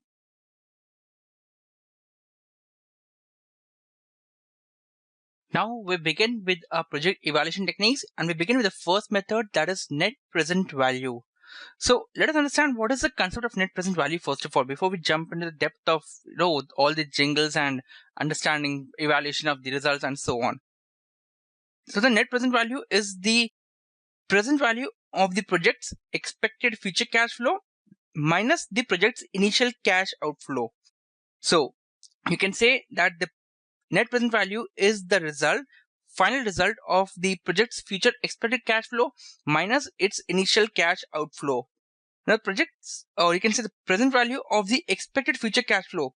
This is calculated by using the discount rate, that is the company's required rate of return. So if you remember from the concept of present value, how we had used the discount rate to determine the present value of the money which is supposed to be received in future. That's exactly the same concept which is going to apply over here. That's why it's important for you to understand what is the concept of present value of money. Okay, coming back to the net present value, the present value of the expected future cash flow, the one which we're going to interpret, which are going to come in the future, is discounted using the company's required rate of return. So every company has their own benchmark, right? Before evaluating any project, obviously there's always a risk-free investment option available for any entity, any person. But because businesses are uncertain and take a risk, they expect the projects to reward them with a higher rate of return, so either higher income. So every company has defined their own required rate of return, which is based on multiple factors which they take into account and arrive at a final computed figure. Over here, we need to understand that this required rate of return is going to serve as a discount rate for you. That is, the company is going to evaluate the future value or present value of money using their own required rate of return as a discount rate when you compute the net present value. Now, this required rate of return is either the return the organization could expect to receive in the market from an investment of a comparable risk. Let's say your project has a 50-50 chances of failure and a success, and also there is an alternative in the market which has a similar 50-50 chance of pass or failure, of success or unsuccessful. If that project is giving the rate or required rate of return, or you can say that project is generating an income of 15%, then obviously you can use that same benchmark to determine the discount rate for your project. Or else, that can be the minimum rate of return that the project must earn in order to justify investment of the resources. Many times it happens that the companies themselves have developed an internal required rate of return, and they have this thing that if you want your project to be qualified, if you want the company to fund your project, you need to prove them that your project is generating at least required rate of return expected by the company. So as a project manager, you really don't need to go into the depth of this entire stuff. You can have this numbers, required rate of returns, everything from the financial teams, but it's good to know how these numbers are arrived at, so you can tweak your projects accordingly to reach that level. You can justify your projects accordingly to reach to that level and get the funding from the company. Now, the required rate of return is also called as a discount rate, hurdle rate, opportunity cost of capital, and such other names. Generally, company's cost of capital is used as a discount rate. Now, the company's cost of capital is entirely a big topic in itself, okay? But to give you a glimpse of that, what happens is that companies raise your funding by various sources. They can be loans, bonds, debt, share capital, preference capital, and such a thing. And every capital raised, every financing arrangement has their own required, or we can say has their own payout things. For example, bonds have a fixed interest payment year on year and upon maturity. Debt has similarly a fixed interest rate. So these are the required cost of capital the company needs to pay. Equity shareholders of the company, depending on the risk appetite or this risk level of the company, have either a higher expected return or a lower expected return. Preference shareholders have a preference share dividend expected returns, and sometimes if it's going to be converted to equity and all, that's a different game.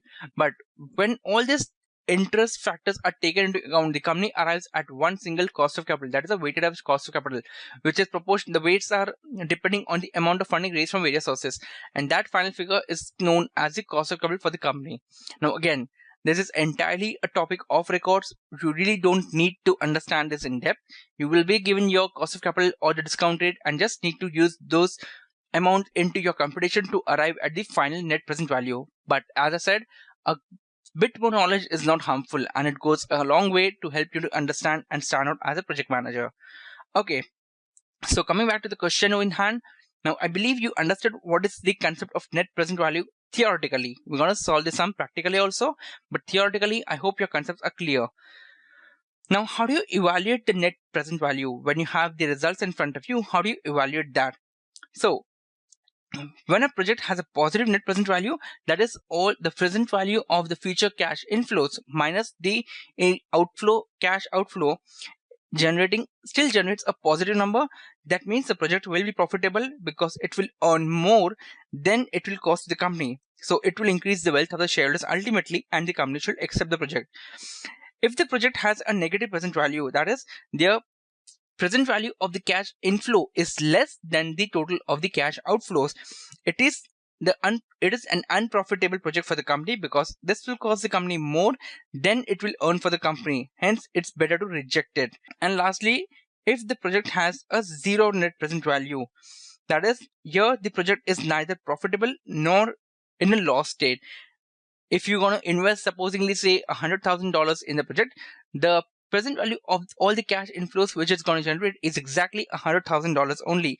And this is not the acceptance of this project or the rejection of this project is neither going to impact the shareholders' wealth in any case. It will neither increase the shareholders' wealth nor the profits of the company, neither it will decrease the profit of the company or the shareholders' wealth ultimate. So in a way, the company is indifferent financially, saying from the financial standpoint, if the company accepts the project with a zero present value. So this was all with regard to the concept of present value. Now we're going to look at an example which we're going to create and solve together. So that will give us a better understanding of the net present value. So let's go to our Excel sheets and start preparing the example. Okay, so let us say ABC company needs to decide whether to accept a project based on NPV. The company's discount rate is 6%. The relative cash flow details are as under. You have your cash outflow, or you can also say it as an investment for the project in year one itself for let's say $501,000. Oops. You have the cash inflow over 8 years as follow. We'll try to take a different approach. We'll not just say that the project is going to earn a constant cash flow. We'll say the cash flow amounts are going to change across some years. So for the year 1 to 4, let's say the cash inflow will be $77,000 for year 1 to 4. For year 5 to 7, we'll put it as $85,000. And lastly, in the year 8, the last year, you have a high increase in the cash flow, and we'll bring it to 1,01,800 something. Yeah, just random figures right now. Okay, now we're going to compute the project's cash net present value. So so first of all, it's important to know what is the company's discount rate. The discount rate is 6%, which is the company's required rate of return.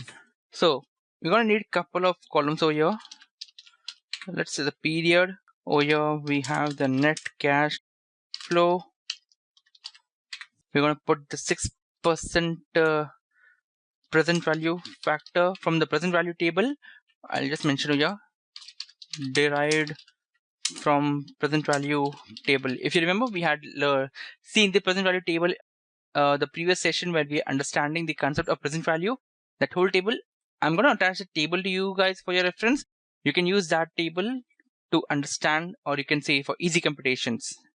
And finally, you get the discounted cash flow amount. Okay, discount cash flow at 6%. At 6%. Whew.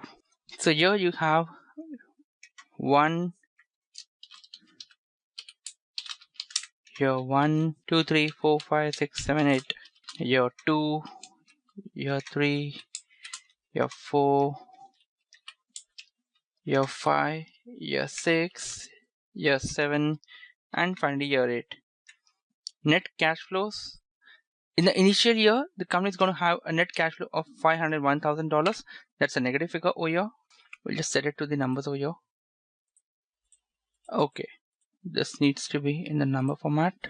In the next year, from year 1 to year 4, the company is going to have the first cash flow starts from year 2. Year 1, obviously there's a cash outflow and it does not start earning from year 1. From next year onwards, it's going to have a net cash inflow of $77,000 up till year 4, $85,000 from year 5 to year 7, and lastly it's $101,800.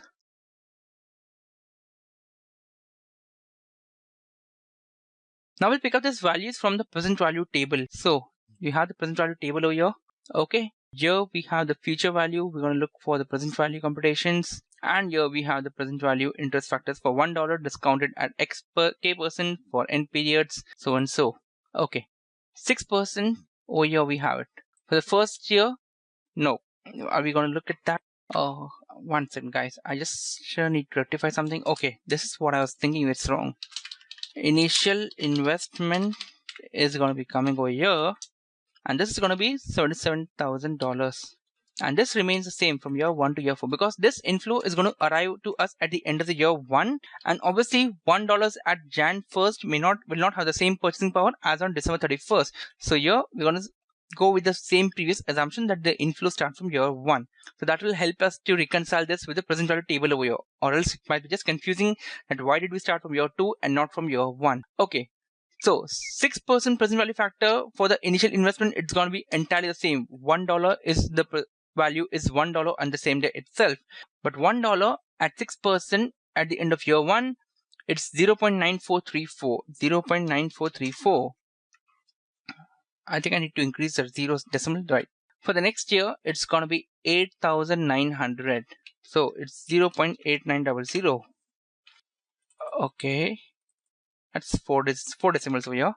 For the third year, it's going to be 0.8396. 0.8396. For the fourth year, it's going to be 0.7921. 0.7921. For the fifth year, it's going to be 0.7473. 0.7473. For the sixth year, the value of $1 is going to be 0.7050. 0.7050. Seventh year, it's going to be 6651. 0.6651. 0.6274 for the last year. 0.6274 for the last year. Perfect. Now it's simple. We're just going to multiply the net cash flow with the present value factor, and that goes for the same. The same formula applies for everyone. And you have the dollar values over here, right? So let's round this off to 0 over here. Okay, perfect. Now if we put this in accounting format, we'll have the currency figure over here, right? So now the net present value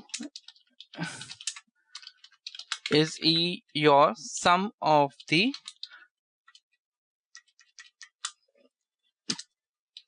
total outflow minus total inflows present value minus the cash outflow. If you remember from the definition, net present value is the present value of the projected future cash inflow. This is the amount of the projected future cash inflow, that is 5,10,661 against an investment of 5,01,501,000. So here you have a net present value, a positive net present value of $9,661. Therefore, the project should be accepted. I just mentioned note here, since the net present value is greater than zero, the project is profitable, hence should be accepted. So this is how you interpret the entire cash net present value of the project. So here now let us try to figure out what would have happened if you had taken the discount rate at 8%, just so to get one more tweak in the whole scenario. We'll use the same formulas over here. The only difference is going to be in terms of we'll write here, assume that the discount rate is, we'll just double it up, 12%. So we have this over here at 12%, discounted cash flow at 12%. That's all. These numbers are going to change, rest all things remain the same. So if you see this thing over here, we have the 12% discount rate over here, and the initial investment is always going to be remain the one, because you're going to invest the amount today itself. If it's going to be invested in the future, then obviously those amounts need to be brought to the present value, but we'll avoid that high-end competition as of now. We'll just stick to the basics right now. Let's change the present value factors over here to 12% from 6%. So for the first year, it's going to be 0.8929. 0.8929. For the next year, it's going to be 0.7972. 0.7972. Notice this thing, because it's a formula based thing, then the moment you enter the present value, revised present value over here, all the competition take care of itself. For the third year, it's going to be 0.7118. 0.7118. For the fourth year, it's going to be 0.6355. 0.6355. Fifth year, it's going to be 5674.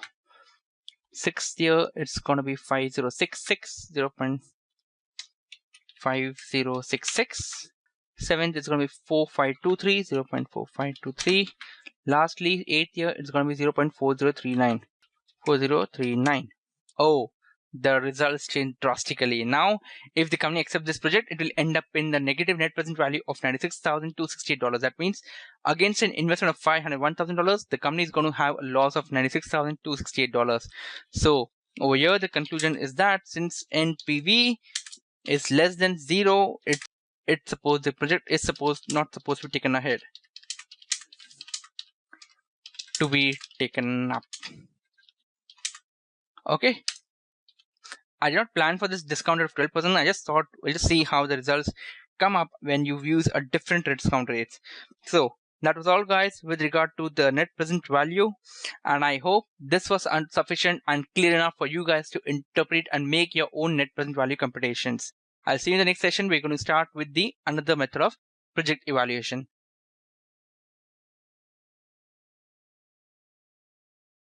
Now we come to the next method of project evaluation, that is internal rate of return. So internal rate of return, what is this internal rate of return method?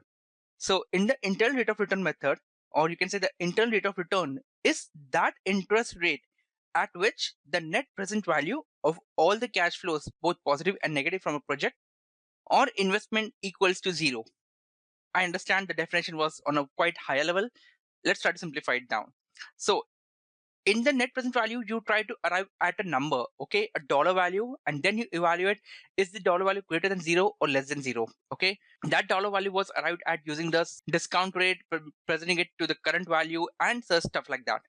In the internal rate of return, you take a different approach, although your intentions are the same to determine whether the project is acceptable or not. But over here, you try to figure out that discount rate or that rate of return where which makes your net present value equal to 0. That means you're neither in a positive state, neither in a negative state.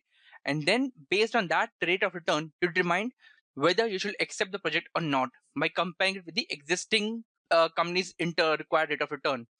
So to simplify it down, okay, before that, this method has to be done by a mathematical trial and error basis. There's no such definition where you can just use one single rate and assume that to a discount rate and carry on computations. No. So what happens in this method is that you know what is your present cash outflow, you know what is the future cash inflows. Now, all the future cash inflows, you try to discount it by that factor through which the net present value, that is the sum of your initial outflow minus your future in present value of your future inflows, becomes 0, and that becomes your that discount rate at which these amounts become 0, that amount becomes your internal rate of return. Okay, so internal rate of return, I know it sounds a bit complicated right now, but once we have done the example, trust me, it's going to be crystal clear. The internal rate of return is used to evaluate the attractiveness of a project or an investment, because here you try to determine that interest rate, or you can say that discount rate, that profit rate, which is going to break even, at which point the company breaks even the earliest, and then you compare that with the company's required rate of return. If that is greater than the company's required rate of return, it's great, go ahead. If the IRR is greater than required rate of return, the project is desirable. The reverse goes when the IRR is less than the required rate of return, project should be rejected. The IRR must be, internal rate of return must be found by using mathematical trial and error to derive the appropriate rate. Understand the word, the appropriate rate. There's no fixed rate over here. You cannot arrive at one single rate. It's always going to be in closest range. Okay, it's very rare that the net present value will turn out to be 0, because sometimes you need to have a middle rate of return. Like, it cannot always be 16 or 70%. Sometimes it can be 16.67%, 16.25%, stuff like that, because of which you try to come closest to the $0 value. So let's look at an example for this thing, and then I'm pretty sure this is going to be crystal clear to you guys. So coming at an example for this, where's my example sheet? We'll name this as IR computation, internal rate of return. Okay, so let's find the internal rate of return for an investment having an initial cash outflow of let's say $212,000. Okay, then we have the cash out inflows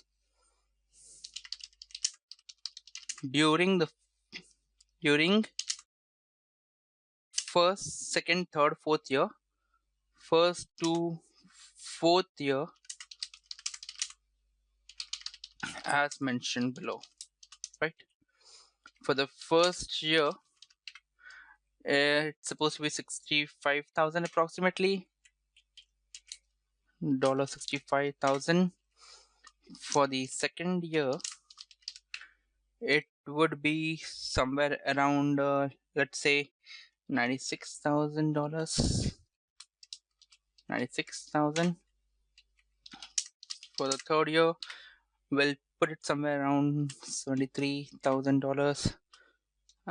Fourth year, it's gonna be $55,500.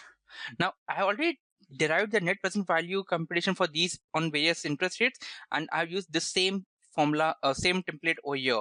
Okay, so let us say, I mean, I do know the answers. I'm just trying to explain to you what the psychology was in approaching to the solution. First, we'll assume, so the first internal rate of return which you're going to try to determine is always going to be a random figure, an abstract number value. Okay, based on that you determine, okay, is it closer to 0, should I, or is it actually negative, should I increase my discount rate or should I reduce my discount rate? How does that work? We'll see in a couple of minutes. Assume that the R, or you can say the discount rate, is 10%. Okay, I'll just show you how the 10% discount rate works over here. We'll use the same template for time being. Just hold on a minute, guys. We're just done with the formatting ASAP. And when you quickly jump to the solution, okay, so the initial outflow is 212,000, right? So it's going to be 212,000, and now we're going to use the discount rate at 10%, discount get cash flow at 10%. We just need this amount here, from the present value tables. Where is my present value here? Okay, for 10% for the first year, it's 0.9091. So this is going to be 0.9091. For the second year, it's 0.8264. So it's going to be 0.8264. Third year, it's going to be 7513, 0.7513. For the last year, fourth year, it's going to be 0.6830, 0.6830, right? So here you have the net present value coming up to present value. As you can see, this is far beyond zero. Okay, that means that the 10% hurdle rate which we have taken is very less. We need to increase our discount rate factor to reduce the discounted cash flow. The logic behind is that the higher your discount rate, the higher your expected rate of return, your present value of that future cash flow starts reducing. Okay, so $1 discounted, or you can say $1 discounted at 10% today will be something, for first year will be 90 cents precisely. But the same thing, when $1 discounted at 15%, it becomes 0.896. So that's the logic, as in how if you want to reduce your present value and bring it down to zero, you need to increase the discount rate. With the same logic, now at various discount rates, at a discount rate of 13%, we just try to evaluate the whole thing rather than just putting up abstract values, right? So now we'll take it at a discount rate of 13%. We'll use the same template in entirety over here and just change this amounts to 13% over here.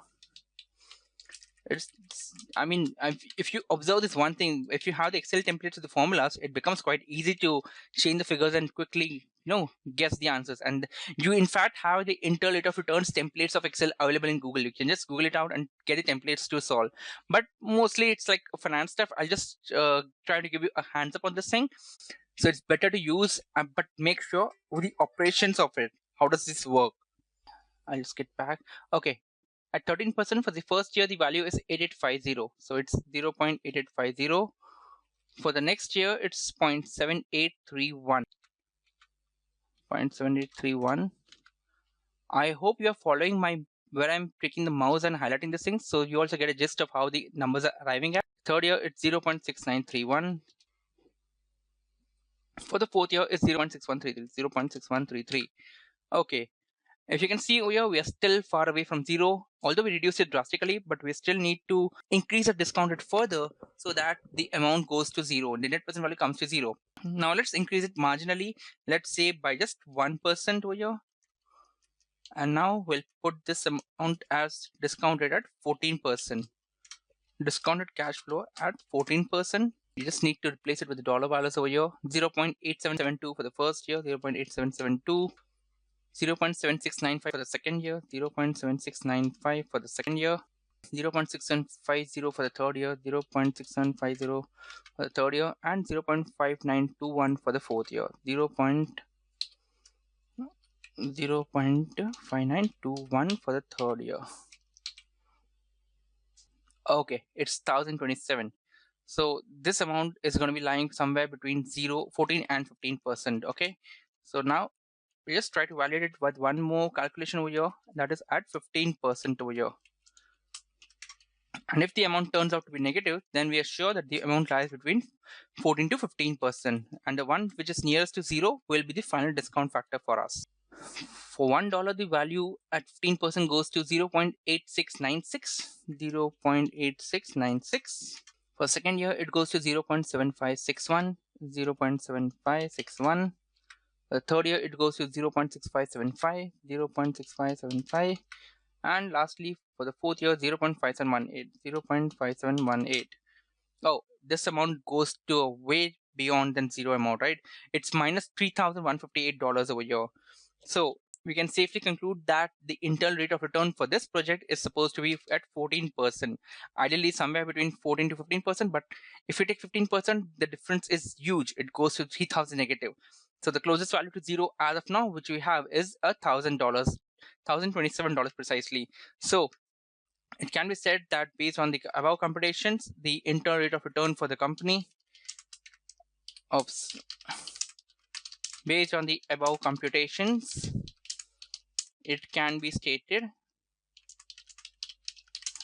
that the internal rate of return for this investment is approximately, always use the word approximately for IRR unless you have a precise zero net present value, 14%. Okay, I hope you got a clear clarity on this thing now, how the IRR works. The only difference you know over here is in the net present value. You determine whether the amount is more than zero or less than zero. It's positive or negative. Here you try to get as close as possible to a zero value, and that's your break-even point where you are not neither at a profit nor at a loss, and that's the IRR the company intends to have in their budgets. Okay, so that was all with regard to the second method, guys, internal rate of return. I hope you had a clear understanding of these two first methods. Now we're going to go and start with the third project evaluation technique.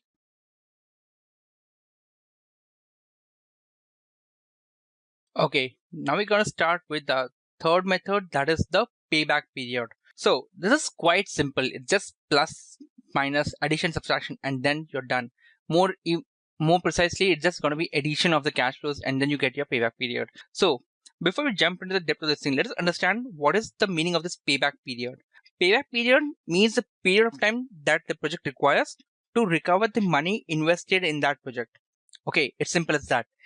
It is the time period needed for the to recover the investment made in that project. Okay, that is, you take up all your cash inflows which are going to come in the future, and then you compare it with the investment value, and at which point of time you have your entire cost recovered. That is your payback period. It's simple as that. No discounting factors, no present value, no such stuff like that. Okay, the payback period of a project is expressed in years and computed using the following formula. Payback period formula is investment required for a project divided by the net annual cash flows. Okay, investment required for a project, that is the cash outflow, divided by the net annual cash inflow. Now, as I said, unlike the net present value method and IRR method, payback method does not consider the present value of the cash flows, precisely present value of future cash flows. Under this method, your investment is going to be project is going to be accepted or rejected purely on the basis of when the money is going to be recovered, when the investment is going to be recovered. The acceptance or rejection criteria is basically boils down to one this thing.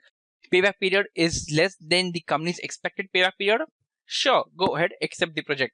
Now let's see an example on this thing, and also after that we'll have two different scenarios. I won't disclose it right now. Once we complete the payback example, after that we'll go ahead for this two different scenarios. So here we have an example on payback period. Okay, so let us say ABC company is planning to purchase a new machinery. The related details of the cash flow is as under. Okay, the company's desired payback period is 4 years.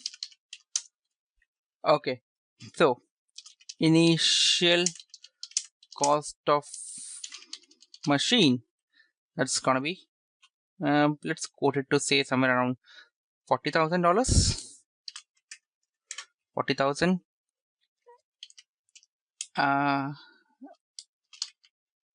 Annual cash flow details. Sales will be increased, or you can say sales will be 80,000 supposingly, and cost of materials say around 10,000 of outflow.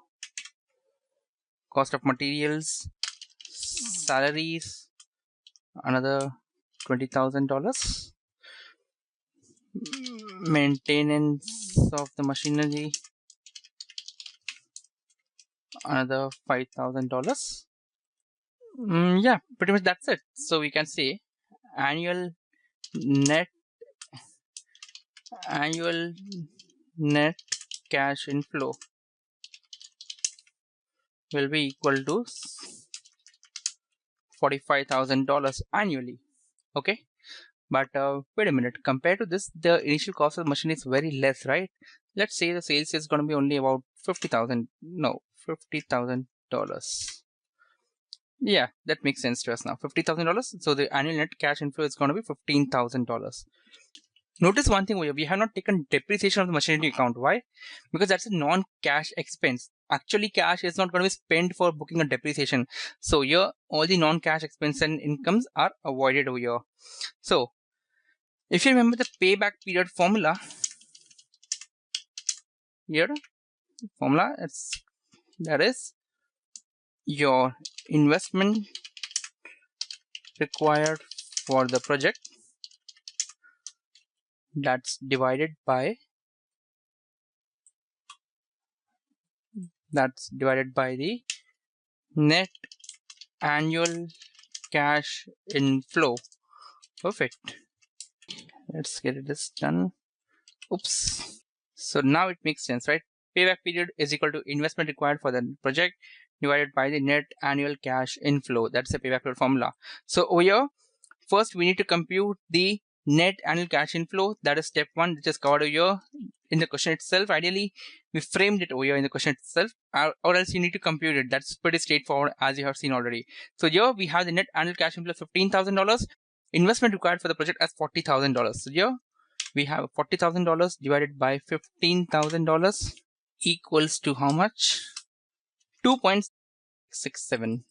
Ideally 2.7 years. So that's less than the 4 years. So to conclude, the payback period is 2.7 years, which is less than company's desired payback period.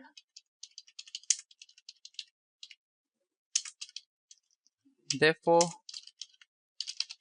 the equipment should be purchased.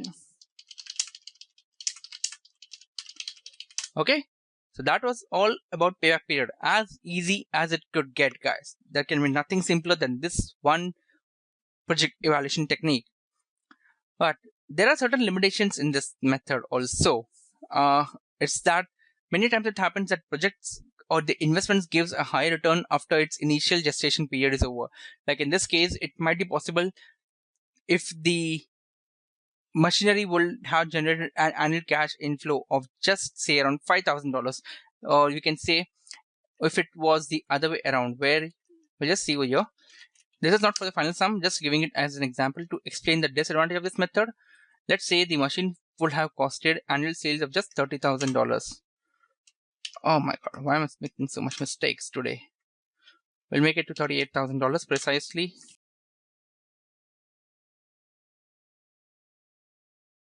So now if you look at this period of payback period, it's going to be 40,000 divided by $3,000. It's going to be 13.33 months only, guys. Okay, 13.33 months. That's way beyond the company's desired payback of 4 years. In this case, definitely the project will have been rejected. But let's say the company failed to realize that this machinery, once the labor would strained in this thing, and over the coming years, the cash inflow would have increased. The sales value from the fifth year might have picked up and doubled literally. In that case, the machinery, this method fails to track all the cash inflows arising after the payback period, and that's the main disadvantage of this thing. Another disadvantage is that it does not account for the present value of the money. I'm sorry, just fumbling a bit. This method does not take into account the present value of the future cash inflows. Like $15,000 coming after the end of the first year is not going to be the same it's not going to have the same value as it had at the beginning of the year. $15,000 at the end of the third year definitely won't be the same as in value it sits today. So these are the major two disadvantages of this method. The present value disadvantage is taken care by the discounted cash flow analysis, which is our next method, of course, to study.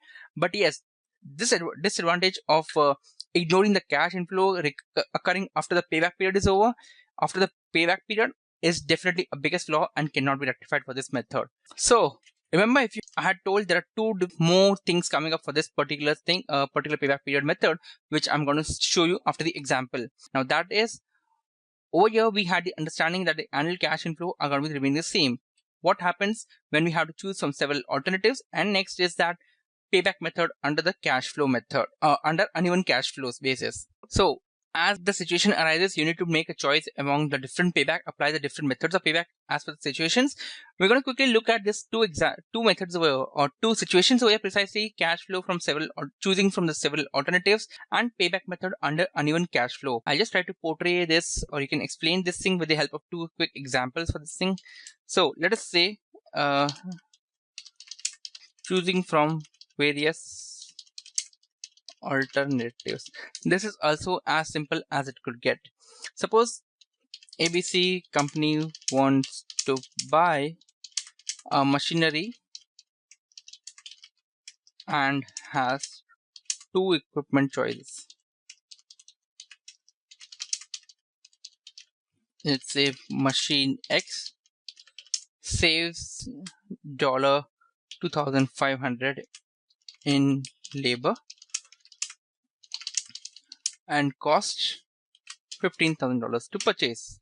Similarly, we can say machine Y saves $3,000 in labors and cost $19,000 over here.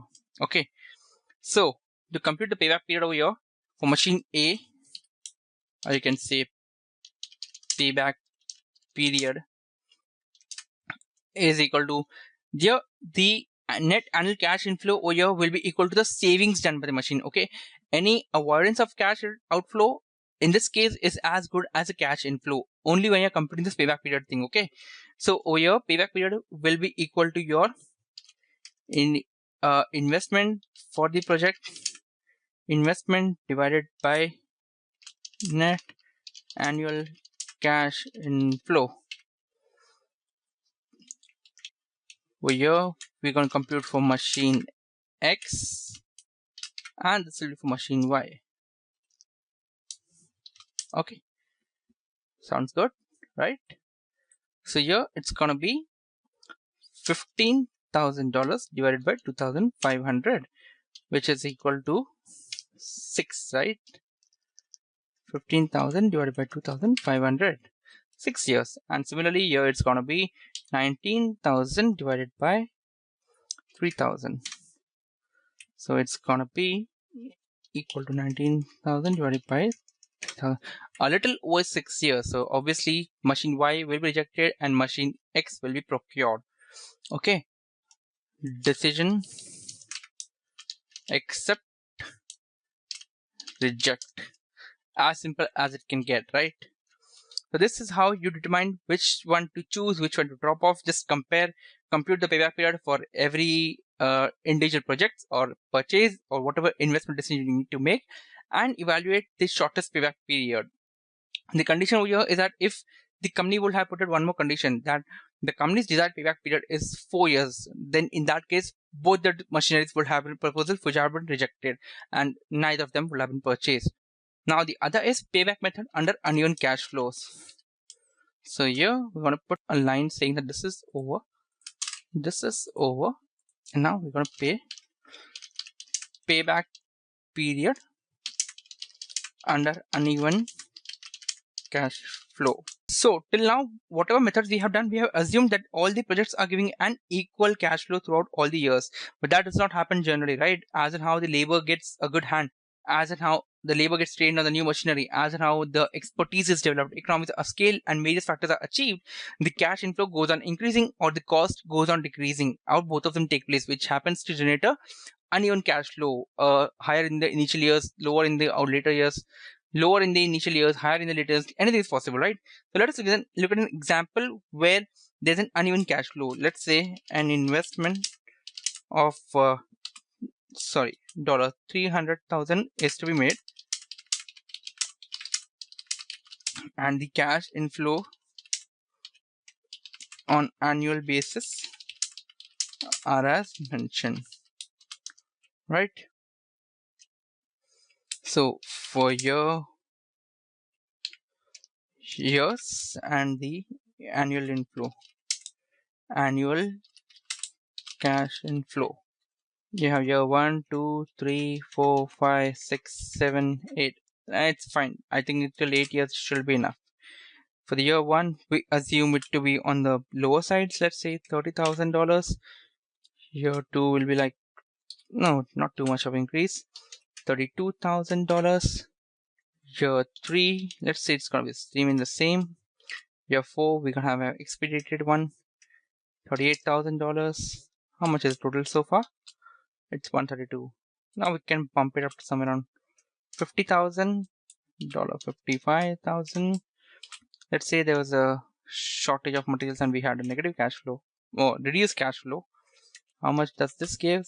$289,000. And here we have something around extremely on the higher end, $90,000.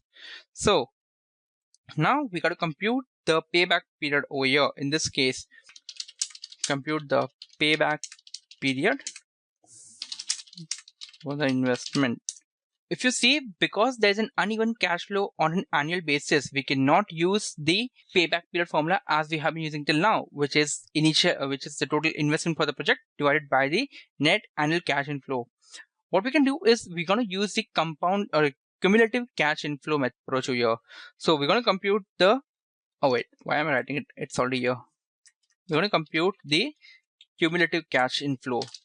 Compute the cumulative cash inflow. I think it's getting too long, guys. Just hold on a while. We're just nearing the end. Cumulative cash inflow, which is going to be previous cash inflow plus the current cash inflow, and we're going to drop it down across, right? So it's 30,000 for the first year, second year 30,000 from the previous year plus 32,000 from the next year, that's 62,000. For the third year, 62,000 from the previous year, 32,000 from the current year, 94,000, and so on. Now we're going to see what was the initial investment, or you can say the outflow was $300,000 over here, okay? And here the $300,000 is covered over here when you have $289,000 over here.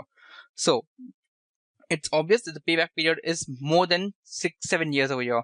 And to be precise, what is the payback period? You can say you need $11,000 more in the 8th year out of its receipt of $90,000. So that's gonna be $11,000 divided by $90,000. That's gonna be 12 months. Okay. So your payback period is gonna be 7 years plus 12 is equal to 7.12 years. Your payback period is 7.12 years, and obviously you're going to reject the project because it's far beyond the company's desired rate of return of desired payback period of 4 years. This is all with regard to payback period, guys. I hope you had a good understanding of the payback period. As simple as it can get, as easy as it can be, once you have understood the principles of its application, right? I'll see you in the next session where we're going to study the discounted cash flow analysis.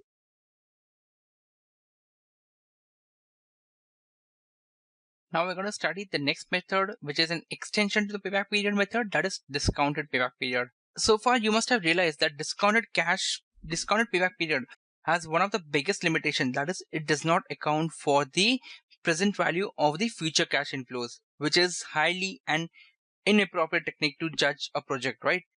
That limitation is compensated, or you can say that limitation is eliminated entirely by using the discounted payback period method, or you can say the discounted cash flow analysis. In the discounted payback period method, you eliminate, or you can say you eliminate the payback period flaw by discounting the future cash flows appropriate values to the appropriate values. Now that discount rate will be the company's, if it's not mentioned, if it's not provided to you, you safely assume that it's the same rate of return required by the company for any project. That will be your discounted rate of return, or you can say the discount rate to arrive at the present value of the future cash flows.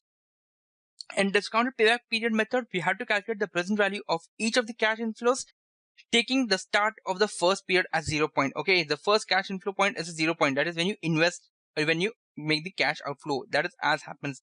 0 point means that the value will be 1. It's exactly the same as we do in the net present value, right? If you recollect the fact how we had done the cash inflow present value computation, it's going to be exactly the same. Challenge over here is that you have to use a cumulative cash flow approach like we had done in the previous payback period method for the last example where we had an uneven cash inflows coming in at various point of time.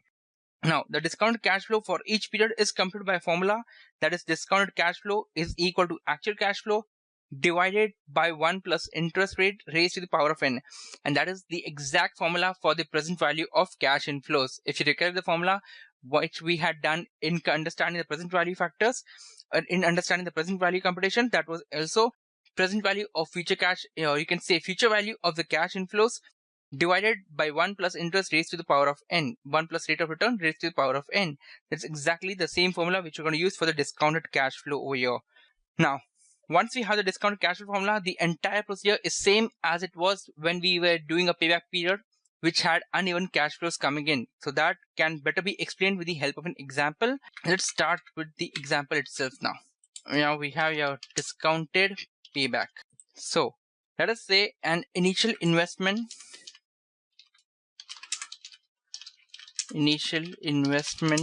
of let's say $232,000 okay, is expected to generate $600,000 per year for 6 years. Calculate the discounted payback if the expected rate is, let's say, 10%. Okay, so first we're going to prepare a table which is going to compute the discounted cash flow of each period by multiplying the actual cash flow to the present value factor. So here we have is let's say the year, the cash flow scenario over here, present value factor at 10%. You have your discounted cash flow. So here we're going to understand year 0, 1, 2, 3, 4, 5, 6. For year 0, we're going to incur the initial cash outflow of $2,324,000. Okay, and you're going to have an every year annual cash inflow of $600,000 till the 6th year. Now we're going to look at the present value factor table for 10%. For the first year, it's 0.9091. So it's 0.9091. Next year, it's going to be 8264. So it's 0.8264. The third year, it's 0.7513. 0.7513. Fourth year, it's 0.6830. 0.6830. Fifth, 0.6209. 0.6209. And lastly, sixth year, it's going to be 0.5645. 0.5645. Over here, it's going to be 1. Now, as we had done in the present value computation, I want to multiply this entirely. Use the same formula, dollar value. Okay. Now we're going to put the one more additional step, which is going to help you figure out where does your payback period lie. It's going to be cumulative discounted cash flow. Okay. So here we're going to have the same minus figure, $2,324,000. And as you realize, this goes on decreasing because you initially made a negative investment, like your cash had gone out, and then you're starting to receive money against that, which is discounted to the present value. So obviously your cumulative cash flow will keep on reducing from negative and ultimately turn out to be positive. In which year it turns out to be positive is in the 6th year.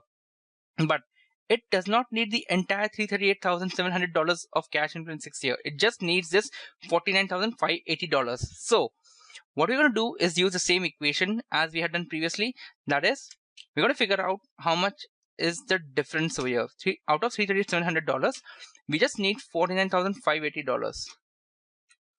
Right? So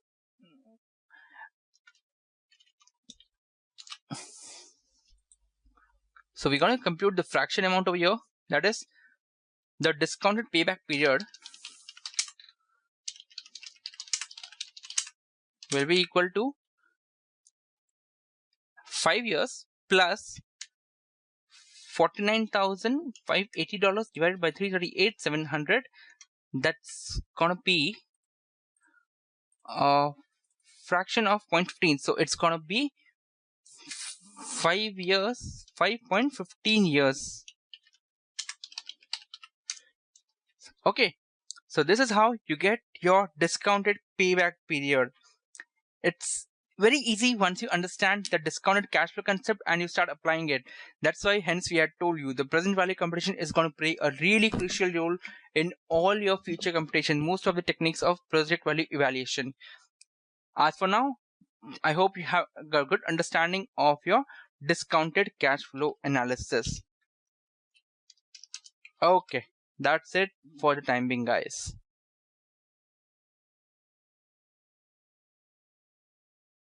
Now we come to the fifth method of project evaluation technique, that is opportunity cost analysis.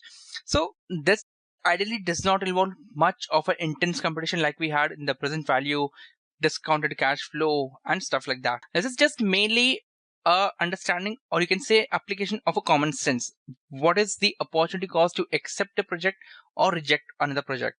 Okay, so opportunity cost, ideally saying in layman terms, it is the cost of earning income which you forego for choosing the other option. It is the cost of benefits you have lost because you choose the other option, because you went with the other option. In this case of project evaluation techniques, or you can say before going into the depth of project evaluation, let's understand how do you judge that in the layman's, you can say in today's term.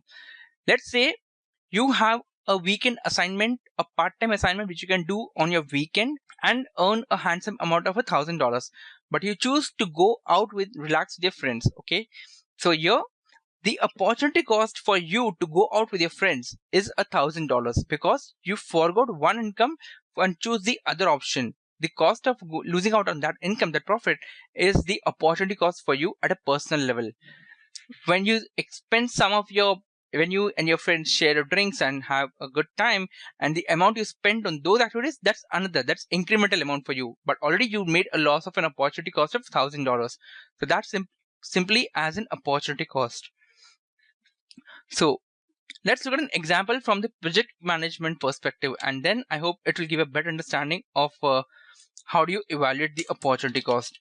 As I said, this is not going to be a really fancy kind of example where you have a whole lot of techniques, present value, discounting period, payback period, and stuff like that. This is going to be a simple layman question. So let's say we'll look at this example from a, not from project manager perspective ideally, but from a layman's investment term ideally. Okay, suppose you have $200,000 to invest, and you can choose among the following options.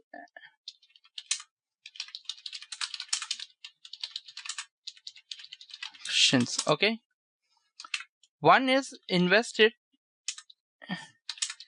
in government risk-free return scheme, which gives a return of say 5%. Okay, the other is your friend has approached you to invest in his startup, invest in your friend startup, which can give you a return of 12% after 3 years. And you do the same way, you invest in free for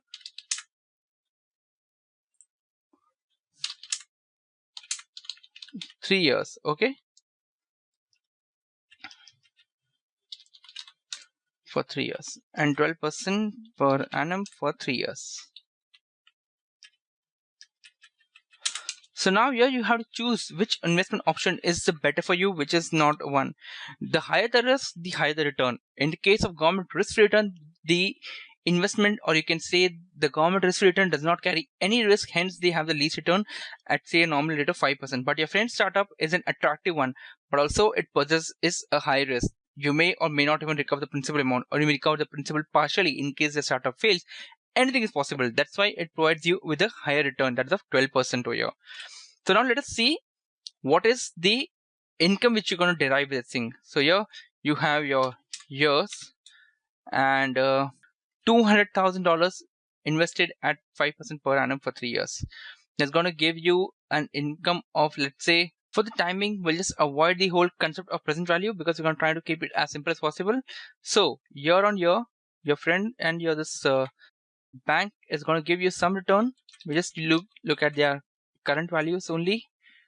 For the year one, 3 on $200,000, 5% gives you $10,000 of return. So for your government, you get,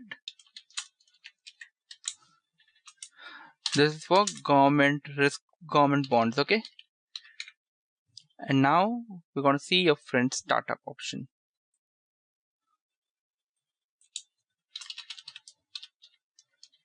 This is going to give you a 12% return. So it's going to be $24,000 for 3 years. That's going to be $72,000. So here you might say that if you invest in your friend's startup, you're going to earn an income of $72,000. But that's not the case, guys. You're just going to earn an incremental profit of $42,000. Incremental income. And why so? Because to earn a $72,000 income, you had to forego an opportunity cost of a $30,000 income. That's how you only earn an incremental income of $42,000 in the long run after 3 years if you invest in your friend's startup. So this is the concept of opportunity cost, guys. When you forego one opportunity, you also need to evaluate the cost of income you forgot by rejecting that option. And when you determine the income you gain by the other investment, you need to understand only what was the incremental income, incremental gain you made on that investment, because you already had to forego a secure, a risk-free opportunity to earn an income. Okay, although not really important from a calculation concept point of view, but really important to know as a project manager which project has how much incremental cost and which project has what opportunity lost, which project loses an opportunity cost to what extent. That will give you a more detailed analysis, a more clear idea of how to choose which projects and so on, guys. I hope this was easy to understand. With this, we complete our opportunity cost concept.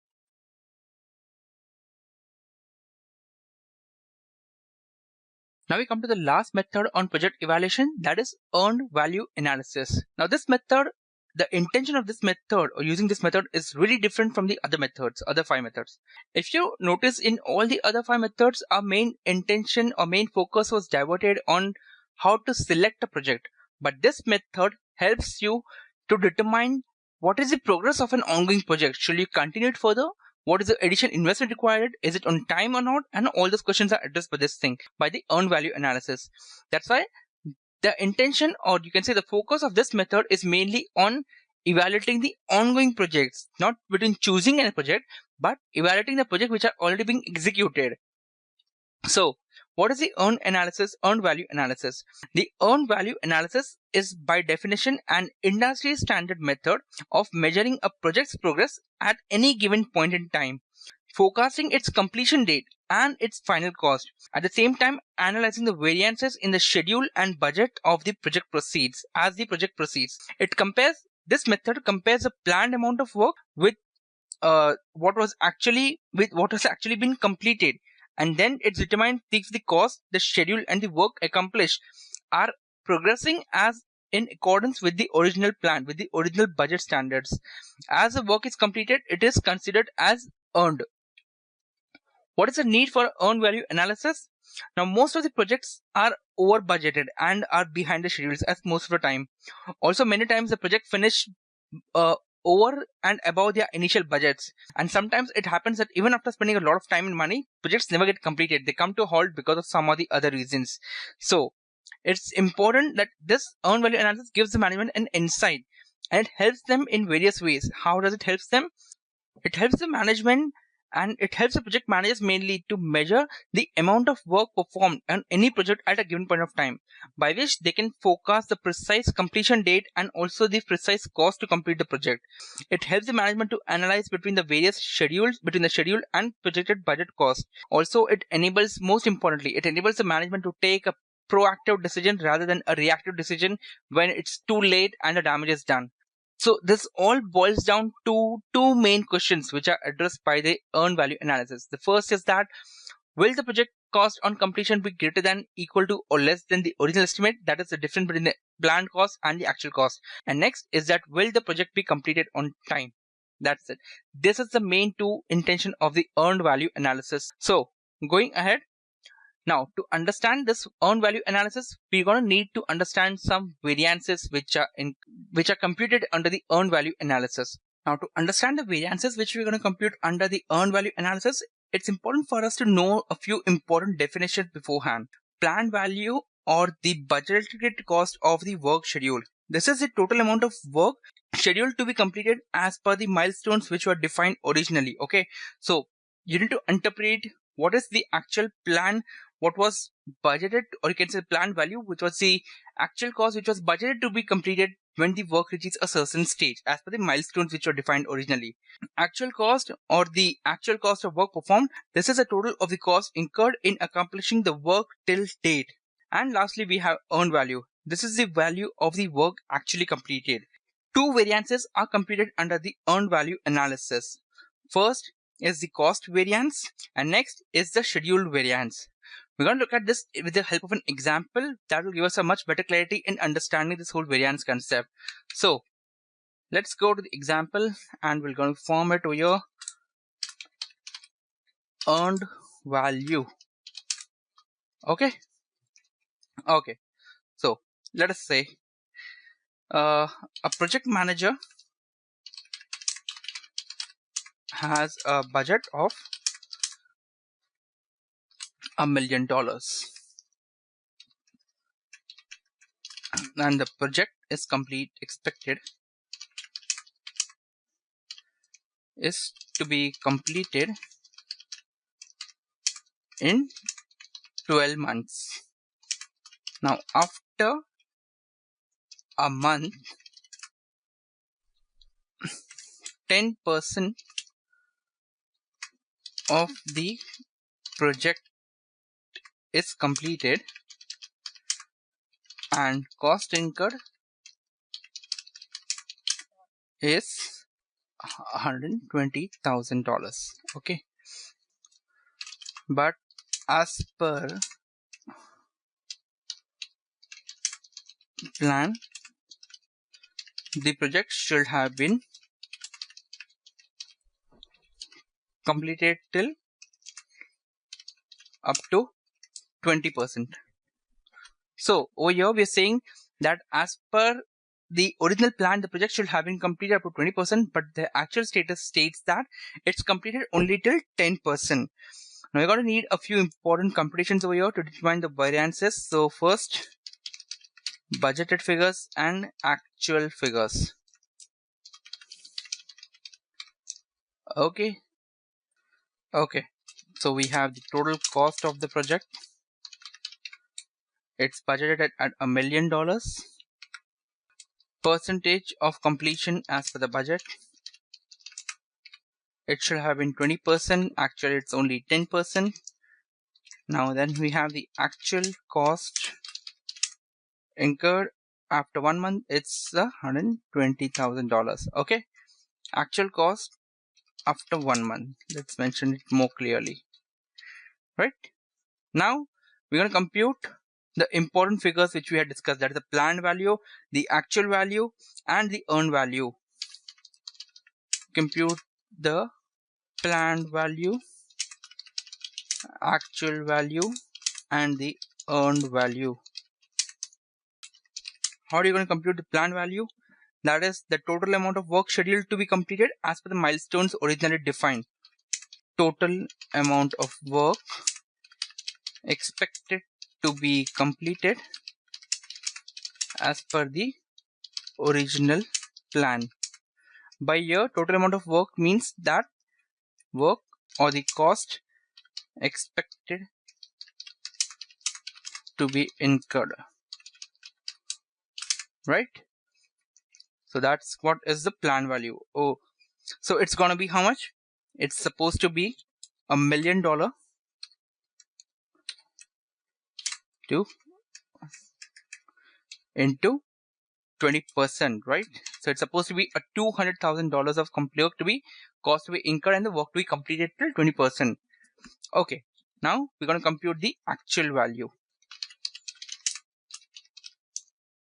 That's going to be total cost incurred till date to accomplish the current work status, right? The current status of the work. You can see the current status, and that's simple. It's given straightforward. That's $120,000. Okay. And lastly, we have the earned value computation. Now, how do you compute the earned value? That is the value of the work actually completed till date. Value of work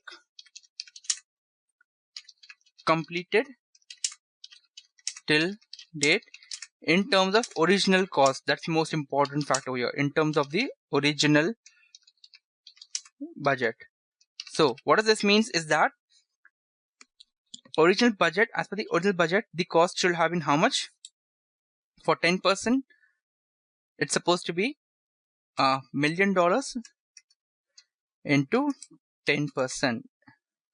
Okay, that's supposed to be $100,000. So if you compare the factor here, its earned value means how much is the percentage completed till date. Actual percentage is 10%, and how much was the budgeted cost for the actual completion? That's $100,000. Okay, so that is what the concept of earned value is.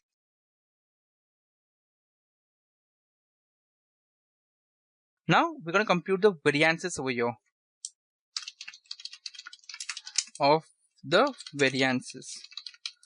And we had two variances, if you remember, cost variance and schedule variance. First is the cost variance. Now cost variance is equal to your earned value minus your actual cost. Here you're trying to define what is the deviation from the cost which are supposed to be incurred for 10% versus the cost incurred actually for 10%. So that's going to be equal to 100,000 minus $120,000. That's equal to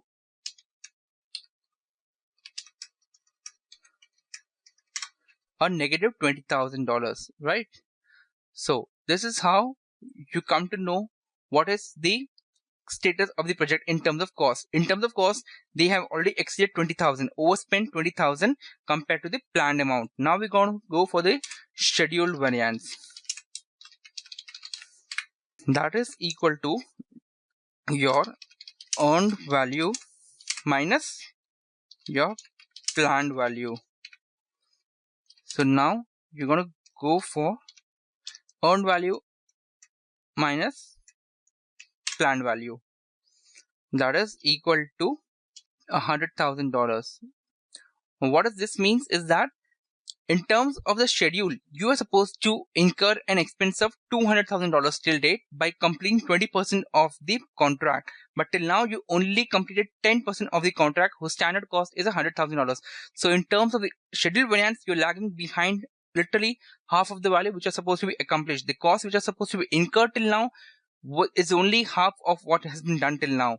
So these are the two important variances for the earned value analysis. Now we're going to go ahead and look at the theoretical part, because there's some more which needs to be understood, and that is efficiency indicators for the earned value analysis. Till now we just seen what is the difference, but okay, we are lagging in terms of cost. We are 20,000, we have spent extra 20,000. In terms of the schedule variance, we are $100,000 behind the expenses as compared to the original plan. How do you define it? How do you derive a useful meaning out of that thing? And that is done by this efficiency indicators, which is cost performance index and the schedule performance index. Let's look at an example, and also along the example we're going to understand what is meant by this variance index, efficiency variances. This cost variance and the schedule variance, they can be converted to the efficiency indicators to reflect the cost and schedule performance of the project. So firstly, it's going to be, we're going to start with a fresh over here, efficiency indicators. First, we're going to study the CPI, that is cost performance index. Okay, cost performance index is equal to earned value divided by the actual cost over here. So what does the cost performance index indicates?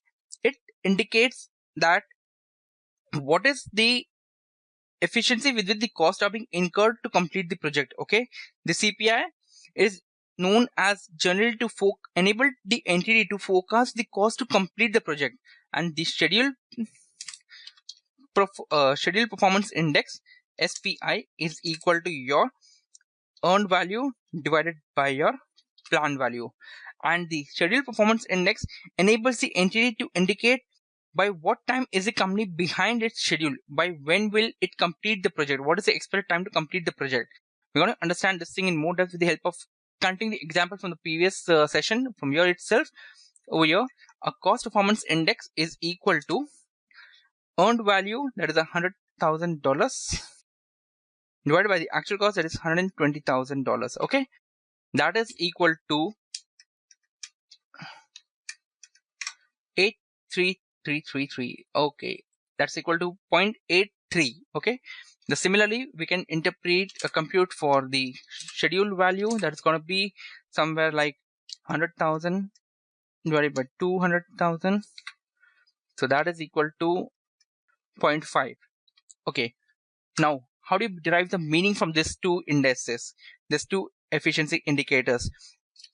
Over here, the cost performance index, this means that for every $1 spent by the company, every $1 spent, the project is producing output worth only 83 cents. Okay, so here for every dollar the company is spending, the project is only producing an output of 83% compared to the every dollar spent. So to complete the project, which was for let's say $100,000, $1 million, right, you're gonna need an additional amount to fulfill this project. Okay, so that's gonna be how, that's computed easily. It's gonna be 1 million divided by 0.83. That's gonna be, you're gonna need an amount of 1.2 million $4,819 to reach the milestone, to reach the project cost of, to cover the project cost of $100,000, $1 million. And how do you cross check the answer? It's simple enough. You just take this amount and multiply it by 83 cents. Okay, here you have a $1 million. Okay, so that means you're gonna overshoot the project cost by $204,819. That's what the cost performance index means, and that's what we had told in the initial step, that this cost performance index CPI enables the entity to forecast how much cost will it incur to complete the project till its ends. Okay, similarly we can interpret the SPI, that is the schedule performance index. Now the schedule performance index is at 0.5 over here. This means that for every hour spent on the project, it is generating an productive output of only 0.5 hours, that is worth 30 minutes. Okay, so this means that for every hour of work the company is paying up, they are only able to recover an time, in terms of time, only 30 minutes of work for every 1 hour of work. Okay, for every $1 they're going to be able to recover only 50% of the value of that 1 hour, $1. That is how you estimate the schedule performance index, how much behind are you delivering. Okay, to precise, please say, you can say that the project is running 50% behind its scheduled targets. Okay, that's how the schedule performance index is measured, and it can also be verified by the very fact that entity had to reach a 20% milestone at the end of the first month, but it had only reached a 10% milestone, only completed 10%. That's a clear indicator that the project was only 50% completed till the first month, and that's also validated by this SPI, schedule performance index. So that was all, guys, with regard to the earned value analysis. Make sure you understand this concept very thoroughly, because as a manager, as an ongoing project, You are liable to answer all this question. Why is the project behind schedule? Why is the cost being incurred extra? Where is it that your estimates have gone wrong? How do you improvise on that? Will it take care itself in the future that initial phase pay cost incurred was more compared to the later phase of the project? Will the delay in the time schedules be coped up, or will it need to be dropped down? Will you need additional resources? There are many questions which can come up, but if you have a thorough knowledge of this earned value analysis, that is how to evaluate a project on an ongoing basis, an existing project, you can be sure that you're going to have a sufficient timeline to save yourself, your project, and your reputation also, guys. That was all with regard to the earned value analysis.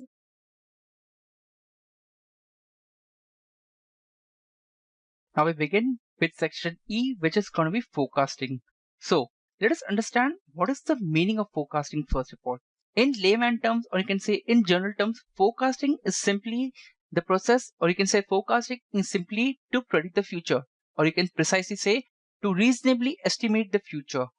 In business terminology, in the accounting and financial world, forecasting is said to be that process through which the company tries to predict the future by making a historical analysis, by making a rigorous, or you can say by making an analysis of the historic trends of the company.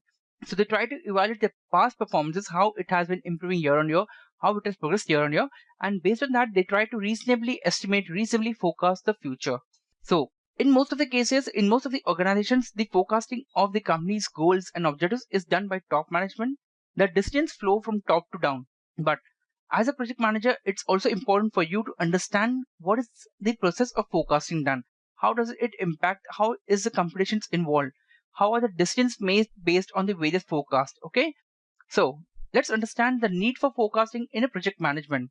The very important first point is that project duration. It enables the entity, the project manager, to estimate the project duration, how long will the project exist, how long will it take to get completed, and so on. Now, project duration is crucial for any project manager to know because mainly, first of all, our resources are deployed for every period of time the project is continued. Salaries are paid, wages are paid, and so on. Next is the project cost. Once you have the forecast, you can estimate the project cost which is going to be involved throughout that period of time to complete this project, given the number of resources you need to purchase, maybe in terms of material, in terms of services, in terms of salaries, and so on. And the most important point is that it serves as a what if analysis. So the forecasting, understanding the forecast method helps you to figure out your own what if analysis. What if analysis means that what will be the impact of taking one particular set of action. Let's say, what will be the impact on the net profit if I increase the marketing spending by 25%? What will be the impact on my revenues if I increase a sales budget, salesman salary, salesman staff budget by 20%? What will be the impact if I increase my overhead spendings by 10%, and so on? So this is why it's important for you as a project manager to be aware of forecast. So let's quickly look at an example on how the forecasting works.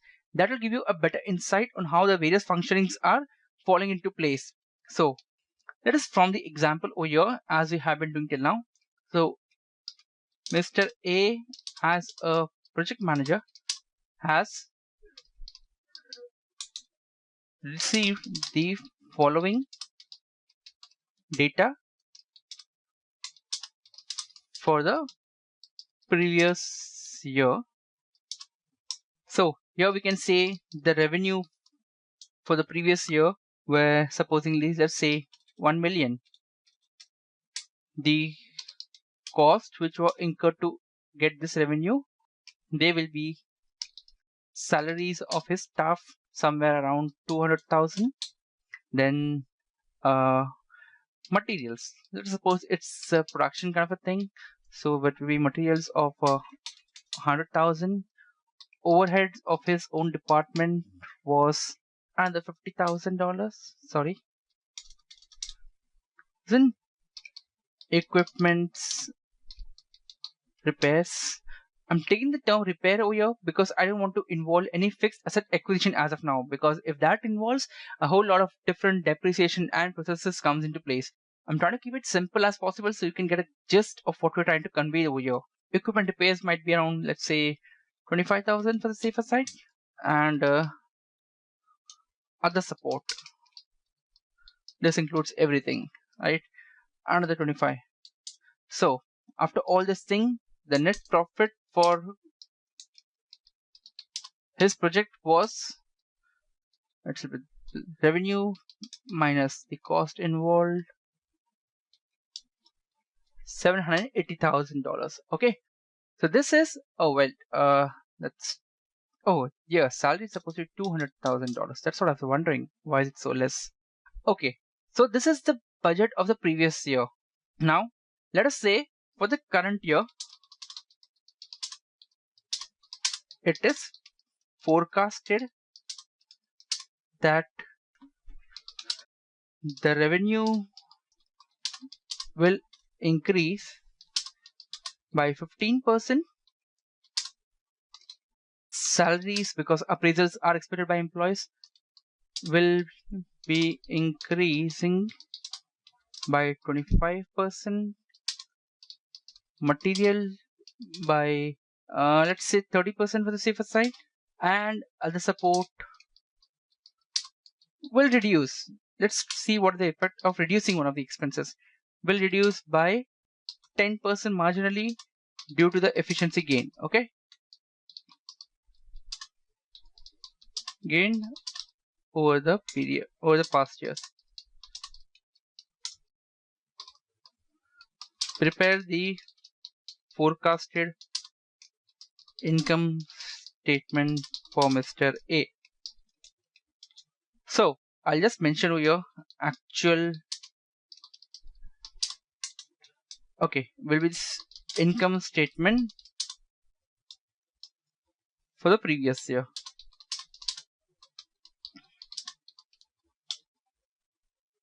Right, after the income statement, we will mention here forecasted income statement.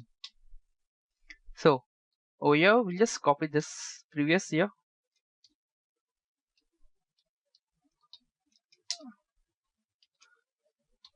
We're going to have increase in revenue by 15%. So that's going to be 115%. Salary increases by 25%. So that's going to be salary into 5%. Materials will be increasing by 30%. So that's going to be 130%. Overhead remains the same. So that's going to be 50,000. Equipment remains the same. So that's 25,000. Other support is going to decrease by 80%. Sorry, by 10%. So that's going to be 90% of the original one. Okay, so this is how the forecasted income statement of Mr. A is going to look for the current period. Okay, that's going to be increase in revenue by 15%. That's going to be 1,015,000. Salaries increasing by 25%. That's an increase of $50,000. That's going to be 250,000. Material increasing by $30,000. Other overhead remains same. Equipment repairs remain the same. Other supports get reduced by 10%. So that's going to be 22,500 is the new overhead other support cost.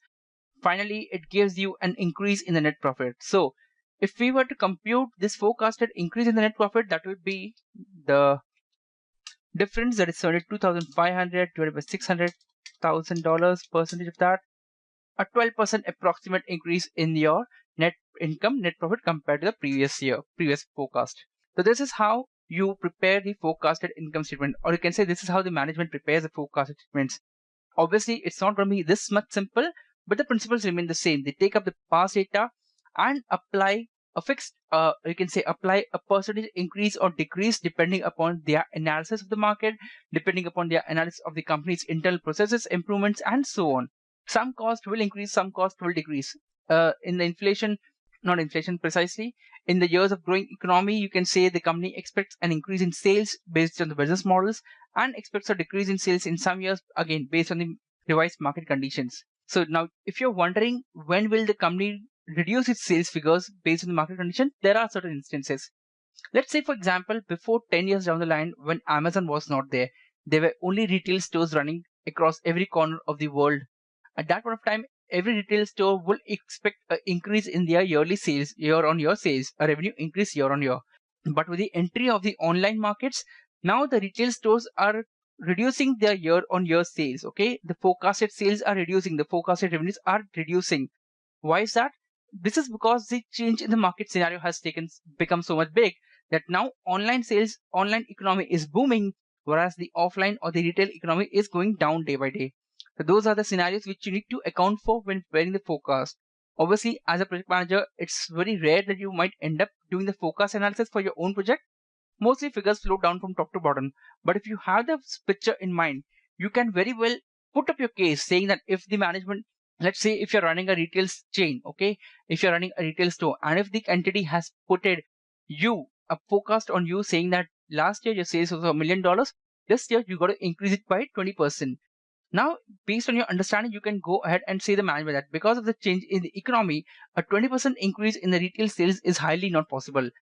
However, if we move out, if we increase some of our spendings in the online marketing area, in the digital creation area, and then create an entire logistics supply or create an entire backend chain to make sure we are able to cater to the online market also and the offline market, then we might increase our sales by 30% with an additional increase on cost of 5%, or you can say in some cost by 10%.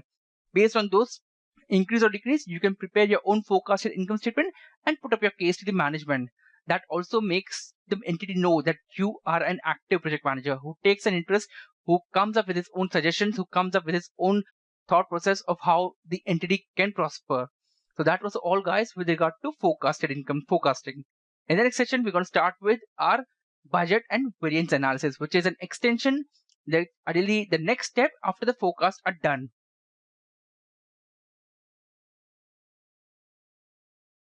Now we begin with the next concept, that is budgeting. So once you complete the forecast, you have a reasonable estimate. And if you remember the last statement which we prepared in the forecast, that was a kind of a budget for the coming period, okay? So, but let's not go in such a vague term and let's understand clearly what is budgeting. So, precisely saying, budgeting comprises the estimation of the cost, setting up of an agreed budget, and lastly, managing the actual and the forecasted cost against the budget. This whole thing comprises a process of budgeting.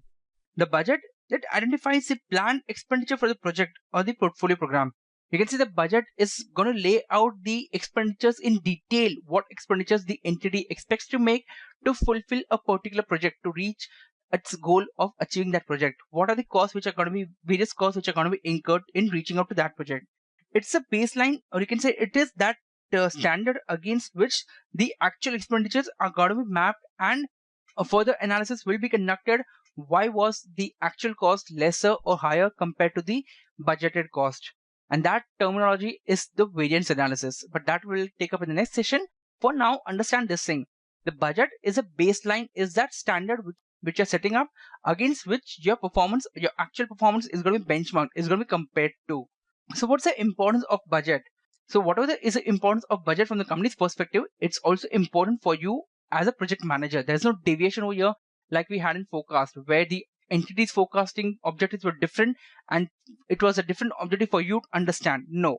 Here, the entity's objective of preparing a budget and sticking to it are the same one as you as a project manager should have in mind. First one, obviously, cost estimation. That's a basic function of budget. It lays down the entire cost in detail one by one and gives you an entire summary of what is the estimate of the total cost which is going to be incurred for completing this particular project. Prioritizing the use of limited resources. Now, resources, they are always going to be constrained. They are always going to be a bottleneck for every organization, irrespective of how much of money the company has. There are certain exceptions to that rule, but in most of the cases, resources allotted to a particular project manager to a particular project are going to be limited. And you have to determine what's the best use to, or you can say, where is the optimum use of resources going to happen now. That's why it's important for you to prioritize the use of these limited resources. Which areas are going to be giving you more fruitful rewards, which are going to be more productive, more efficient, which are going to be less productive, less efficient, ignoring, or you can say putting those areas in the C category rather than diverting them in the A category. Next is the future planning. Now, future planning, don't get confused with this term yet. Okay, I know future planning was a part of forecasting. How is it ending up in budget will be a question in your mind. So once you have a project going on, an existing project, it's important for you to always keep a track of what's the expected cost going to come up, what's the expected budget going forward to complete the project. Okay, many times it happens that sometimes if a project is of 6 months and you had estimated a total cost of $100,000, by the time you reach only 1 month, you have already spent it $50,000.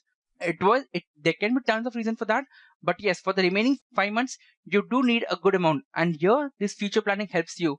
How does it help you? It makes sure that you have a readily available amount, that what is the future needs going to come up, at which point of time, how much funds are going to be required, and you can anticipate those in advance, prepare for those in advance, and make sure you have the arrangement for those funds prepared in advance. That's why the future planning concept is important, or you can say is a part of budgeting concept. You can say based on these things, you can understand that the company's objectives in the for preparing a budget are same as you have as a project manager. I'm not taking an example right now over here because I want to cover the example along with the variance analysis, where we have a one single stretch, a full length example where we prepare a budget from scratch, compare it to the actual, and dive a bit deep into the variance analysis. That is, dig deep. What were the reasons for the various changes? We can say the deviation from the budgeted cost. With this, we complete the theoretical part of budgeting, guys.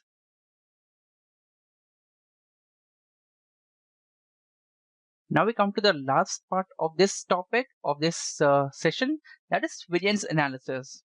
So I hope you are still having some insights into variance analysis based on the budgeting sessions, because we had discussed a bit about the variance analysis. But now we'll dive in deep and understand it thoroughly. What is variance analysis? Variance analysis is basically the study of the deviations between the actual results and the budgeted results. Or you can say the budgets and the actual result. How the performance of the entity has been in compared to the budgets it had set it for itself, in compared to the benchmark it had set it for itself. Okay, by comparing these two things, you understand where the flaw lies. Is it in the budget setting process? Is the entity setting too high ambitious project, or is it undermining itself too drastically and setting a highly optimistic budget and overachieving the results? Or is it that the entity is setting a highly ambitious targets and missing out the results because the actual reality is highly different? But because of the variance analysis, one thing is for sure, either of the process will be having a few flaws. That's why there is a deviation between the actual results and the budgeted results. Now, what is the importance of variance analysis?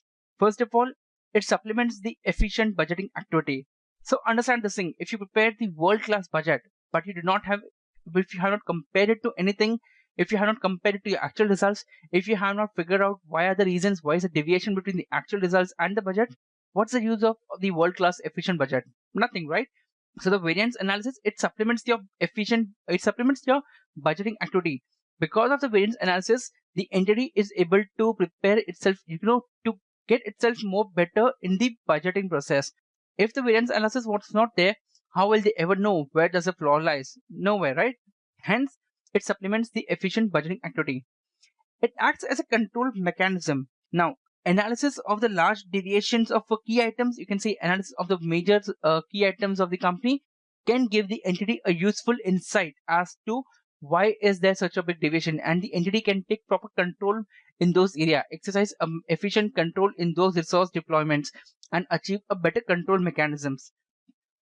Enables to assign the responsibility for deviation. Now, in an organization, there's just not just you as a project manager who's working, right? There'll be multiple departments, there'll be multiple people running across the organization, all working towards a common objective.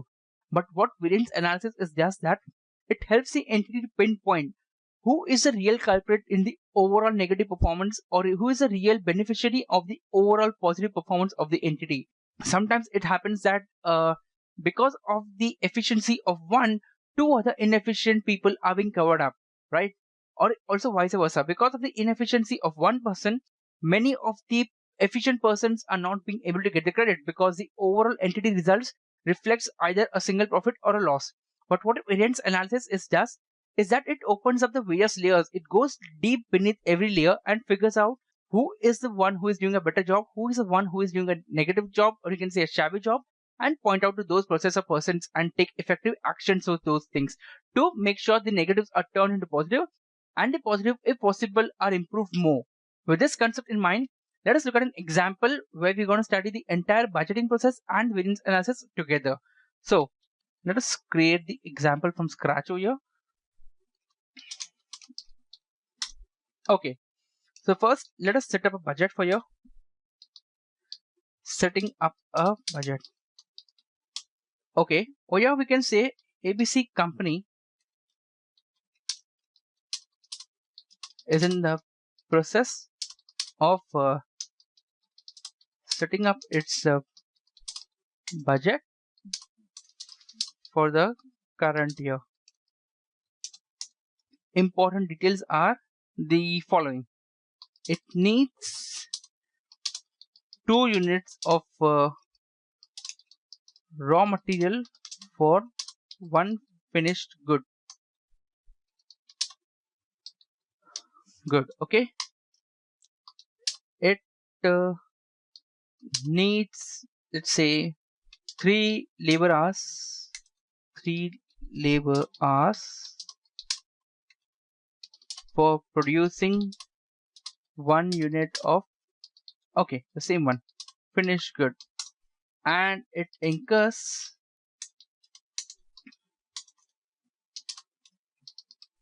overhead at the rate of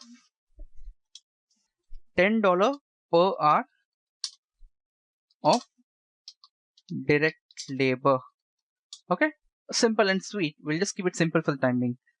It has opening inventory of let's say 5,000 units. It expects to sell a sale of 15,000 units. Let's go 20,000, right? Units, and intends to maintain a closing inventory of 10,000 units.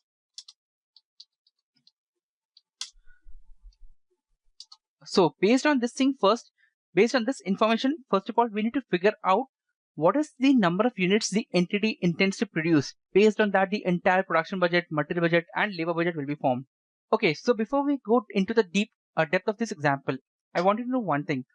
Most of the project management projects, are going to be also service type, where the material costs, labor costs, all those won't be involved. But the reason why I'm taking up as this kind of examples is because it gives you an exclusive view into all the various cost and analysis which is possible in terms of budgeting variance analysis. You can just use the piece that is relevant to you. Most of the cases it's going to be salary cost, it's going to be marketing cost, and so on. But having this inventory thing in place prepares you for a much higher level, for a complex level of problems compared to where you are presently right now, especially if you're in terms of service projects, right? So let's continue the project over here. So the production number of units to be produced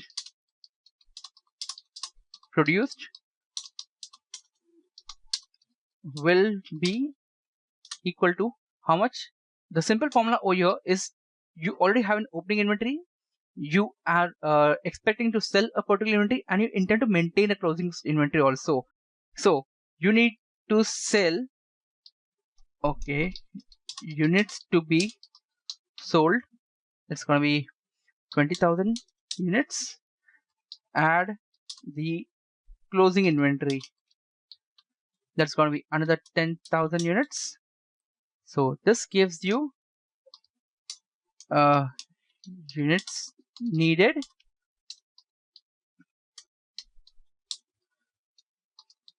less the opening inventory, because you already have some units in place. So that gives you your units to be produced, 25,000 units. Now you know what is the amount of inventory, what is the amount of goods you need to produce. Now you can create your entire budget over here. So what we're going to do is standard budget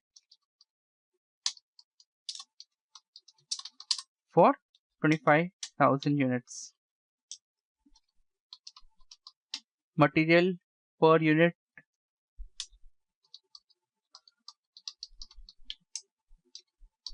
rate per unit, quantity needed, rate per unit, and the amount. That is going to be quantity into rate, right?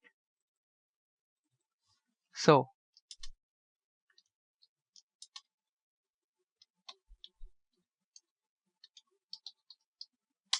for materials, we need 2 units of finished goods. Let's say the rate is at $5 per unit, $5. So it's gonna be 2 into $5. That's gonna be $10. Labor, we need 3 labor hours. Here we can say the rate is somewhere around $4 per labor hour. So that's gonna be again 3 multiplied by 4. That's gonna be $12 per labor hour per unit cost, right? Overhead, it needs at the rate of per hour of direct labor. Overhead also needs 3 labor hours per unit, right? If you see the sentence over here, incurred overhead at the rate of $10 per hour of direct labor hour. So that means for equal number of labor hours incurred, overhead is also incurred at the same pace. However, the rate is going to be $10, and here it comes to $30. So this is the standard budget for 25 for 1 unit, right?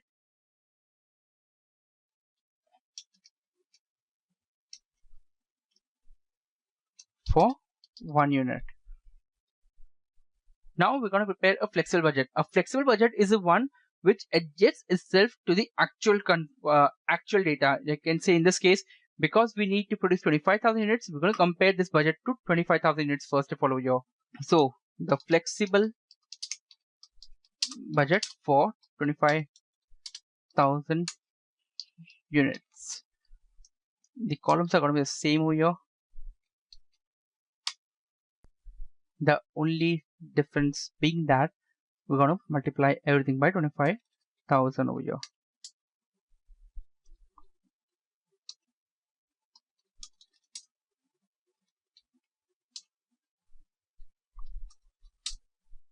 Okay.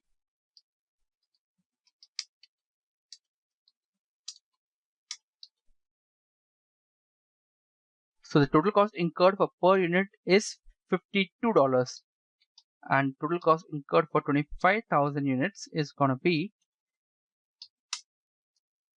$1.3 million. Okay, so that's how you prepare a budget, guys. This was your budget setting activity.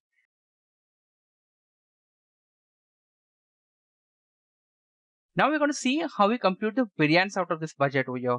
So before that, we need some actual data also. Let's say the entity's actual results for the period are as under. It produced 25,000 units. We're going to be staying same in that. Now we're going to say units produce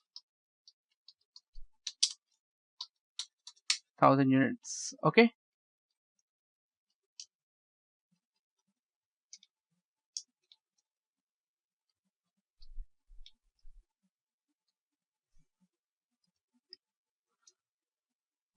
Let's say the materials consumed were 51,000 units instead of 50,000, and the material rate was 4.5 at which they procured. We're going to increase the decimal 4.5, right? For labor, it's incurred, it paid for 74,500 at the rate of again 4.5. Overhead also it becomes the same because that's how it's efficient. The overheads were incurred and it paid overhead at the rate of $10 itself. So overall you can see over here the entity incurred more compared to the original budgeted cost. So obviously this will tell that it's a negative variance. Okay, as we said, the overall result is negative, but based on that you cannot judge that who was the real culprit. Was it the material department? Was it the purchasing manager of the material department, or the production line manager who was responsible for the consumption of materials? Was it the labor manager, or is it the negotiation was not done at a better rate with them?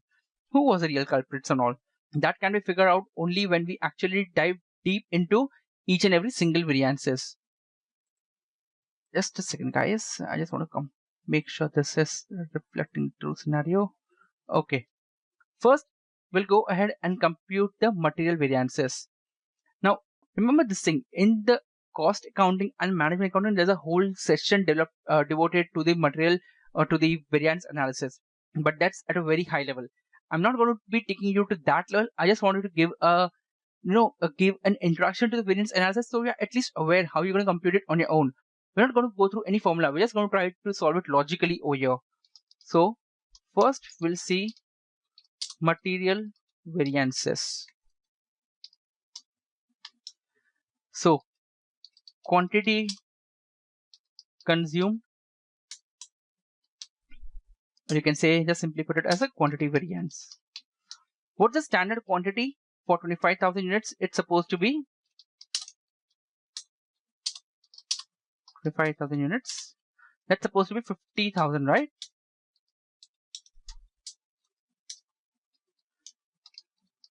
Less the actual quantity. That's going to be 51,000 units. You multiply this by the budgeted price, okay? Now, you might be wondering why we are taking the budget price instead of the actual price over here.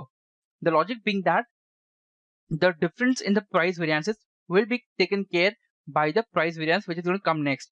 Whenever you're going to compute any variances except for price variance, you always consider the actual price only, budgeted price only, not the actual price.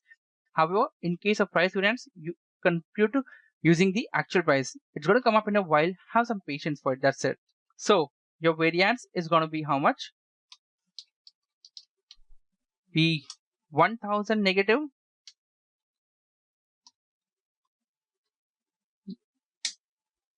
That is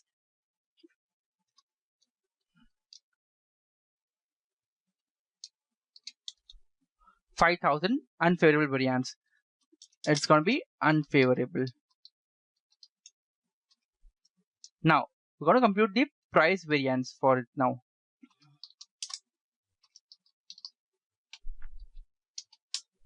For the materials, okay?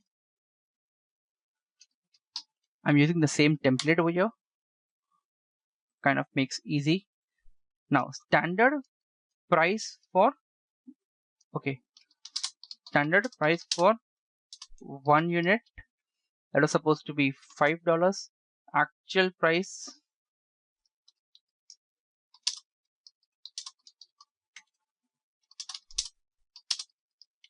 it's gonna be 4.5 multiplied by the budgeted quantity. We're going to take the budgeted quantity because that's because the quantity variance, or you can say the reason why the variance exists because of quantity is already taken care by the quantity variance over here. The budgeted quantity is supposed to be 50,000 units. Okay, so the variance, obviously you can see the fact over here that the purchasing manager did a good job because the product which the company had budgeted for $5, he negotiated it down and bought it for $4.5 over here. So that's a 50 cents of saving for every unit purchased, and that results in a saving of 25,000 units over here. So that's how you compute the price variance over here. Oh sorry, we made one mistake over here, which is we're going to use the actual quantity, not the budgeted quantity. Sorry, yeah, that's it. So the reason we use the actual quantity is that because the variance which was existing because of the quantity difference was taken care over here in quantity variance. Now we only need to figure out the price variance over here. Compare the standard price with the actual price and multiply by the actual quantity. That gives you your variance for the price. Now this is going to be a favorable variance because it's a positive figure over here. How do you determine a variance is a positive or a negative? It's simple enough. If the cost is less than standard, or you can say the budgeted cost, it's a favorable. If the cost is more than the budgeted cost, it's a unfavorable variance. There's a double check over here that in the basis of which you validate your variance computation is correct for this material variance. You see, the total material variance over here is going to be expected cost, standard cost minus the actual cost. The cost incurred is more. Actual total cost incurred is less compared to the budgeted cost, hence it's a positive variance of 20,500. But if you see the fact over here, your price variance is 25,500, whereas your quantity variance is a 5,000 negative figure over here. Hence it is a total of 20,500 of a positive variance plus this plus the unfavorable one. That gives you your material variance of 20,500, which is exactly over here the difference between the standard material cost and the budget material cost. So as we had discussed in the theoretical part, the good job done by one guy gets overcome or reduced because of the negative work done by the other guy. Over here, the production manager, the flow manager who is responsible for the consumption of materials did a bad job, incurred a negative variance, or you can say expended $5,000 more compared to the price variance, compared to the other manager who did a good job and saved the entity a total of $25,500. So 5,000 spent extra, 25,500 saved extra over here. Netting it off, it comes to a total saving of $20,500 only. So this is how you understand the fact that variance analysis helps you to layer out who is the real culprit, who is the beneficiary to the company, who is doing an efficient job, who is doing a shabby job. So I hope with this thing you have been able to understand the variance analysis. Before leaving up, I just want to give you one more task over here. The same way how we computed the material variance over here, I want you to compute the labor variance and overhead variance and get back to me on what are your answers. Once I get answers from you guys, I will share whether the answers given by you are correct or not. In a way, it's an assignment for you. Do make an effort to complete the assignment, guys. It will be really helpful for you to understand this whole concept of material and this whole concept of budgeting and variance analysis. I'll give you a small hint. The computations are same as we had done over here for material variances. Okay. I'll see you in the next session, guys. Oh, precisely saying, I'll see you when you submit your answers to me, guys. Till then, have a great study time.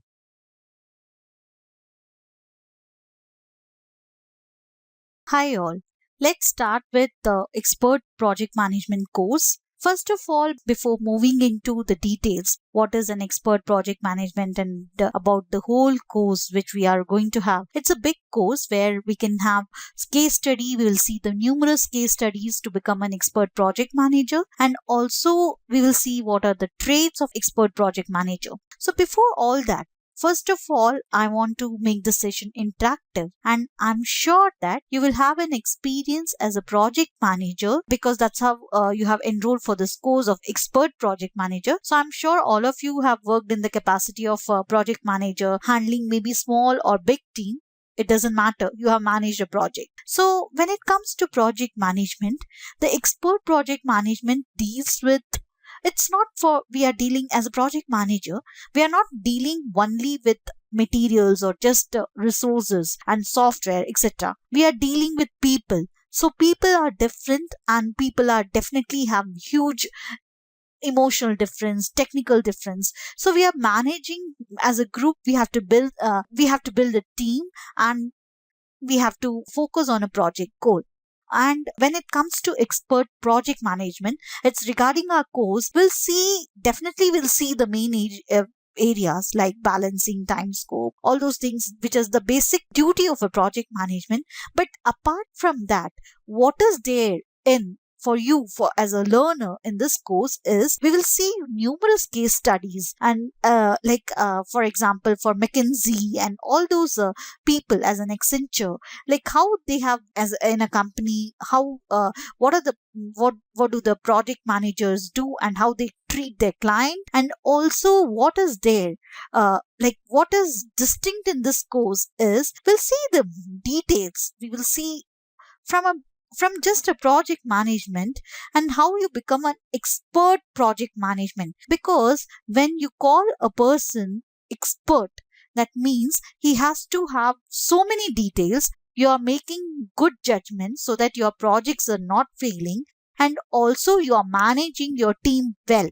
So project manage, it is a overall development. It is just not one area that you are focusing. So when we call so just think about it. When you handle a project, is it just balancing time, scope, quality, cost, and how simple it sounds? Is it so simple? So that's what I want to deal with this whole course, where you will see the details of the planning and what should you do.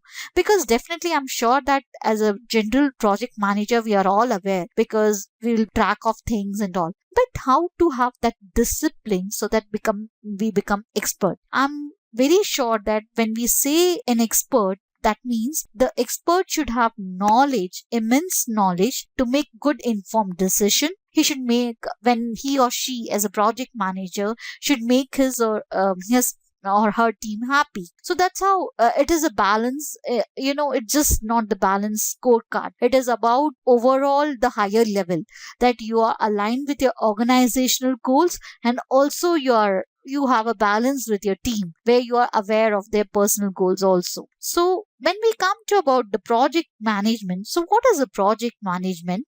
When we see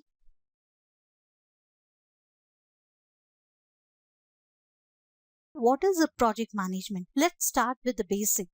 We'll just brush up our basics. So when we talk about the project management, we have all been there. The project seems to be going along fine, although if we are completely honest that it is failing a bit, and also mentally just we don't keep a extra, because it's not humanly possible that we can keep track of each and every single item, but mentally keeping track of all those little items that you need to make sure get done. Then the client calls with a set of changes. It's a dynamic world.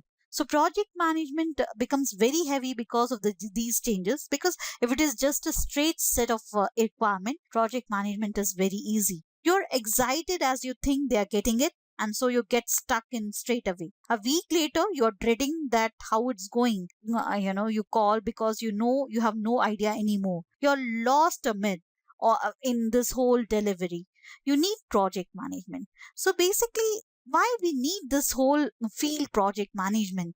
We can just get the client requirement, and I'm talking especially about the software part of it. Like if you are making a software a product, so just we can take a client call, we can make it we can just work on the design, we can deliver it. It doesn't happen because of the changes, whether it is in the software or also when it comes to the manufacturing. We have, when it comes to the different domains, we have different issues when it comes to each domain. So that's why you need a project management. So when it comes to the project management, it definitely, all of us are aware, we have to balance time, scope, quality and cost. So when it comes to an official definition of project management as per PMI, it defines the term as the application of knowledge, skills, tools, and techniques to project activities to meet project requirements. That means you're applying these tools, skills,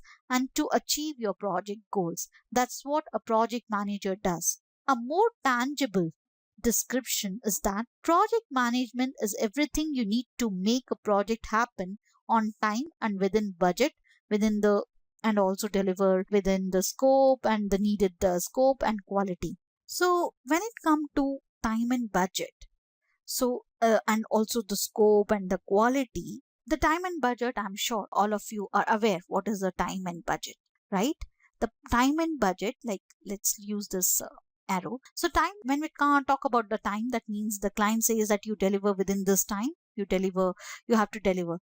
Is it that simple? In practical scenario, you trust me, I have handled projects wherein whenever the time, the date is given by the client, at that time I never had that right resources to with the same skill sets to deliver the project. So that's why the project management becomes complex, right? And then the scope, is it the scope always remain, the requirements always remains the same? No. And quality is altogether a different issues, because nowadays the organization all of the organization are facing quality, because when we have to balance the time and scope, most of the projects nowadays are driven by the clients because of the high competition. And when the sales or the BD team bids the project though, so the timeline is very tight, they required project very early. So at that kind of TIFF, the quality becomes an issue, because at that time to get that kind of resources and deliver, it becomes really difficult. And cost is of course the budget within, so that you are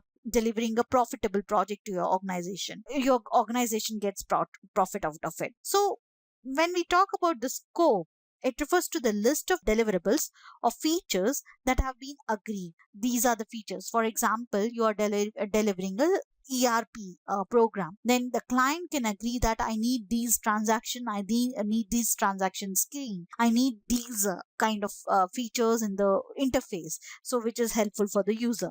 So when we talk about the quality again, and there are now the organizations are more they are moving towards a lot of certification like ISO and CMMI, so that there are external audits, so that when the product or the service is given to the client, or whether we talk about the FMCG, because ISO applies for all the field, so they are going towards these certification, these documentation, so that we as an organization are following certain standards and also delivering high quality product or service to the client.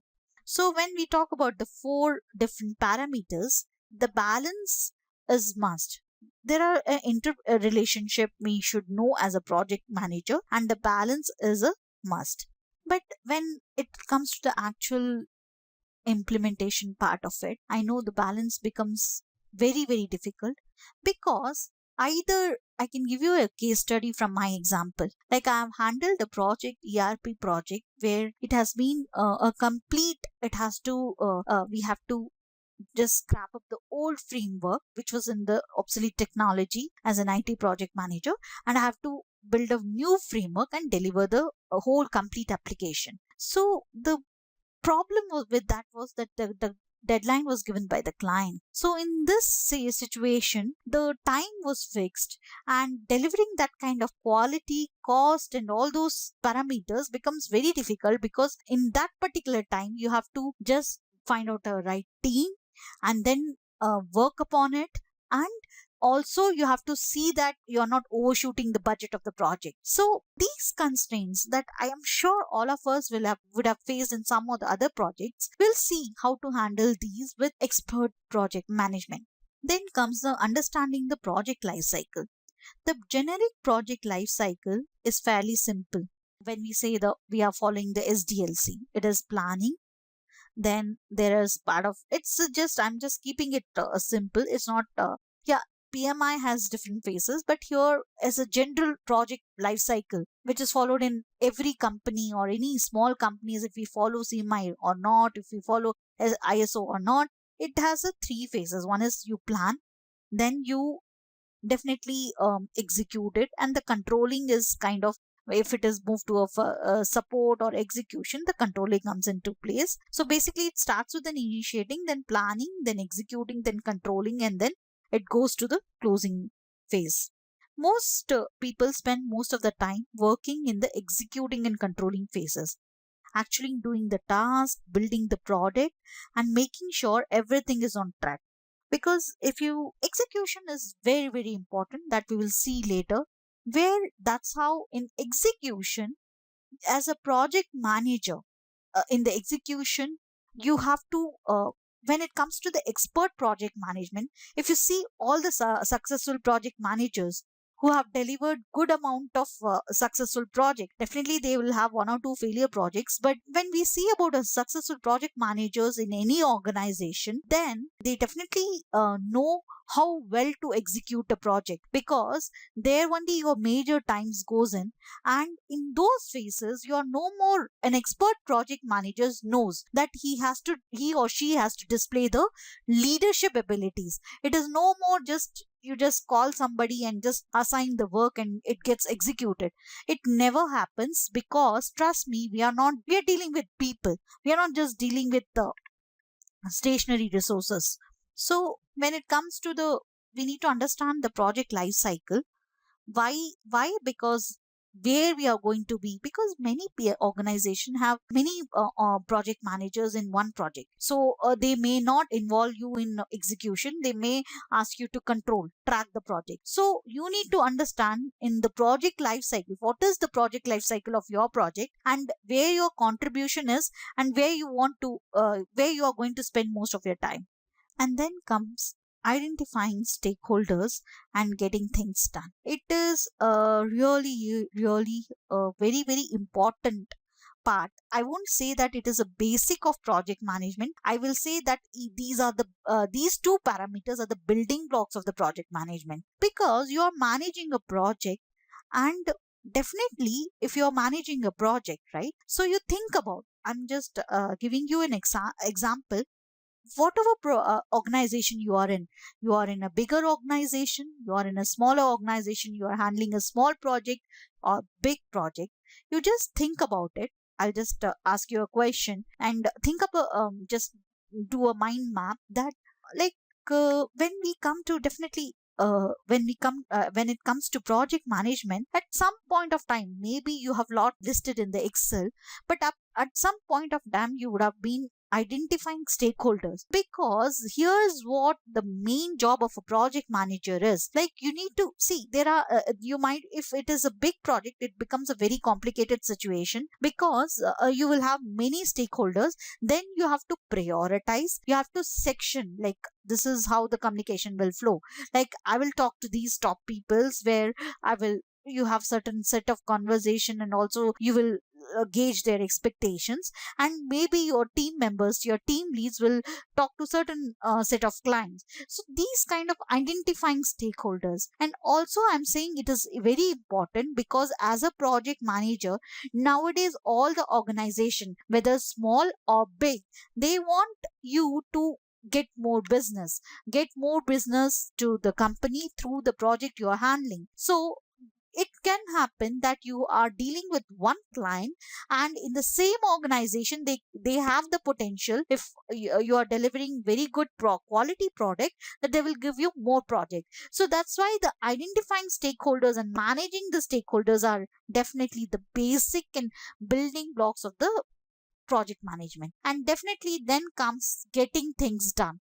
I'm sure, like, if you don't want to lead a project, or if you don't like to, if you don't know how to get things done, then I don't think we can become a good manager, because this is a basic requirement that you need to understand others, you need to grow up them, treat you should be like a mentor to them. And then when the people, because at the end, people will see what is there for them, if they deliver a project, whether they will get promoted, or all these things. There are little motivation factors also which comes into the picture. So when it comes to the getting things done, or the then that is also a basic primary skill of a project manager.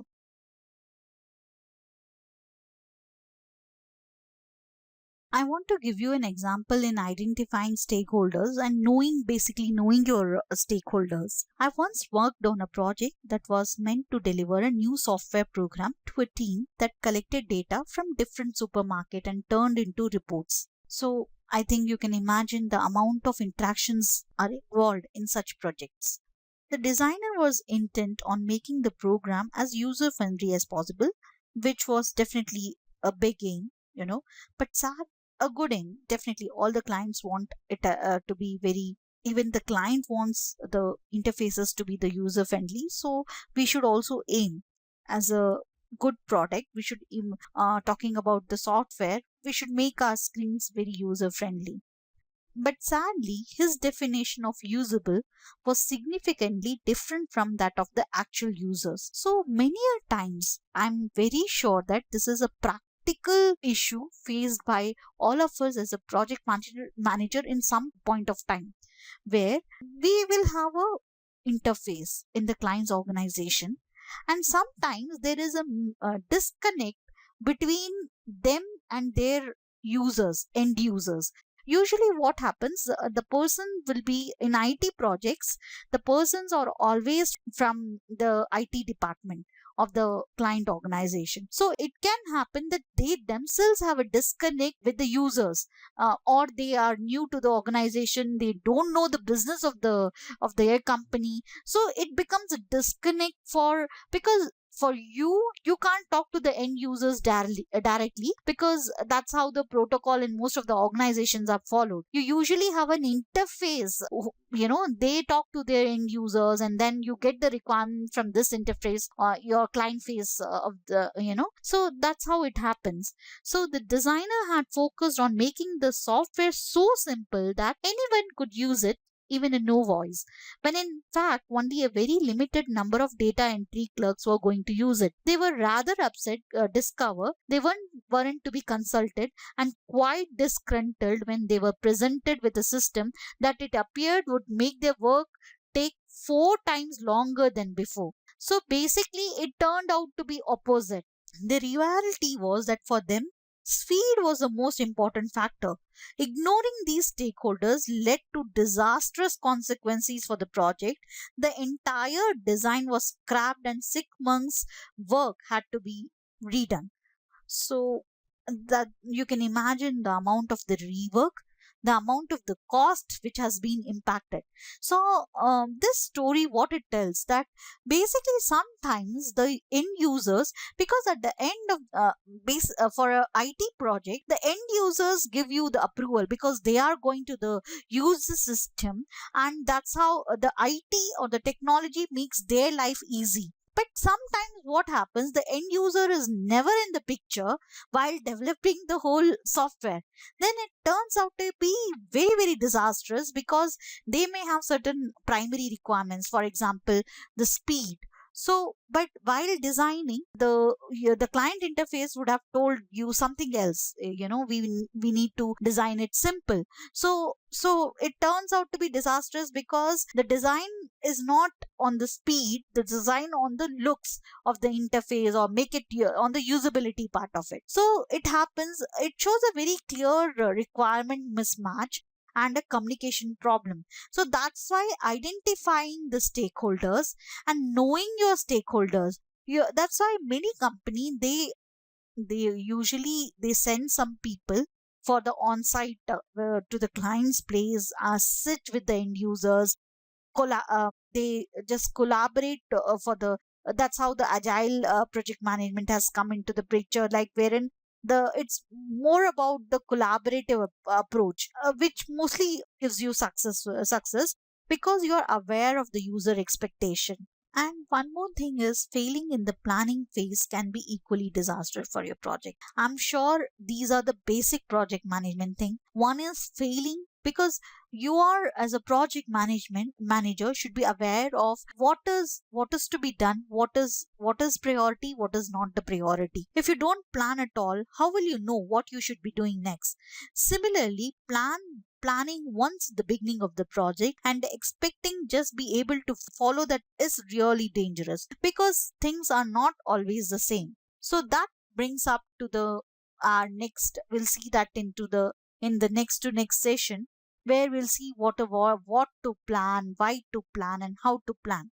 So definitely, when it comes to the planning, the best planning approach tends to be one that lets you plan the project's immediate future in detail. Don't you think so? I'll give you a single example that when it comes to the planning, don't you think so? Like we also do it in the personal life. We don't plan it for months, for so we take it's always better, and that too in large project, to take one step forward because it is easy to do it instead of just planning a whole huge thing and then failing. Very, very important that you take one step forward, be practical, and that too, if you're trying new approaches, it's very important that you try it in a very smaller level. And this is known as a rolling wave approach to planning. The deliverables for the next 3 to 4 weeks are broken down into sections so that it's possible to keep track of the project's progress on day-to-day basis. Anything further off than a month is left unplanned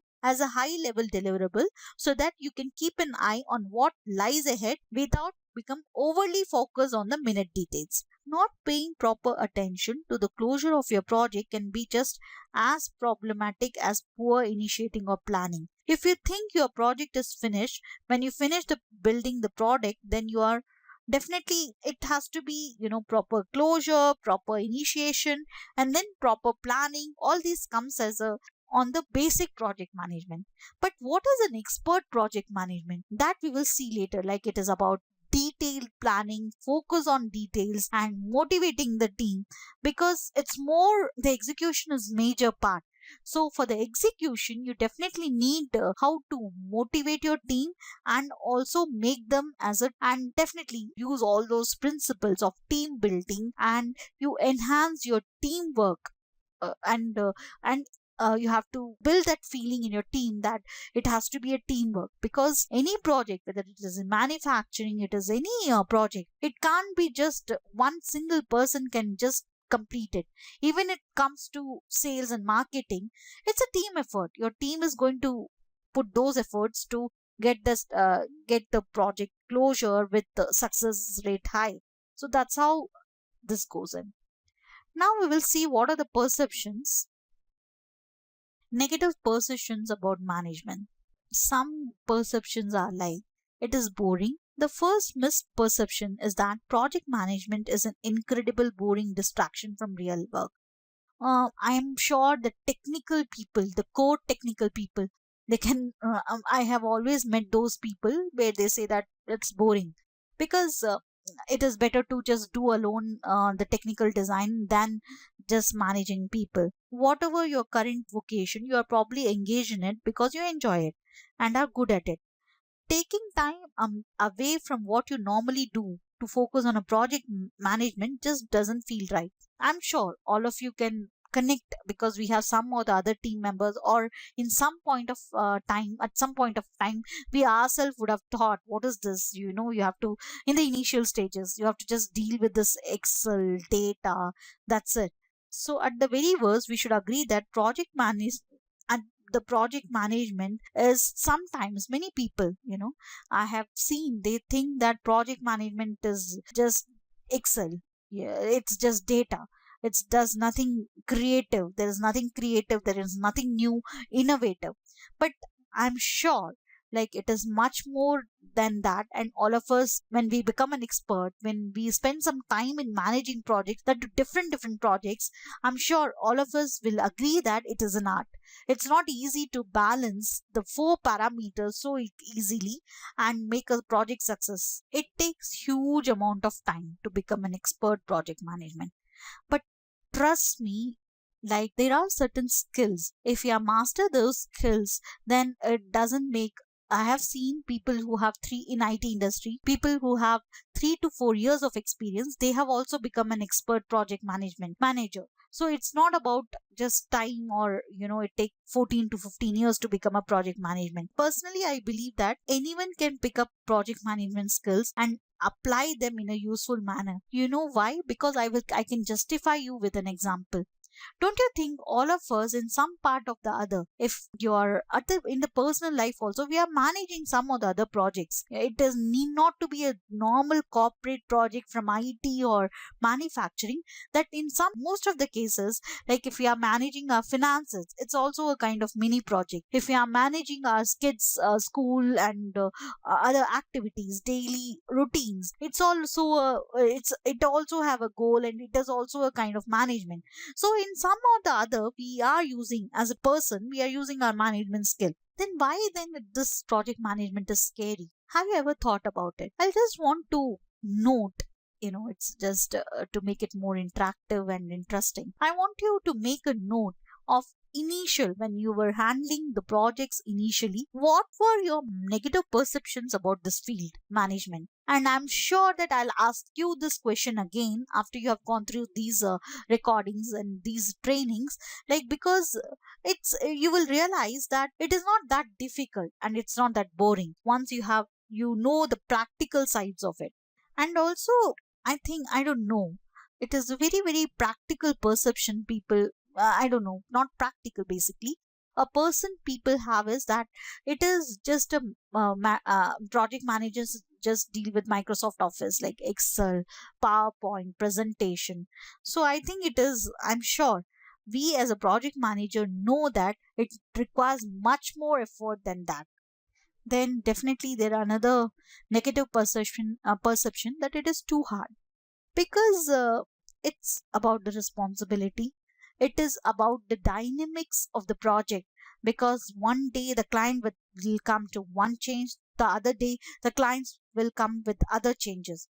So it is not very easy. I agree that it is not very easy, but it is not too hard also. Like any other profession, project management have certain principles and nitty-gritties, and if we master that, we'll become an expert project manager.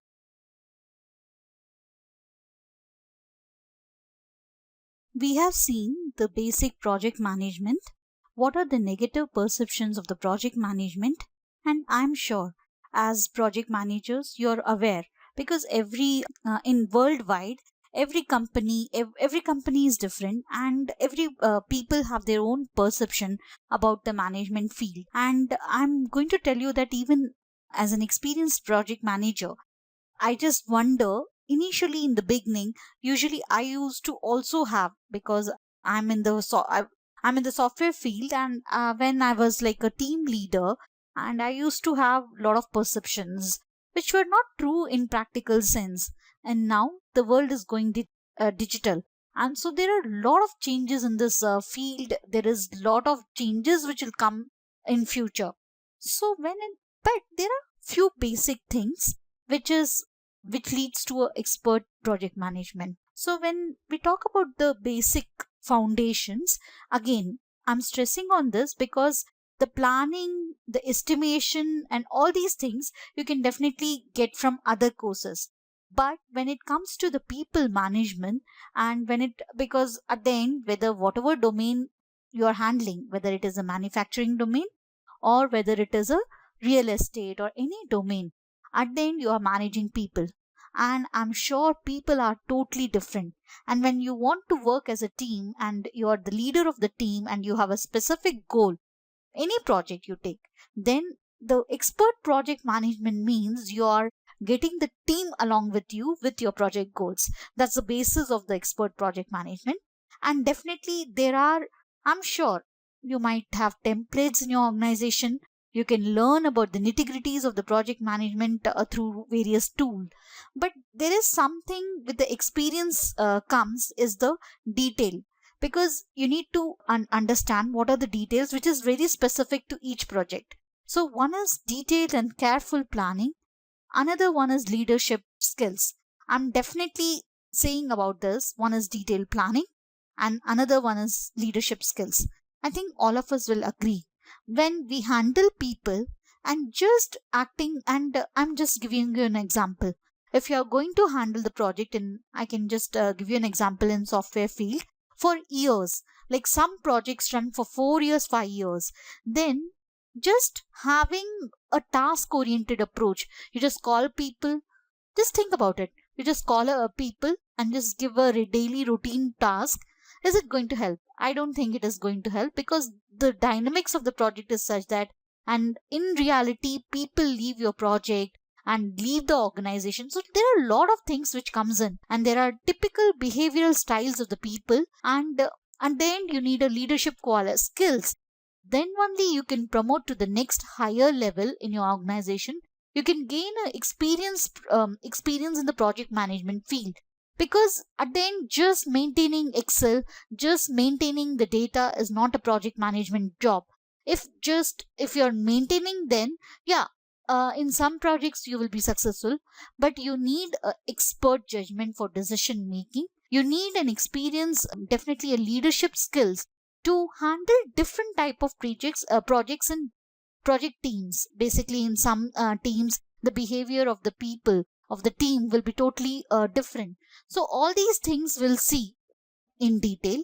And definitely the another one point is master in execution, because execution is the major chunk of a project management. Yes, you do a good planning, but if you fail in your execution, then definitely the project is going to fail. So major part is when we talk about the planning, leadership skills, and master in execution, we'll see all these with a case study. And first we'll see about the planning, then we'll see about the team building, how to build an high performing team, effective team. Because yes, we can do work, even simple day to day task also we can do. But when we come and talk about experience, we talk that we are expert in those tasks. It only comes when we definitely have details about it, we plan it very well, and we execute it very well. There are certain principles in the project management, that is when we talk about the underlying principles of the project management. So I think, I'm sure when we talk about principles, so it's apart from the planning and leadership skills and execution, we have to say that the real work as a project management. And if you are going to see the advanced if you the company relies on you to handle a big project, then definitely what comes is you should have a priority. The real work matter. It can be easy to see project management as a function that's all overhead and no return. This is especially true when you first start to make use of the approaches and practices. But you can be rest assured that your project management work will become much easier with practice. That's what we say that an expert, right? Any task, it is not only for the project management, any task when you become an expert, when it is about that you practice it and you practice the principles. Even if project management really was a boring, tedious and difficult as some people assume it to be, it would still be worth doing. The reason I believe this point to be fundamentally true, because at the end we need project managers. We can't just have the team. It's not possible, because at the end the people are involved, and as I told, different people have a different styles, and just people can't come together and finish a project. It is never going to happen in that way. Then second is main point is people problems can't be solved with software. I think all of you will agree with me. With all the modern technology now, all the techniques and everything, but at the end people are complicated. People issues are different. Different people. I have an experience that the same team which I have led, from which I have worked as a project manager in one software team, and the same set of people does not perform at the same level in another project. So this kind of behavior is very complex. When you start work on a new project, look at the situation and identify the people and the process problems separately.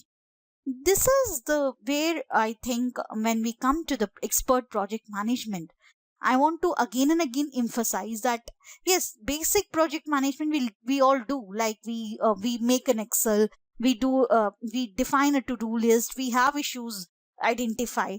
But when it comes to success in the project management, when we talk about the expert project management, the success of the project rate becomes high.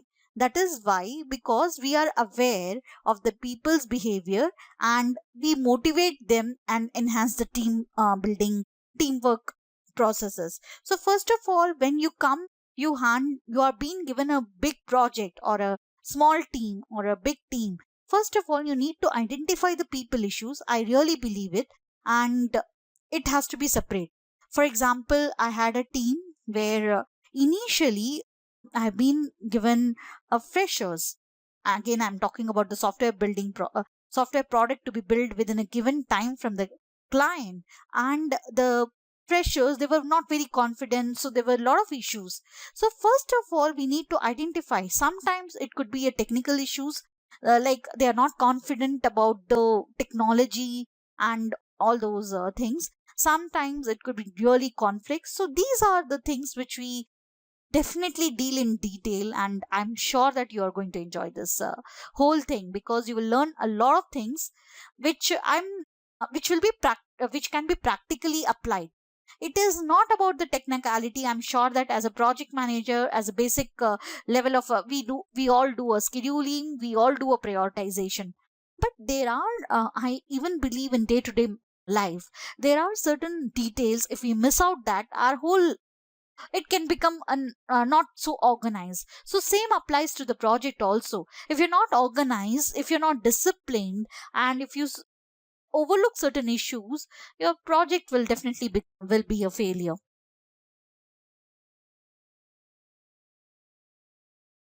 Let's see what is the next one. All about the plan.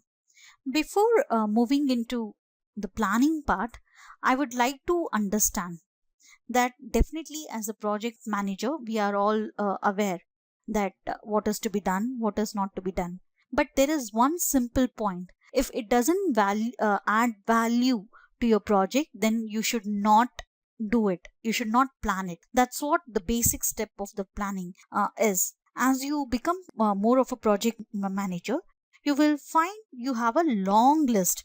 And I have definitely faced this in major cases of the software project management. As a software project manager, always there will be some requirement from various departments of the client. And also there are some issues like because when we deal about the technical things, there could be some software configuration issues, there could be some tool upgradation issues. So all these things, I'm not saying that they are low priority, but as a project manager, as an expert project manager, the first and the primary thing when we are about to plan these things has to be have to be prioritized. Prioritizing is the basic step for achieving a good success rate for your project. That is the first thing. So when you say that, because you need to, when you include it in plan, unimportant things, you need to track it. So there is a lot of overhead which comes with that.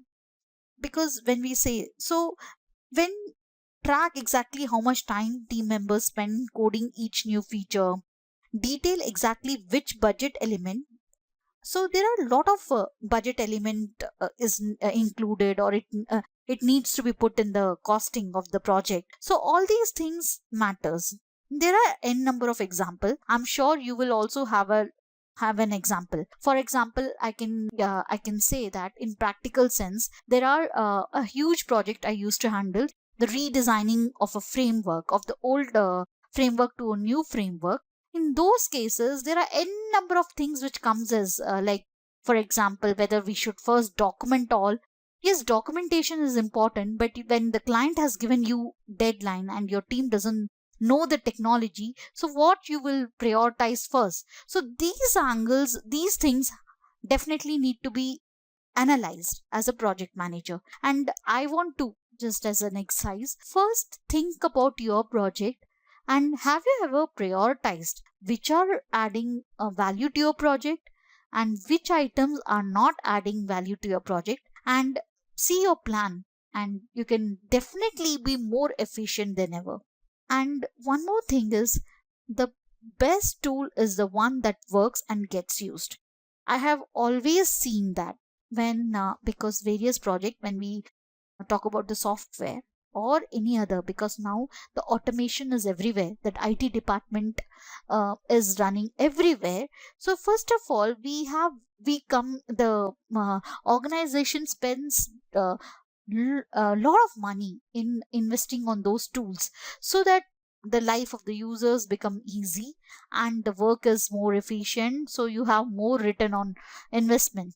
But my question is, when uh, I have seen, trust me, I have seen various clients or various clients of mine who have just, as an in the IT department, they just buy the tool, but when it comes to the usage, it becomes obsolete. They don't use it to the utility is very low. So again, as a project manager of your department, you have to see whether it is really going to be used or not. Just talking and just, yes, we will buy this, and then it's not getting used.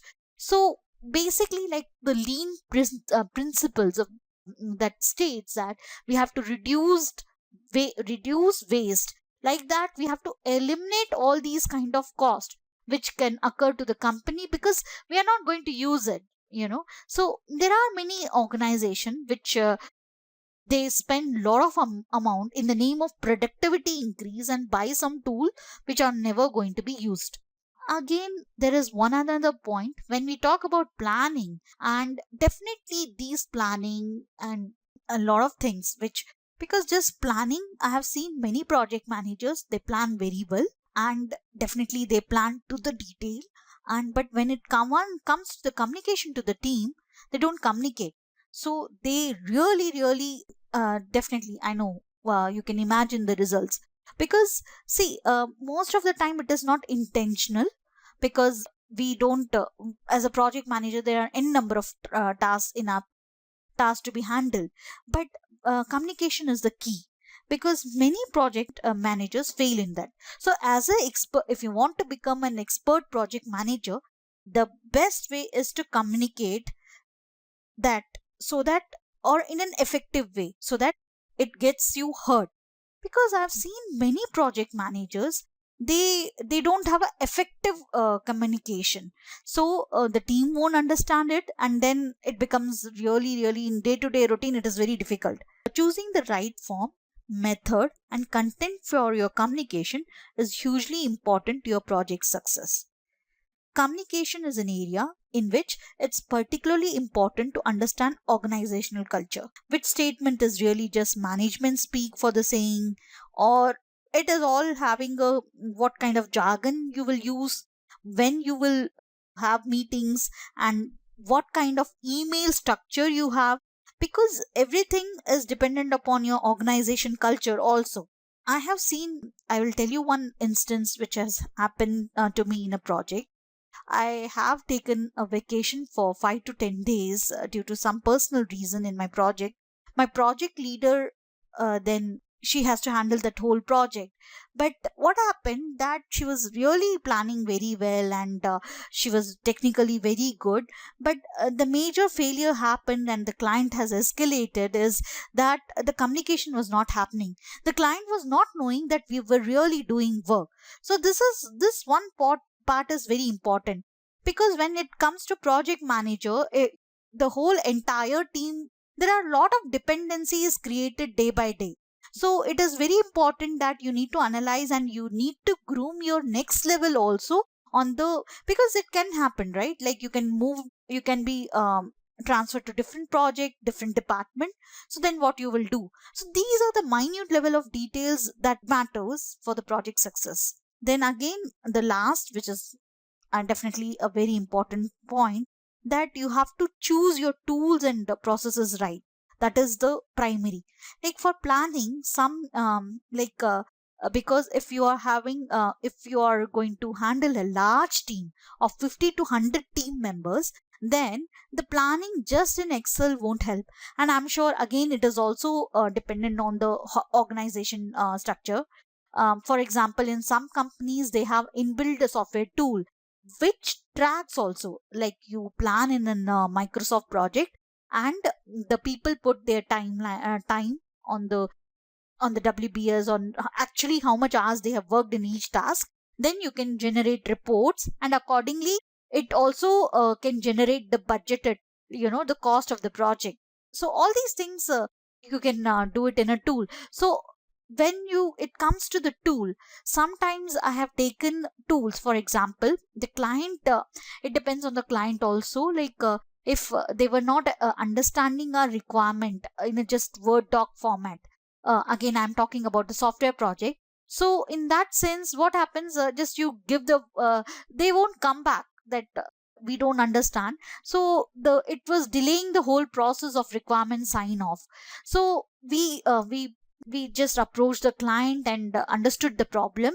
So then we took the visual tool where we can make certain diagrams and an activity. Certain clients are comfortable with the diagrams. So all these things definitely is the work of the project manager, where he or she sees whether there is any lag in the process, and or any tools which are getting underutilized, and accordingly you can just implement those in your project. Again, if we talk about the processes, so when it comes to the process, the main point when it comes for the team, it's important that there are certain critical processes for certain types of project. For example, if the client is paying you, I'm again talking about the software product, that if your client is paying you per hour or on those basis, so then time and material basis, the contract is like that, then definitely it is important to have timesheets of your resources who are billable. So all these things, so certain projects I have seen that the project managers miss all these things, and it becomes very not so organized, and then it becomes very chaotic on day to day life. These are some of the examples. I'm sure you will have your own story, you will have your own practical applications. So just check, just analyze that in your project, what are the process lags you have, and what will be the prioritization you will do for getting this project into an effective manner.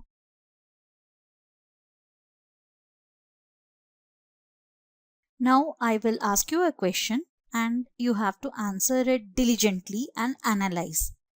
Have you ever failed in project planning? Just think about it. I'm sure practically, as a humanly, it is not possible that we are always, and that too when we start as a project manager, it's not possible that we are always successful. It's not possible because we could have overlooked certain areas, we could have underestimated our project or overestimated our project. And also planning comes with an expert judgment, because when I can talk about the software projects wherein there are certain new technologies involved, and sometimes as expected we can't in execution we can also go wrong, because the resources might not be available, or we would have thought about design something and it has changed. So all these comes in the picture. And also planning is, I'm again talking about the software scenario. Planning hugely depends on the client requirement also. If your client requirements keep on changing, then definitely it is then your plan becomes weak. Because I have seen many times in my project management, when I have taken project management work for large projects. So in such cases, certain times the client himself or herself is not clear about certain requirements. They are not clear about certain requirements, and they keep on changing the requirements. So all these things have definitely high impact on our planning, because our planning is not then study. So I just want to think about it. Have you any time done over or underestimation? I'm sure it happens. So I just want you to list down those things and see what you have done. Because again, I'm just emphasizing on the point that when we say that we are expert project managers, we have to learn from our failures. Because at the end, failures are inevitable.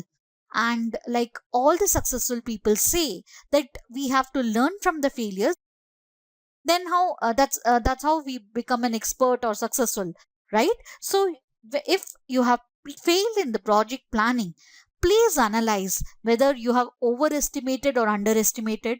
Or it might happen in practical situation, I'll tell you, that you would have overlooked certain issues. Because sometimes I have literally, or I have also practically experienced it, that in some project, for example, we can take a simple web designing project. So when we talk about web designing, then there are a lot of interface which comes in.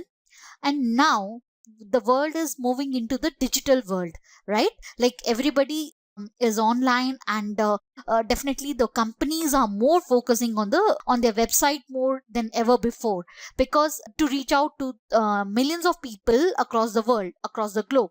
So when we talk about such a website designing project, so what is now the current trend is that we need to put SEO or the digital marketing keywords, so that more people get their pages in the Google search. So all these things have come up.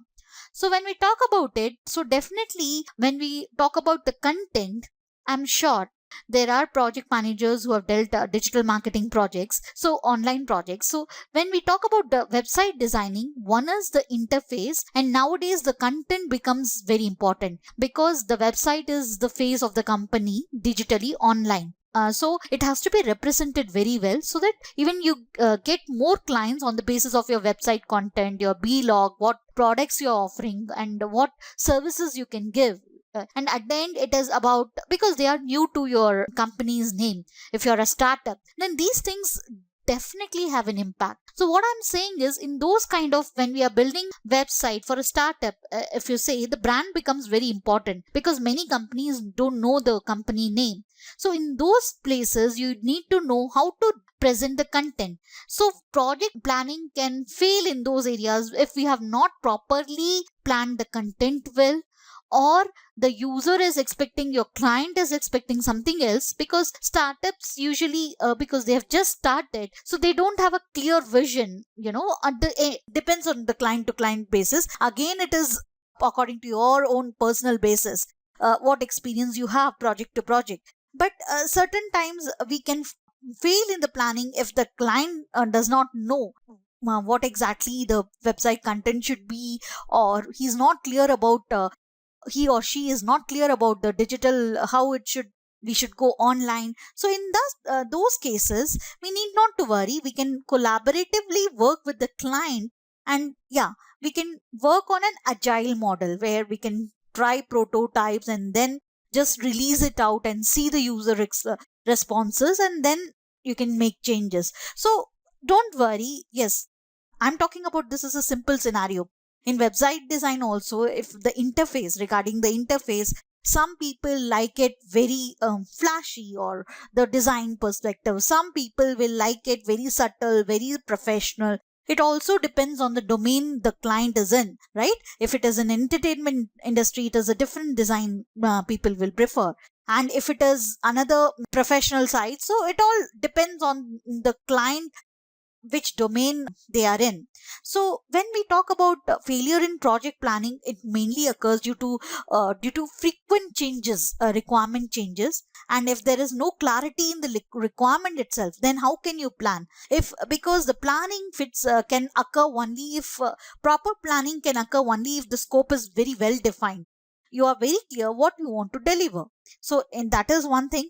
And second thing is, the project planning can also in technical part, I'm talking about whether we see about NASA or any other case study, then there is a lot of technicalities involved. So in some stages, the complexities were underestimated. In such cases also, the planning can go wrong. So don't worry, we have solution for everything. And as an expert, we'll learn things and we'll see how we can make it clear, and how we can be organized so such things can be avoided, or we can have some judgment so that future projects we handle it well.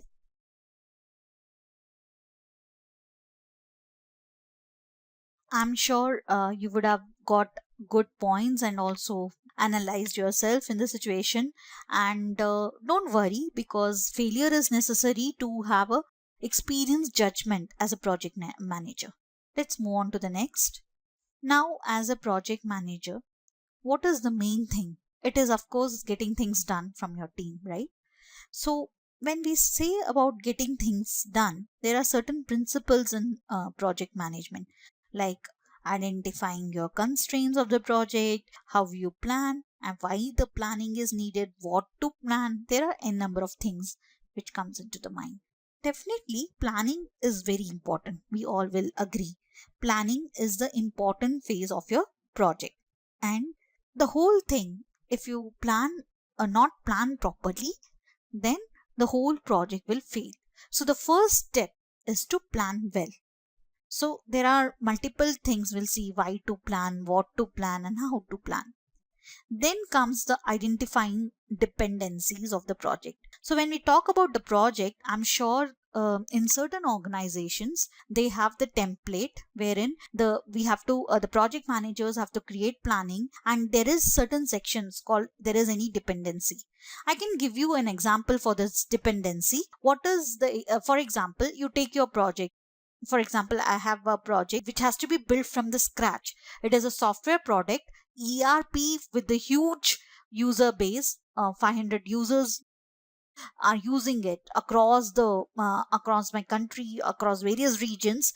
Then what is the definitely in such a huge scale of project, there is to be dependency. For example, if I'm building a new framework in a new technology, then what are the dependencies? Definitely I need to know that the business logic, and whether if I move to the new technology, then how to scrap this old technology. And because already the users are using those technologies which is in the production in the on live, so how I migrate from this, these are dependency, right? And how the business logic from the old framework can it be reused. So those are the angles that we as a project manager we need to think, so that our life become easy. And definitely then comes, this was the software part, then comes the resource part of it, the people part of it, that how much you are dependent upon your core resources.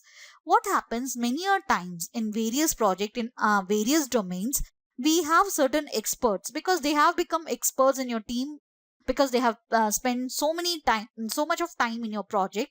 And and then of course, as a human tendency, will give them more responsibility. So it becomes a people dependent project. So it is must as a project manager that you transfer that knowledge. You always have a backup if it is a large project. If it is not possible that your project budget is not that much that you can have backup for those resources, those people, then for those team members basically, so then you can have those things documented. That's how it works, because now the environment is highly competitive, and also people leave, they leave to different organizations, so they carry the knowledge with them. So it's very important to document those knowledge.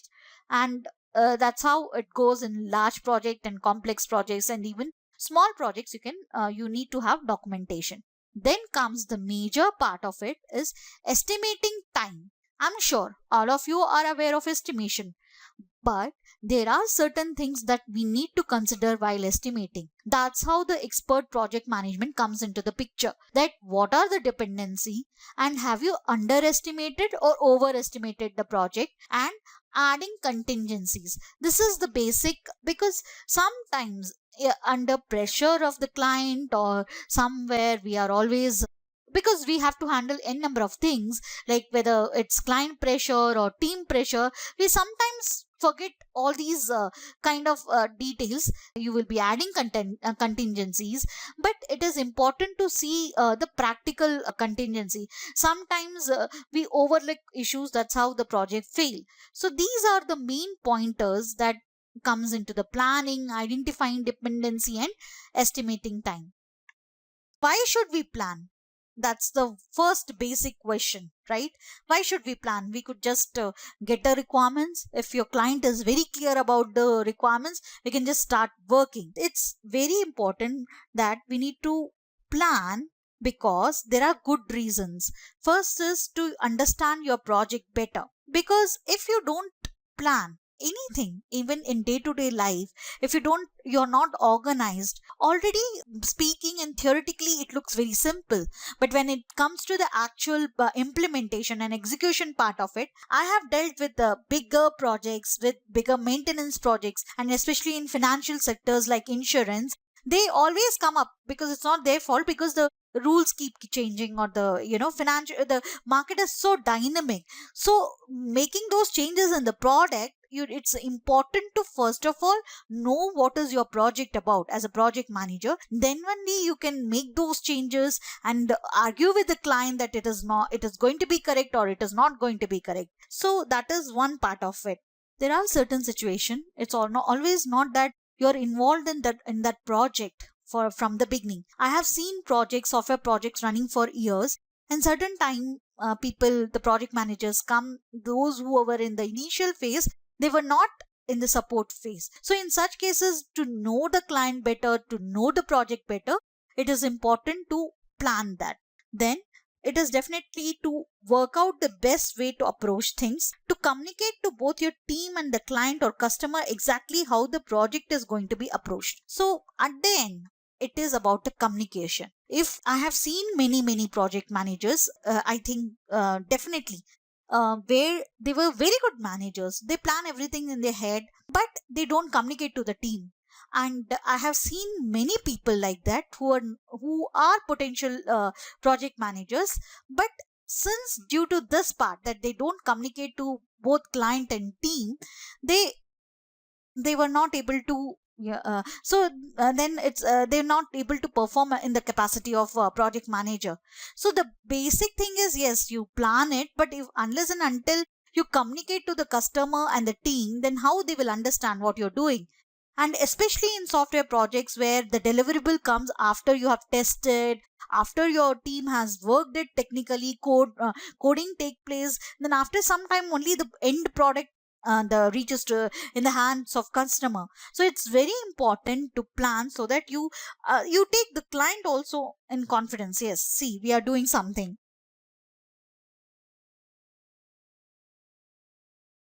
to help you get work done and keep track of progress.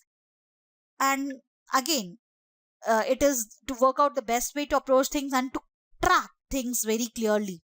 Because I have seen when I was on leave in certain projects, my project leaders have taken over. So in those cases, the things becomes chaotic, disorganized. So yes, you have issues to work out, you have certain things to work out, but it can happen that it's not yeah, technically you might be providing solution, but if you miss on these parts like communicating to the client, tracking, then definitely your project is going to be failed, because it it has a culminative effect, and your client won't understand what is happening. Then they start making noises, and also it becomes an point of escalation.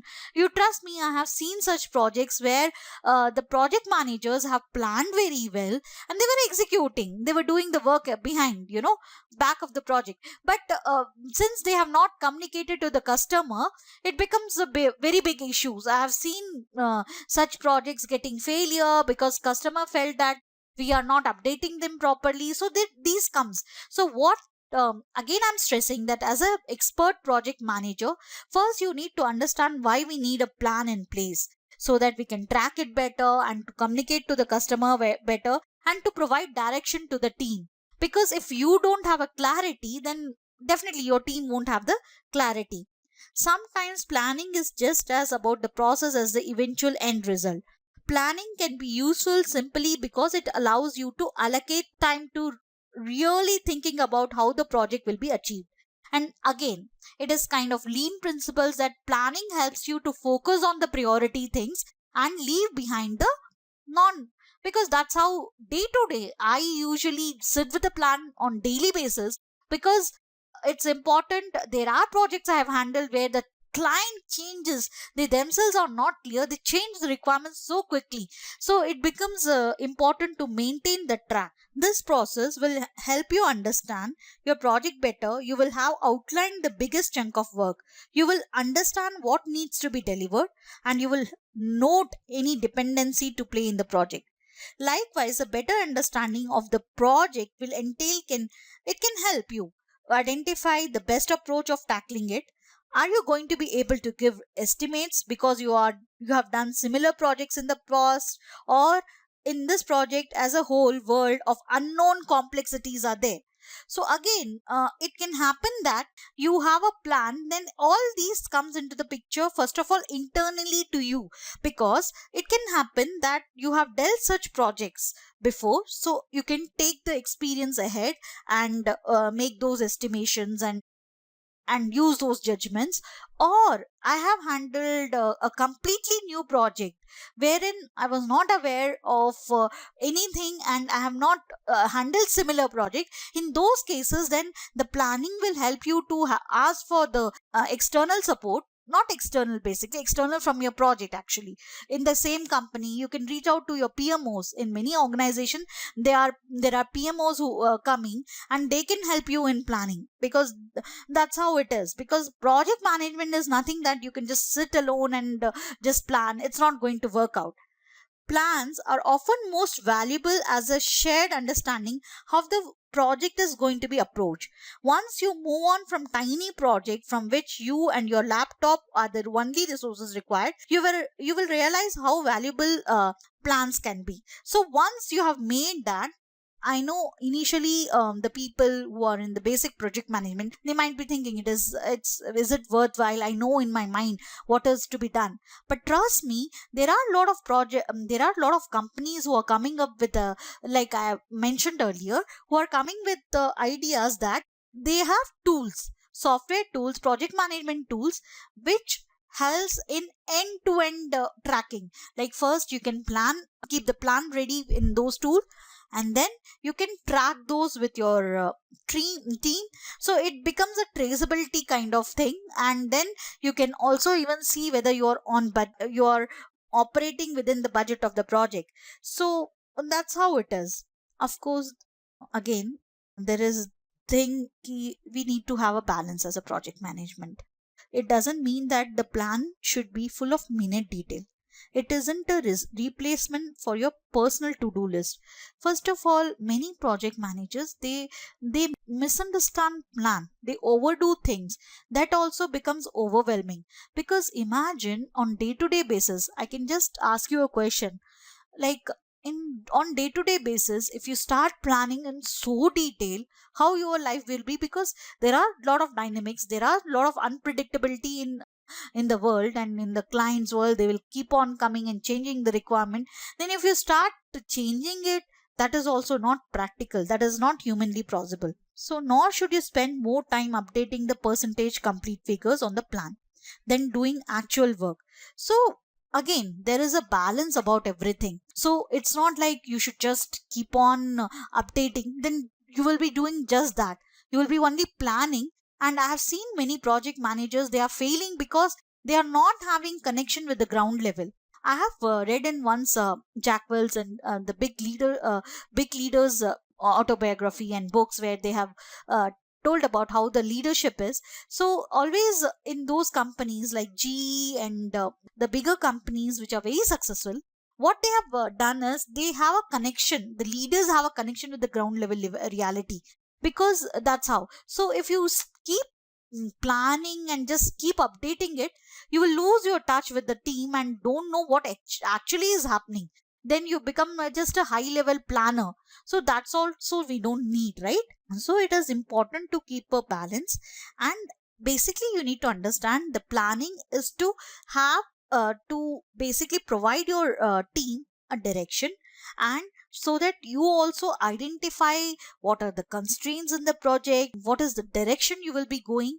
Because without plan nothing is going to happen, and it is a direction which will guide you, your team and client, and you can work collaboratively. I have seen projects wherein I have worked, because that's again a project manager's job. As an expert project manager, you need to talk to the client. I have done in many of my projects wherein I have asked that if this project is going to be successful, and especially in software projects, believe me, if we don't work it collaboratively, the project and product is going to fail. Because the client, we will be developing something and then giving it to the client, it comes back and forth. To avoid that, it is better to talk to the client representative and say that we can make it collaborative, we can include them in the planning stage.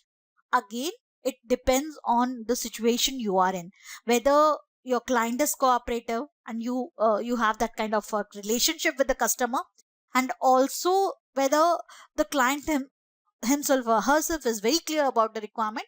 So these dynamics depends upon the project, and that's where the expert project management comes in the picture, where you are going to sit and analyze that what kind of approach I have made a plan. So what kind of planning, till what detail I should share it to the customer, whether I should share it to the whole level of detail, so that we can have a collaborative planning. We have done in many projects wherein we since my team was very new to the ERP application, and we have collaborated with the customer, and they used to transfer the function knowledge, and with our technical knowledge we built an excellent product. So in that way, these things takes very much time and efforts from both the team and from the customer team side. So but it, and trust me, it is not that it can't happen. We have a lot of assumptions in as a manager. Trust me, I also had it.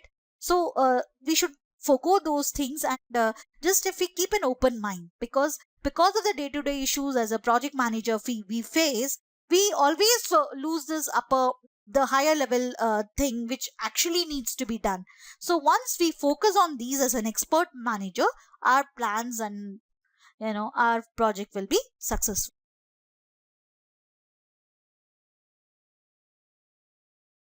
Now we have seen why we need planning. Then we'll see how what to plan and how to plan. So when we come to the point what to plan, this looks a very trivial question, but trust me, these are the small thing which we think it is small, but this plays a major role in project success, and also it makes you an expert or a expert project manager. Because at the end, you need to have a definite scope to plan, right? And also you need to pick which is important and for the project time being for currently, and which is not. So definitely when we speak about what to plan, the deliverables part comes in. Traditional project planning is focused around task, and that basically because there was clear requirement. So when there are clear requirements, you can definitely plan like that. You can just say these are the tasks and it's going to happen. But now the world has becoming dynamic. There are, and I think all of you will agree, there are n number of things comes up in day to day planning. So it can't be just a task focus. And at the end, again, I'm just emphasizing on the part that we are dealing with a team which consists of 50 members or 100 members. Then it can't happen that we just focus on the task and things will get done. It is impractical to assume that. So you come up with daily some or the other people issues. The people might be sick, they might be going on vacation. So many things comes into. So jobs that you need to do or actions you need to take, that is just not the thing. At a first glance, this might seem sensible. A task based plan will literally give you a list of items that you need to do, like to do lists for the entire project. But what is the problem with the task based approaches, however, is that they are hard to measure. I think all of us will agree that our day to day life will become easy as a project manager when you split the task. I always say that we need to split the task, the deliverables in such a such a manner so that the it is measurable. Like so that how you will track if you can't measure those tasks, it will not be easy, right?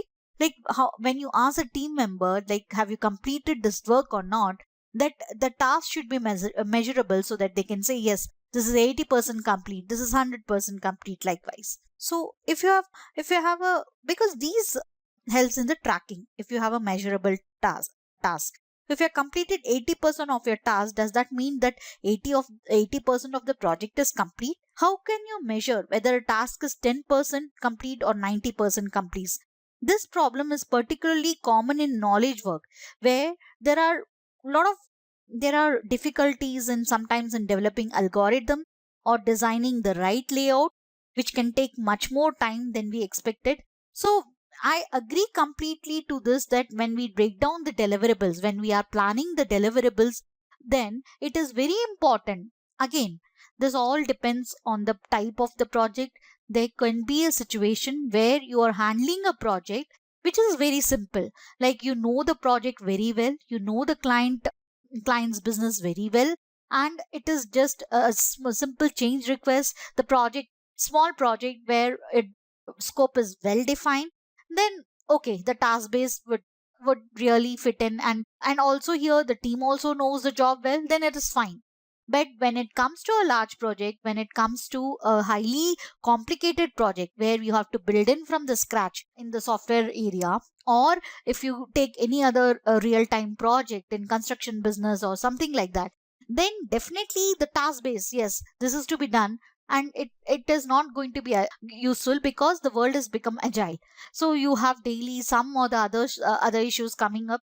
And also what happens in these task based, when we usually nowadays we have project, because the technology is moving fast, and we have in software a lot of projects where the team and ourselves, we are not aware of the technology, we are not aware of their advantage and disadvantage, how to use it. So in those cases, you yourself, if you're not knowing the domain, if you're not knowing the technology, then how you will be able to plan it, right?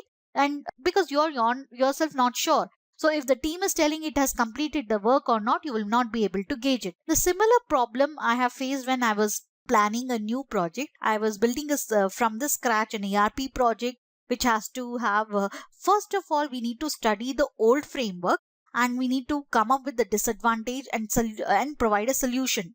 In this case, there were a lot of options and available, so we ourselves were not sure. So we have to take the external technical expertise help and then come to a planning. And in those cases, in those such kind of project, you need to even take the help of the expertise to groom to mentor your team and yourself to the with that new technology. So that's why the task based approach in those kind of project is not helpful. So if we are not planning tasks, then what we should plan instead? So that is where the comes the part is deliverables. If you're uncertain, I'm sure 80% of the project nowadays, and especially in software industry, we are uncertain because of the lot of complexities involved. So, and sometimes, as I earlier again and again telling, the client itself is not sure because there is a disconnect between the end user and the client, and it become, then when we deliver the project, then these things comes up in the picture, when it was when the user does not accept the product. So when on such occasion, when we are not sure about the situation, then comes the deliverables in the deliverables comes into the picture. We should plan deliverable, the actual end product of your project. It can be machines, building, cash, or intangible like software, a brand identity, and so on. These deliverables depends on the project you are working on, and also it depends on the situation to situation.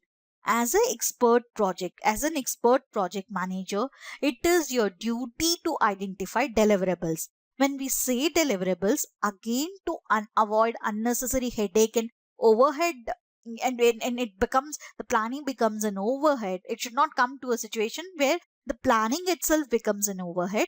You should know what are the deliverables, like even in uncertain situation, right? Like we can have, yeah, we are building a prototype, that can be a deliverable. So in each situation there can be deliverables which entirely depends upon your project. The difference between a task and a deliverable is that the task is a job you are busy doing, like building, designing, creating, while the deliverable is a product you end up with, like the end product, a document, a design. So when, as a project manager, when the planning is focused on deliverables, there is high point of clarity, and also the client will also be happy that you're working on something, and it is easy to communicate. With some tasks, it can be difficult to identify the associated deliverables, but you should always focus on the end product rather than the task itself. For instance, in a software project, the team might spend a lot of time on the task of writing documentation, detailing the designs. But what really matters at the end of the day is the documentation or design itself. I have seen lot of projects, and even I have committed those. I'm specifying that in this project manager's course, I want to give you practical examples where, as a manager, maybe we have committed those mistakes, so that as an experienced project manager, we don't repeat it further. So I have done in many project, when initially when I was handling a project of a small team, then I used to be very process oriented, but to the extent that I didn't maintain the balance, and the team always used to focus on the documentation, get the sign off, and then we will start the work. But in actual scenario, I'll tell you what happened if you're too focused on those things. Like there are projects where the client pays you on the fixed big contract, that if you deliver something, then the billing happens. So it's important for the project manager to plan the deliverables, the end product.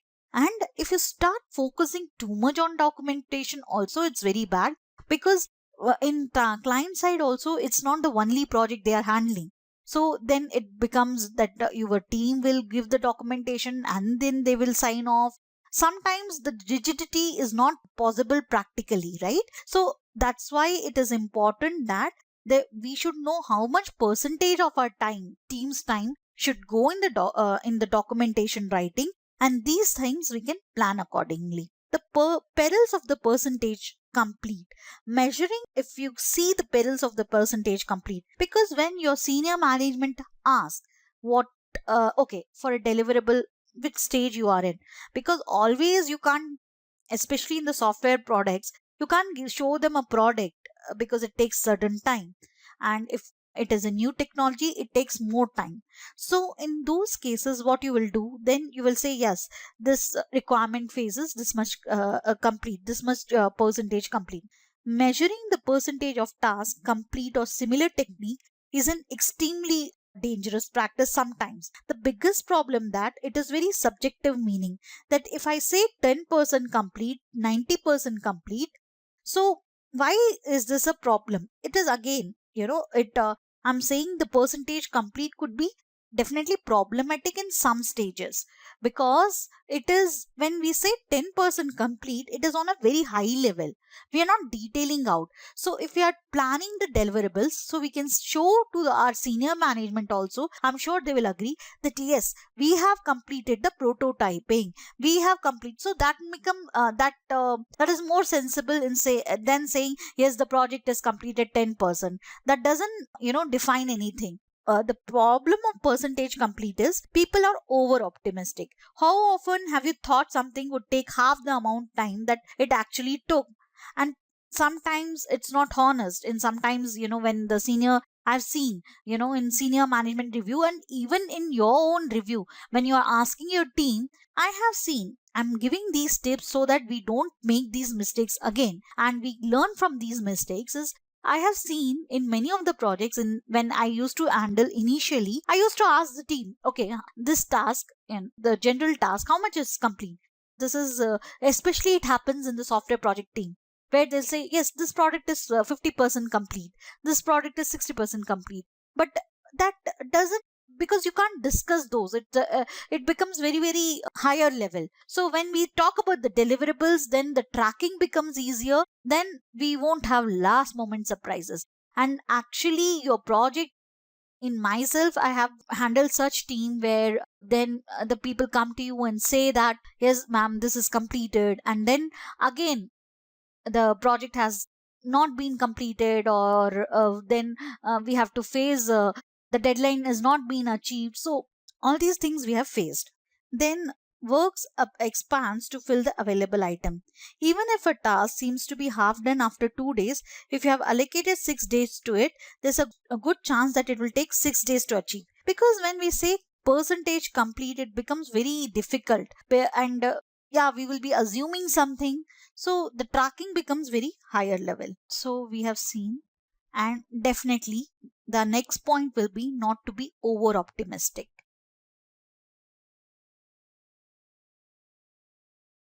Now, how to plan? This is a very very critical part in overall planning. You know why to plan, then now if you're very clear about what to plan, then how to plan. Every organization have definitely some template, whether you're following the CMI or you're not following any proper structure like ISO or anything. But every organization may be having certain, maybe some people will, project managers might be doing it in Excel. But what is the basics of the project plan is you need to break down the complex work into pieces. That's where the whole point is, because so that it is easy to track. So when we say that the whole work need to the complex work, because when we start, if especially in the new development projects in software or in any other construction business, that in the initial phase when the client is giving requirement, it might feel like a ocean. I have dealt with such project, like if you're building an ERP, a huge scale project from the scratch, then it looks like an ocean. Oh my god, like we have to do so many things. But that's why it's a human tendency. So it is better to break down into phases, and that's how the agile project management and all comes into the picture, where the client gets involved and it is built in phases. So iteration after iteration, and then it has been dealt. And if you're following the SDLC methodology, the traditional methodology, then it is better to break down the complex work into pieces. Then comes identify dependencies, focus on true dependencies.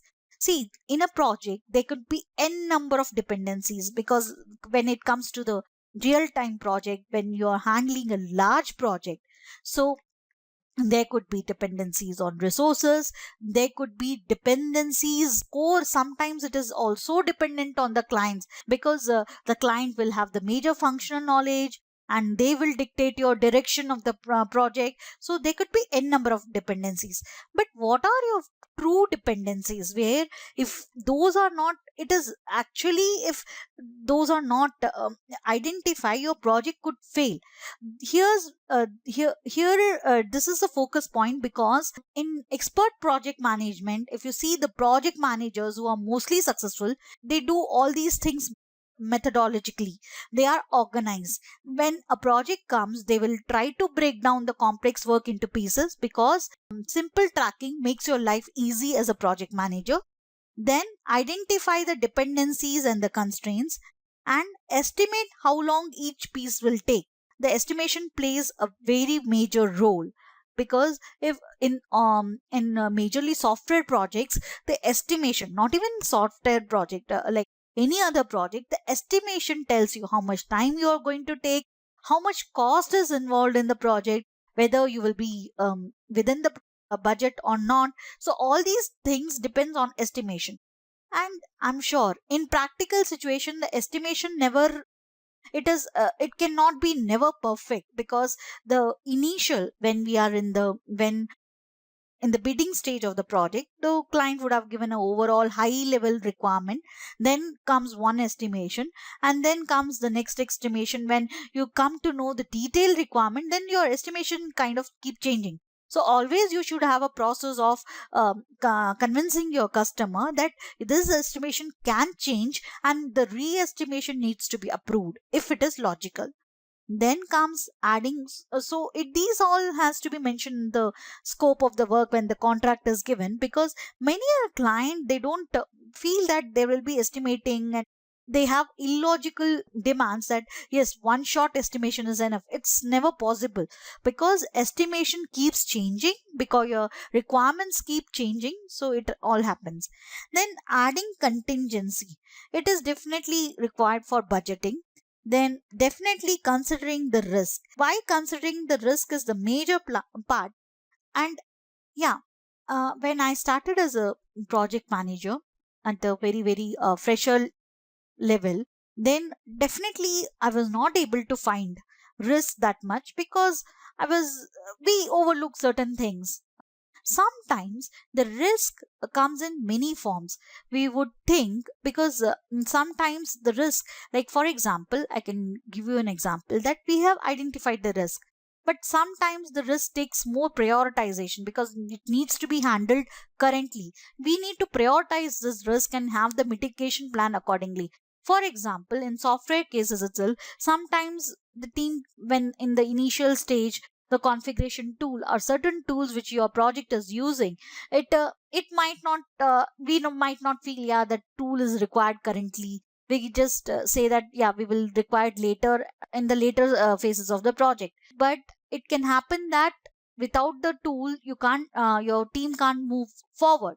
So there are certain risks, and the risks considering the people involved, like if this resource takes leave or long leave, then your projects can impact, you can have a high impact, or you in those situations you need to have a backup. So the risk identification and mitigation is the main, where the project are failed, or they can be, you can avert, or you can avoid failures by identifying the correct risk in your project. So it requires a day to day monitoring of the project. Then also there is representing the plan in a format that the team, board, and the stakeholders will understand and follow. So we'll see all those breakdown, the complex, that is your WBS Gan chart. I'm sure all of you might have used it in your projects, and also it is just a brush up of these knowledge, because we are talking about project management. And definitely project management starts with the planning with WBS. And but I will give you tips what can help you, which can help you in practical projects, like identifying dependency. I'm giving you an this end of the session exercise. You just go to your project and see, first of all, are you using a WBS? Are you breaking down your complex work into pieces? If not, start doing it. And second is how you are doing it, like whether you are in the WBS, whether the deliverables are the end product or just you're defining a percentage complete on it. So just analyze it. And second, the main priority point is, have you identified the dependencies on your project? Because I'm sure I can give you an example, but for your project, it might be totally different. It could be a people issue.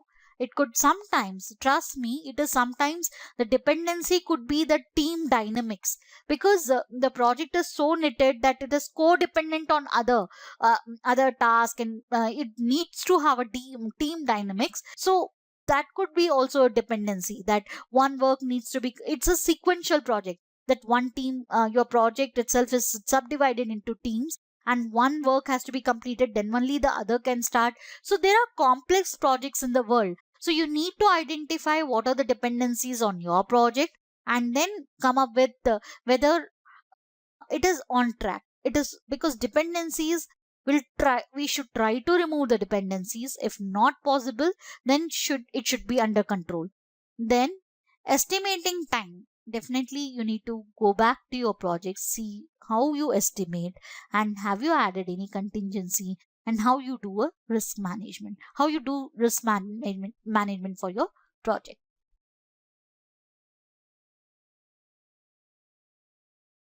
Whether we are talking about the basic project management or the advanced project management, or whatever the term we give it, we all need to accept that planning is an important part of project management. And when it comes to the advanced project management and advanced for the people who we call as an expert project managers, they know how to plan very well, and they keep their life simple, because the projects are unpredictable, the changes are always the customer will come with a change, and that could be so dynamic that the customer wants it in 1 or 2 days. So all these things, it's important, very, let's have first the pointer here so that it's easy for us.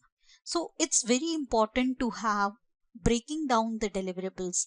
I'm sure that in day to day life also, when we plan, I think most of us do a family budget, or we uh, we do financial planning. So what you do to see that whether your cost is not, you are not spending more, so you break down into small pieces, right, to track it. So similarly, when you are planning a vacation, then you delegate, so that a particular itinerary to someone, or you delegate certain buying or shopping to someone. So likewise, all the task has to be made simple, so that it is easy to track. That's how the project management also goes. It's a very simple example, but we will see more examples. But this again, breaking down the deliverables depends from project to project.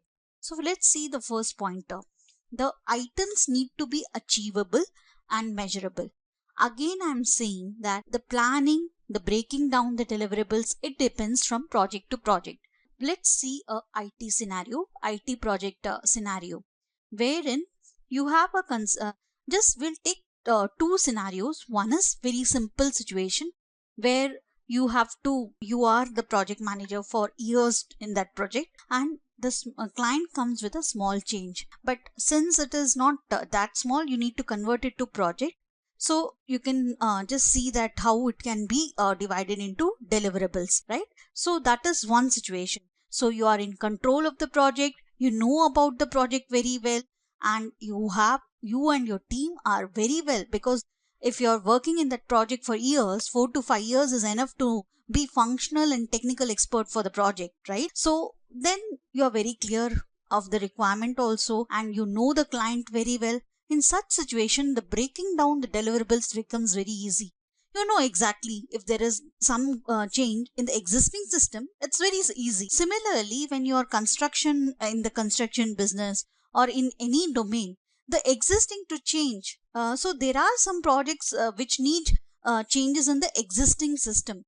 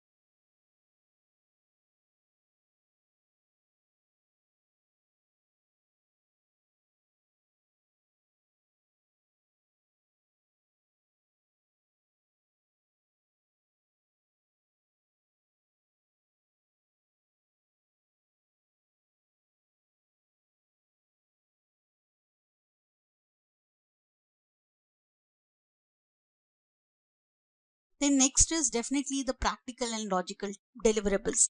Like I have told in the example, if the project is complex, where the situation is like where the situation is your team doesn't know the technology or functional things, then it is always important to make the deliverables logical and practical. It should be achievable. It's not that we are expecting 2 months work in 2 days. It's not possible. So mostly the project managers they fail in this area. So again we will just reiterate that the first task you need to work out is how you are going to break the single end goal of your project into individual deliverables that are small enough to be both achievable and measurable. Striking the right balance here is crucial. Deliverables that are too large, they can't be, you can't, either the deliverables should not be too large. That is, that's again come to the practical and logical deliverable, logical segmentation of the deliverables. And it can't be too detailed because then it becomes a micromanagement of the team. And then comes lowest level of detail is included when your project is very unpredictable. Already it is many projects they are in red condition. Trust me, I have been given certain projects in IT as a project manager where the project is in a very red situation where the profit is not coming, the resources are leaving, because then you have to go and see what is the process lag. If the client is not getting any deliverable, what are the streamlining to be done? Maybe there is some lag in the risk management part. So all these things needs a very thorough analysis in case of planning. So a simple example, let's before seeing the next part, we will see a simple example which again will give you a clarity about what is breaking down the deliverables. Like suppose we are developing a website for a local cake shop, one that's never had any kind of online presence before. So nowadays the digital marketing, the digital presence is very important for any startup. So you have a client who have come for a website and the designing and they themselves are not sure. So likewise you can have many situations. A client who has never done this kind of project before, then they themselves are not clear of the requirement, and but this project is a simple one website. But you can also get a client who comes and who don't have any requirement clarity, but they want to execute you a complex project. So all these scenario, as an expert project manager, it's your duty to chalk out, analyze and then make a plan. So in this case, although the business has sound reasons for approaching the project, the owners believe a website will give them a broader reach and will thereby increase the sales. They are little hazy on exactly what it is they want. So it happens mostly with all the client, because especially in IT projects, because they are not aware of the technical. For example, in some cases you need to suggest as a consultant to the client the solution, like this technology if you use, you will overcome this performance problem, etc. So it you have to work as a consultant. So this is where you have to do an analysis, and since the client itself is not clear, you need to have first some discussions with the client team, the user team and the owner and the staff, and you have to first get the basic list of the requirements together, and you need to generate some ideas. Now you will then you have to put all those points and you make a project plan.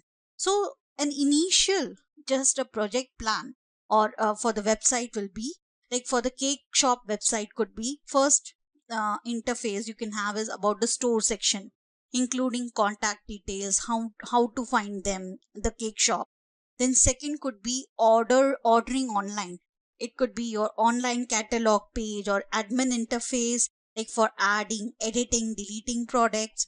Or it could be a shopping basket functionality, like adding an item, editing the item, payments, confirmation emails, interface to order or delivery system. Then there could be a page that could be a get a quote contact form for customer cakes for special occasions like birthdays, anniversary. Then there could be a photo gallery, that special occasions photo gallery where you can put a slideshow functionality or a photo upload. And on the technical part of it, it could be like web hosting and domain name registration and email address set. So this is how you should structure down, where all the points I have described, definitely you know that these are achievable, these pages. So first, in the situation where the client is not clear, and in such situation where the website is involved, it is more on the interface level, on the content level. So it is important, the crux of the project you need to analyze and get it approved from the customer. That's the main point. So for this example, we are assuming that you have already agreed whether you are building the site from scratch or whether a particular set of technologies will be used.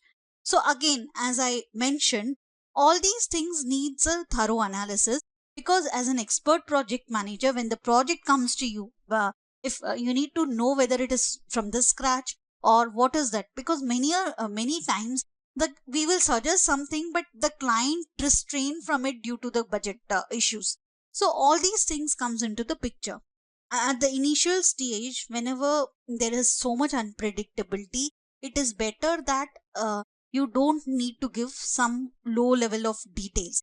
But as the project goes, it's very important to break down into details and track them. So that's how the breaking down to the deliverables part goes in. I'm sure at the end of the session, I want all of you to analyze in your project how you are breaking down the whole chunk of the project into logical and practical deliverables. And definitely, I'm sure that you might be doing it. If you're not doing it, then you have to find out the what are the lags there. Is your deliverable not practical, or if the client is unpredictable about the requirement, then how can you have those filled in? Like, for example, you can put a diagram. Most of your clients, they are not very comfortable with the technical coding language or something like that, so you can put a diagram and then freeze the requirement and then go about it. So this is not only about the IT domain. This particular thing, breaking down the deliverables, it could be applied to all the general domains wherein a project is about the deliverables. So if you put all the project deliverables into a specific one, your life is easy, because always the dynamics are high. The because for example, the website project itself, the content is going to be changed. The client may not be very happy with the content. They'll say that you keep this content, and your newsletters will come and your blogging will come. So there are so many things which comes into the client mind, and also the digital marketing structure is changing day by day. So all these things, keeping all these things, it's important to have the deliverables logical, so that the changes the client is suggesting is easy to make.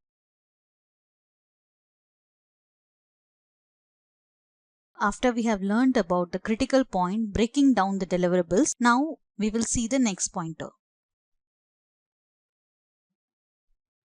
And before moving to the next point, that is identifying dependencies, I want to analyze, do you identify dependencies and constraints in your project before planning? What are the constraints?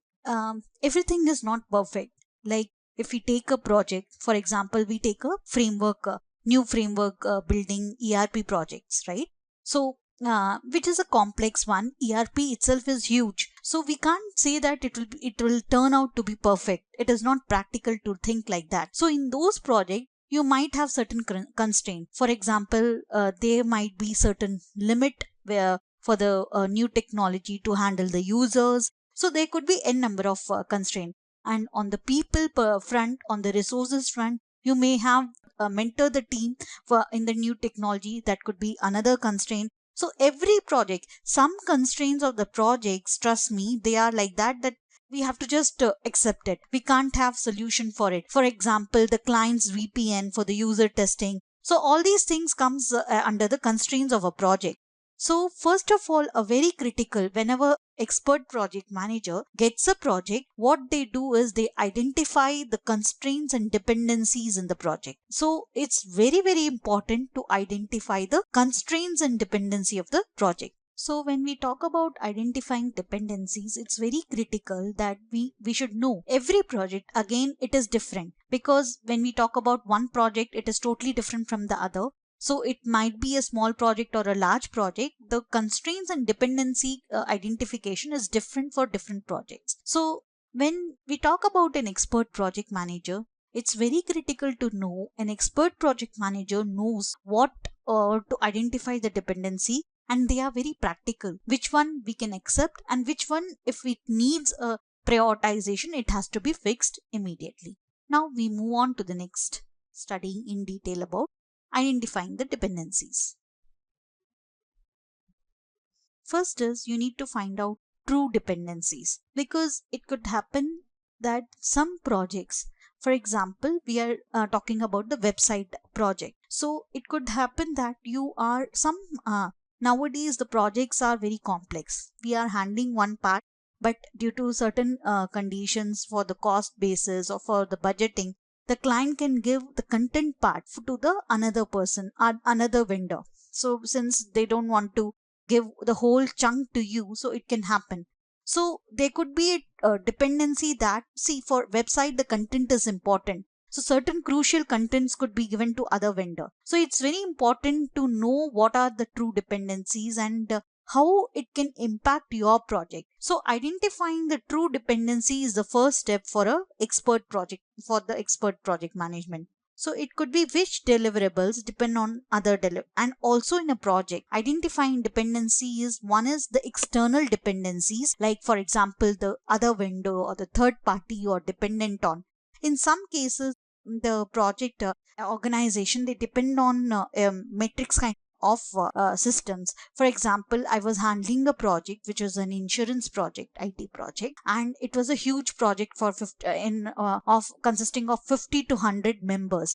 But the main part of the project, the core team, actually it was a product, insurance product. It was being built by some other team sitting in some other location, geographical location. So we are definitely dependent on them on fixing certain patches.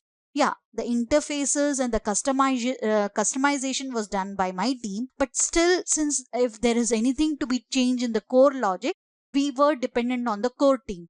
So but the core team was loaded with other clients work, so it could happen that they get back to you in 4 days, 5 days, so it happens. So the finding out the true dependency whenever you work in such kind of project, it's very important that you need to have contacts so that you can get the things done very quickly. So all these things happen. Since many of us start out doing projects in which simultaneously project manage and do all the work, we need to do all the work. Initially, it also depends on certain projects. We are alone. We don't have, when we are building a project from the project team from the scratch, we are alone. And sometimes due to the cost issues of the project, you're not being given the team. In such cases, it's important that we need to identify when you were alone handling or you have a small team, you need to definitely start analyzing the dependency. It is easy.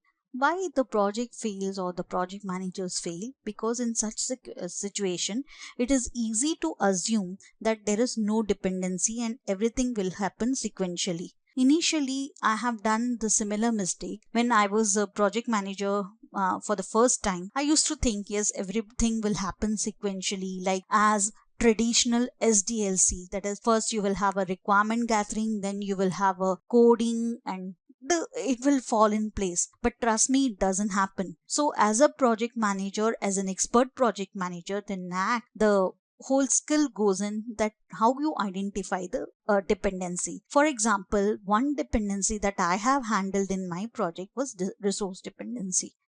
We can say that it is the most common in all the domain, whether you are working in FMCG, whether you are working in manufacturing domain, whether you are working in IT domain. It's very easy.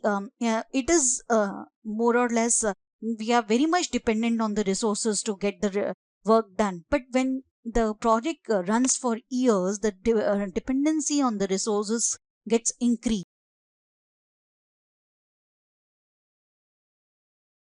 So it is again a kind of true dependency. So when we say that resource dependency, then how you will handle it? Because just keeping the dependency on check doesn't matter, right? You need to handle it. You need to find out the solution, because resource dependency, it could be very risky in certain cases. For example, I have handled a two people project where the entire, which was running for years, 3 4 years, and even though it was a support project or whatever project, but if the one resource gets he or she goes on leave, then the project works get piled up. So in such cases, it's important have the documentation in place and get other, you can ask your management, get a resource and for the temporary basis, and get him or her a mentor.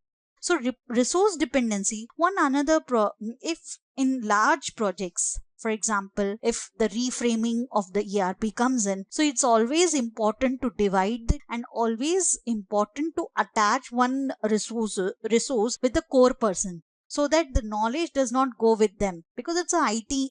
In IT industry, the iteration rate is very high. So it's very important to deal and identify the resource dependency and deal accordingly. When you're on your own, you're typically only able to work on one item at a time. So you work on the one task after the other. So it also happens that when you are handling a project alone, then it can happen that you are there is no dependency. But there are projects where they have multiple project managers. Then, as I told, you are dependent on the other project managers to get the status, to give the status, or you can have many project leaders and you have a dependency on the project leaders to give the statuses of of individual team, to just so that you can present it to the senior manager.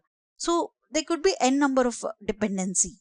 So when we call a resource dependency, the only reason why the two deliverables can't be worked on in parallel is because you have a limited number of people. So if there is a large number of resource pool in your project, I really hope that it's a actually, when we say that in your team you have such a large number of resource pool, it is a heaven for the project managers, for project managers, trust me, nowadays. But if you have that kind of a pool of resources, then definitely you are luck. But some cases, like I told, you have a very limited number of resources, then the resource dependency increases. You will end up in putting some task in sequence because of resource restriction, but leave that until later. For now, try to focus on the work that by nature demands to be done in sequence. So if you, for an example, you have only two resources in your project, then how you will do it? You have to identify. Again comes the prioritizations in the picture. So you, when we talk about the smaller bandwidth team, you cannot have a parallel work, because if you have only 2 to 3 members, then how you will do a parallel work? You can sequence out certain priority tasks and get things done. So identifying dependency, and it all depends that how you handle the whole project scenario practically. Dependency identification can help you recognize holes in your initial breakdown of deliverables. It's only when we look the dependency for each section that we realize that we haven't actually got the site design in the plan.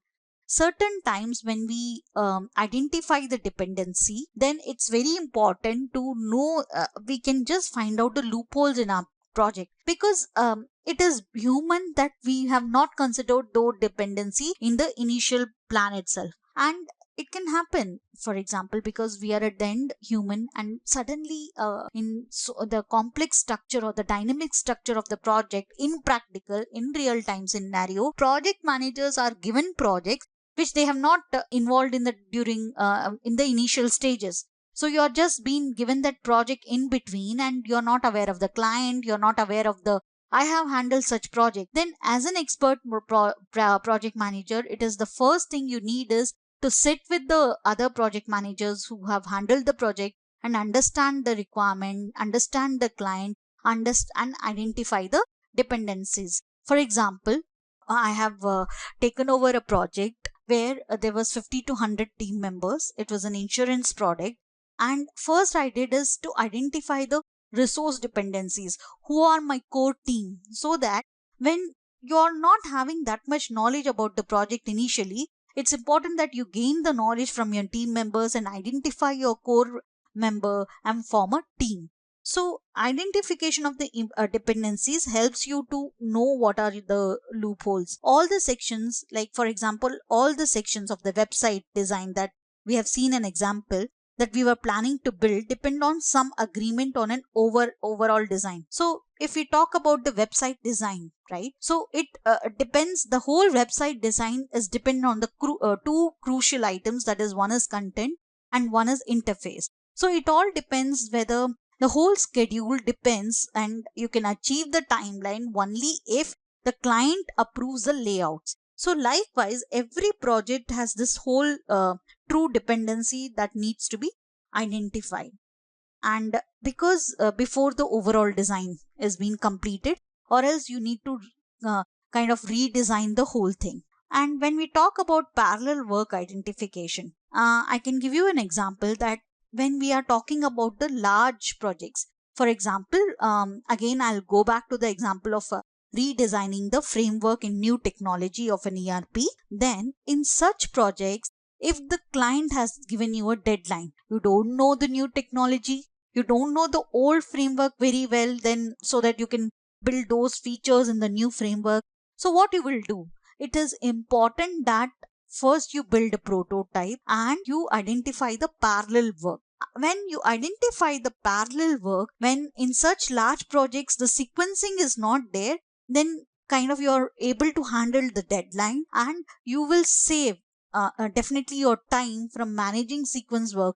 Many a times I have seen that all the teams, because in large projects when you have a 50 to 100 members, you can divide them into teams, and all the teams, they don't perform in the same level. So if you sequencing out, one team will finish, one team will not finish, then how will you will be able to handle the end project date, that is the deadline set by the client. So it is important to to identify the parallel work.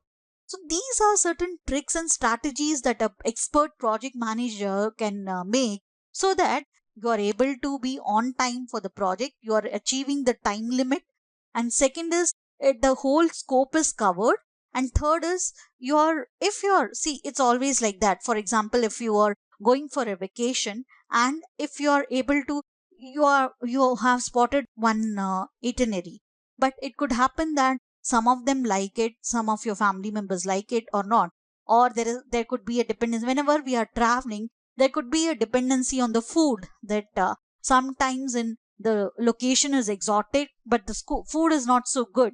So these kind of dependency, what we do, we just plan it out to mitigate it, like we take our own lunch or dinner, so it's so short trips, I'm saying. So likewise in project also, it is not that all dependency cannot be handled. As an expert project manager, it's our duty to handle it and form a team, and also communicate to them very clearly that, see, these are the dependencies and we need to get over it. There could be some technical things, then we can go to the client and say that we are going to buy this tool, are you going to pay for it? So there are n number of things, the ways which we can handle. For example, if to increase the productivity, I have seen such clients where they agree to pay for it because it makes their life also easy, that they get the deliverables easily and quality product. So all these things, a kind of negotiation also comes into the picture. After talking about the breaking down of the deliverables, then identifying dependency, it's a very, very crucial part about the project is about the estimation. And I know as a project manager, sometimes I really want some extraordinary to get the correct estimation. But in practical, there is nothing to be overwhelmed, because estimation is again about the project to project. Some projects you're not aware, even the client itself is not aware of the requirement, and it takes experience, it takes a lot of practical observations for building the estimation. So estimation is very critical for any kind of project. Let's see the next pointer, estimating time. So it's not very as easy, but it's like we should not be overestimating or we should not be underestimating. because overestimating means we have ample of buffer time, then it's not worth it. And underestimating also, like then your team gets bogged down and you don't have a required time to finish the project. Estimating the time a project will take, it probably is the most and frequently overlooked by the project managers.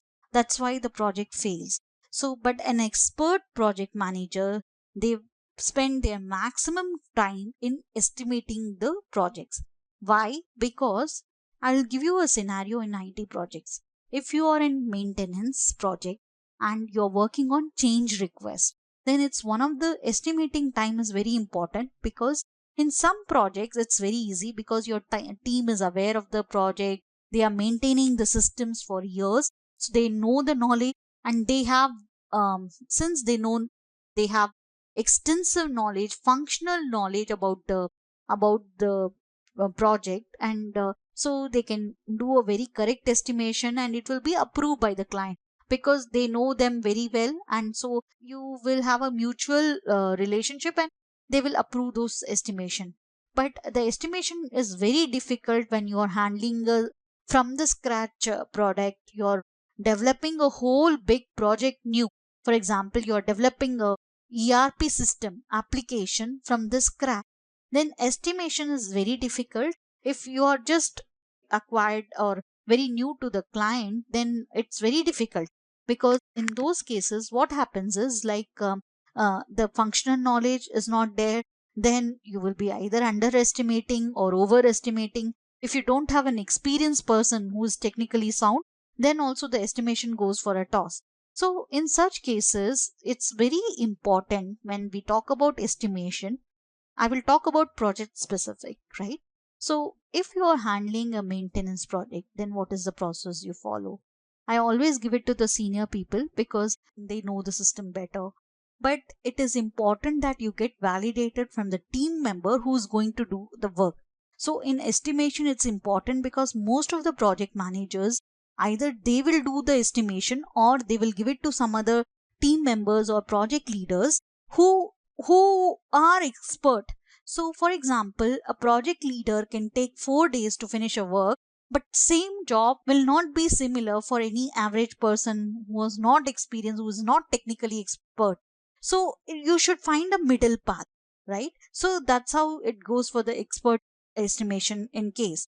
So also when it comes to estimation, it's very important that we consider, for example, if it is software, then how much we are going to develop a new project or application, then it's very important that you will take time for the building an interface, you will take time for building the database component.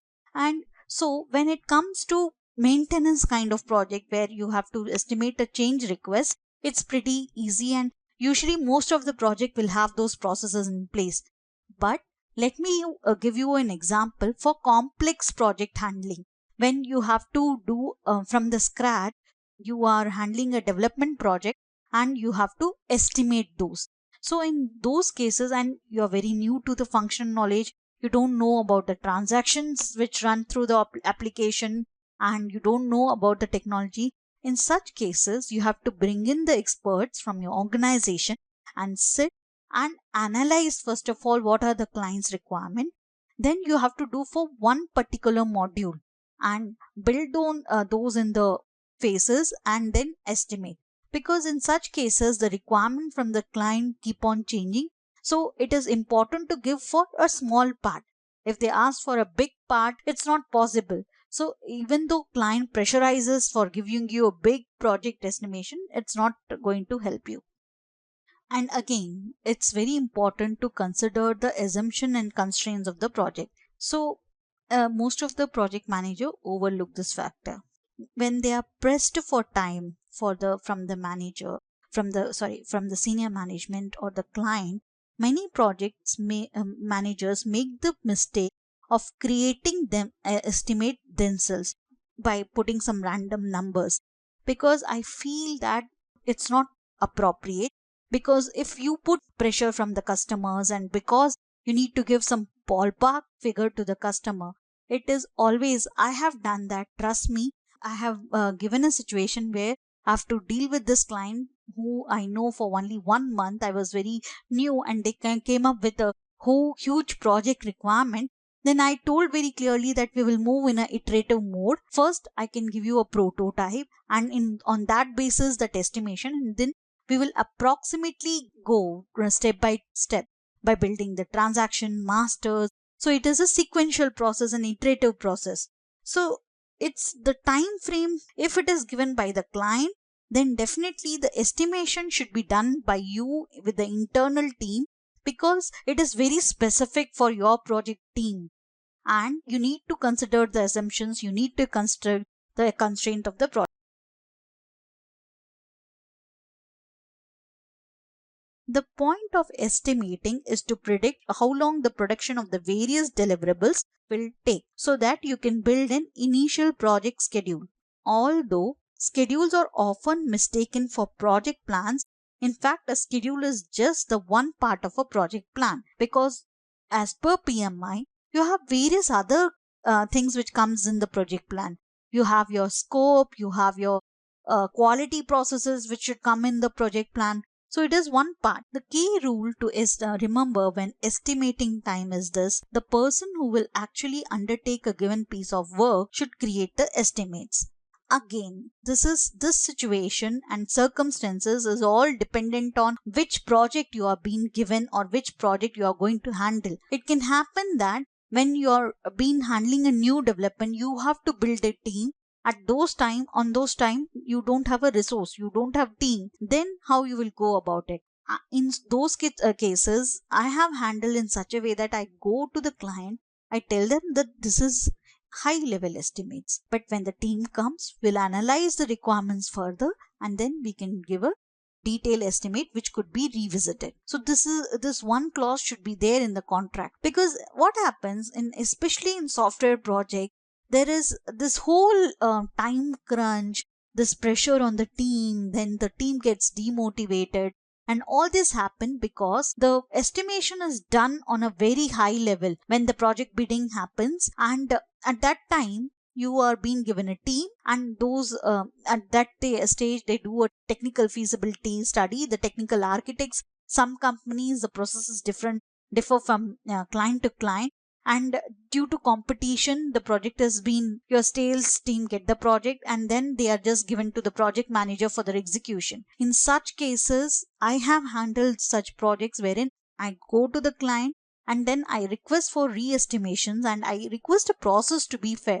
It will be a win-win situation for both client and us as a vendor team. In IT scenario, actual execution stage, the team can't work on the previous estimates which were made with a very high level when you are making a proposal. But when it comes to the actual execution case, there could be n number of change of requirement from the customer. So those things has to be in the estimation so that your project billing also increases. It is justified. And trust me, if you go and talk to the client and explain them the process and the quality which can get impact, they will understand. So here the project manager has to handle it through their contact and their negotiation skills. So it is as simple as that. If you're trying to estimate for work that will be performed by more than one person, that sub team needs to agree on an estimate together. So I have done it, because if you just put an estimation as a project manager, and neither, I have seen those project managers that neither you share it with your project leader nor your team members who are going to actually do it, then it is a disaster, because then client, you will be on some page, then the client will be asking you the deliverables, and it is a mess. But you have to come to an estimation. It is a work which is being done by the team of yours, and they should agree with it. Yeah, sometimes at the end we are dealing with the people. It can happen that some team members, they won't agree with any estimates, they will come up with new solution. That's not that, but usually it is better to have a team meetings for such things if your team members are really mature to handle it and you have that rapport with the team. So ideally you're already having involved your team in the breaking down of the work into logical chunks and in working out the dependency. But even if you have got it alone on those part of the process, It's absolutely essential to involve them in the estimating process. Trust me, this is how any expert project manager does do it. I have always seen that those project managers who have disconnected the team in the process of estimation, yeah, sometimes project could succeed on some deliverables, but ultimately it is going to fail because you have committed the dates on your own assumptions. But at that end, it's very important to get the team involved in from the initial stage. Trust me, I have done it because I have done it and I have been successful to achieve having project success with challenging projects with this kind of mechanism, wherein the estimation, because mostly in a complex project the organization will give you a good team, because at the end it is they face if you deliver them, then there will be more billing will be coming from the customer. So if it is not, then you have to ask for the resources. That is again a resource management part of yours. But when we talking about the estimation, it's very important that you lay out, whether you are laying out the estimation, whether your project leader is making that estimation, or your team leaders are making that estimation. Again, I'm talking about the large projects handling. Then in such cases, it is important to have, it is better to spend more time and ask the customer that time that you will discuss with your team internally. You need to discuss those estimation once they are aligned, because most of the time I will be really, I'm happy to share this, that sometimes because sometimes we don't go to that detail as a project manager. They also have certain set of insights of the project, like they will give inputs on the assumptions, they will give you inputs on the dependencies. When you're discussing those estimates, it helps. So why is this so important? Because estimates needs to be realistic. More than that, estimates needs to be realistic for the people who will work with them. How would you feel if someone come along and told you that the work you're going to do is going to take 1 week? If your project manager is lucky, then he is magically guessed as an achievable estimate. If he is unlucky, as you feel right now, he's gotten deadlines forced on you and is going to be unhappy because you are never going to get the work delivered in a week. So trust me, these are the certain things which are overlooked by the managers due to pressure from the client. We are not doing it deliberately, but due to pressure from the client, we always give some ballpark. Sometimes we give some ballpark image, but it is ballpark deadline date. That's not going to work out in practical situation. It is very important to handle the client. If they push for certain deliverables, they say, yeah, certain cases it could be urgent business requirement from the client. That time you need to do it. Your team has to stretch and they need to deliver. But certain times it's important to tell the customer that no, this is not going to happen, because they will always, because it's their job from the client side. They'll say, I've paid you money, now you give me my product. But it is important to evaluate the project dates and dates given by the customer. If it is given, it is very important to have them on the same page. So once you get involved the right people on your task. But how this estimating process actually work? So first of all, there are few techniques which work. Like it, all organization have their own template for estimation, and there is certain templates, and also certain projects they use FP method and complexities method. So there are various way. A few averaging techniques are available. You can choose the one you prefer. The options vary in complexity, but two simple equations are, you have to choose one most optimistic estimation and least optimistic estimation and divide it by 2. This is just the average of the longest and shortest estimates. So you can also do that. You can get your expert leads doing the estimation and get this average. Or there is second equation, that most optimistic estimate, it has to be added to 4 times to the most likely plus least optimistic and divided by 6. This point, it gives extra weight to the most likely estimate. Probably a more task once you have obtained your estimate is to work out how you feel about them. Your own gut feeling. As a project manager, you have experience that will also help the reliability of the estimates. Estimation is an art, and when we talk about estimation, it's very important for the project managers and expert for to become an expert project manager, that we tell our client clearly that estimation for more than longer time, like for 8 weeks, 9 weeks, it's not it won't be accurate. Yeah, sometimes the client wanted for an approval of the budget, for the approval of a budget from the user department, but mostly it is better to mention to the client that estimation, if it is more than 3 months, 4 months with a very detailed level, it's not practical because requirements keep changing. So it's very important to understand these. In fact, it's very difficult to create accurate estimates for work that will be performed more than 6 to 8 weeks from today. It's I have observed that when you're working on a particular phase of the project, you can plan that phase with reasonable accuracy. For example, your team is working on requirement. So on that particular requirement, because usually what happens when we talk about the traditional project management or even agile, so the capacity of the team nowadays is very agile, because sometimes we put more resources, sometimes we keep less resources. So usually in the when you are following a traditional approach, and when again it depends on the project. If you are in a project where you know the client very well, you know the domain very well, you know the technicality very well, then it's very easy, it's not a big deal. But when we talk about a project which is very complex, you have to study. Some projects need external help, like technical expertise, not from your project. You can have organizational technical experts in your project coming up and helping you in analysis of the project in the requirement phase. So those things, it requires time, and in such cases you can plan only for those phases. So when you're working on a particular phase, you can plan for reasonably with accuracy for that phase, getting right down into the detail of what needs to be achieved. But the phase that starts 3 months from now, I think it is very difficult, because it is the things keep on changing.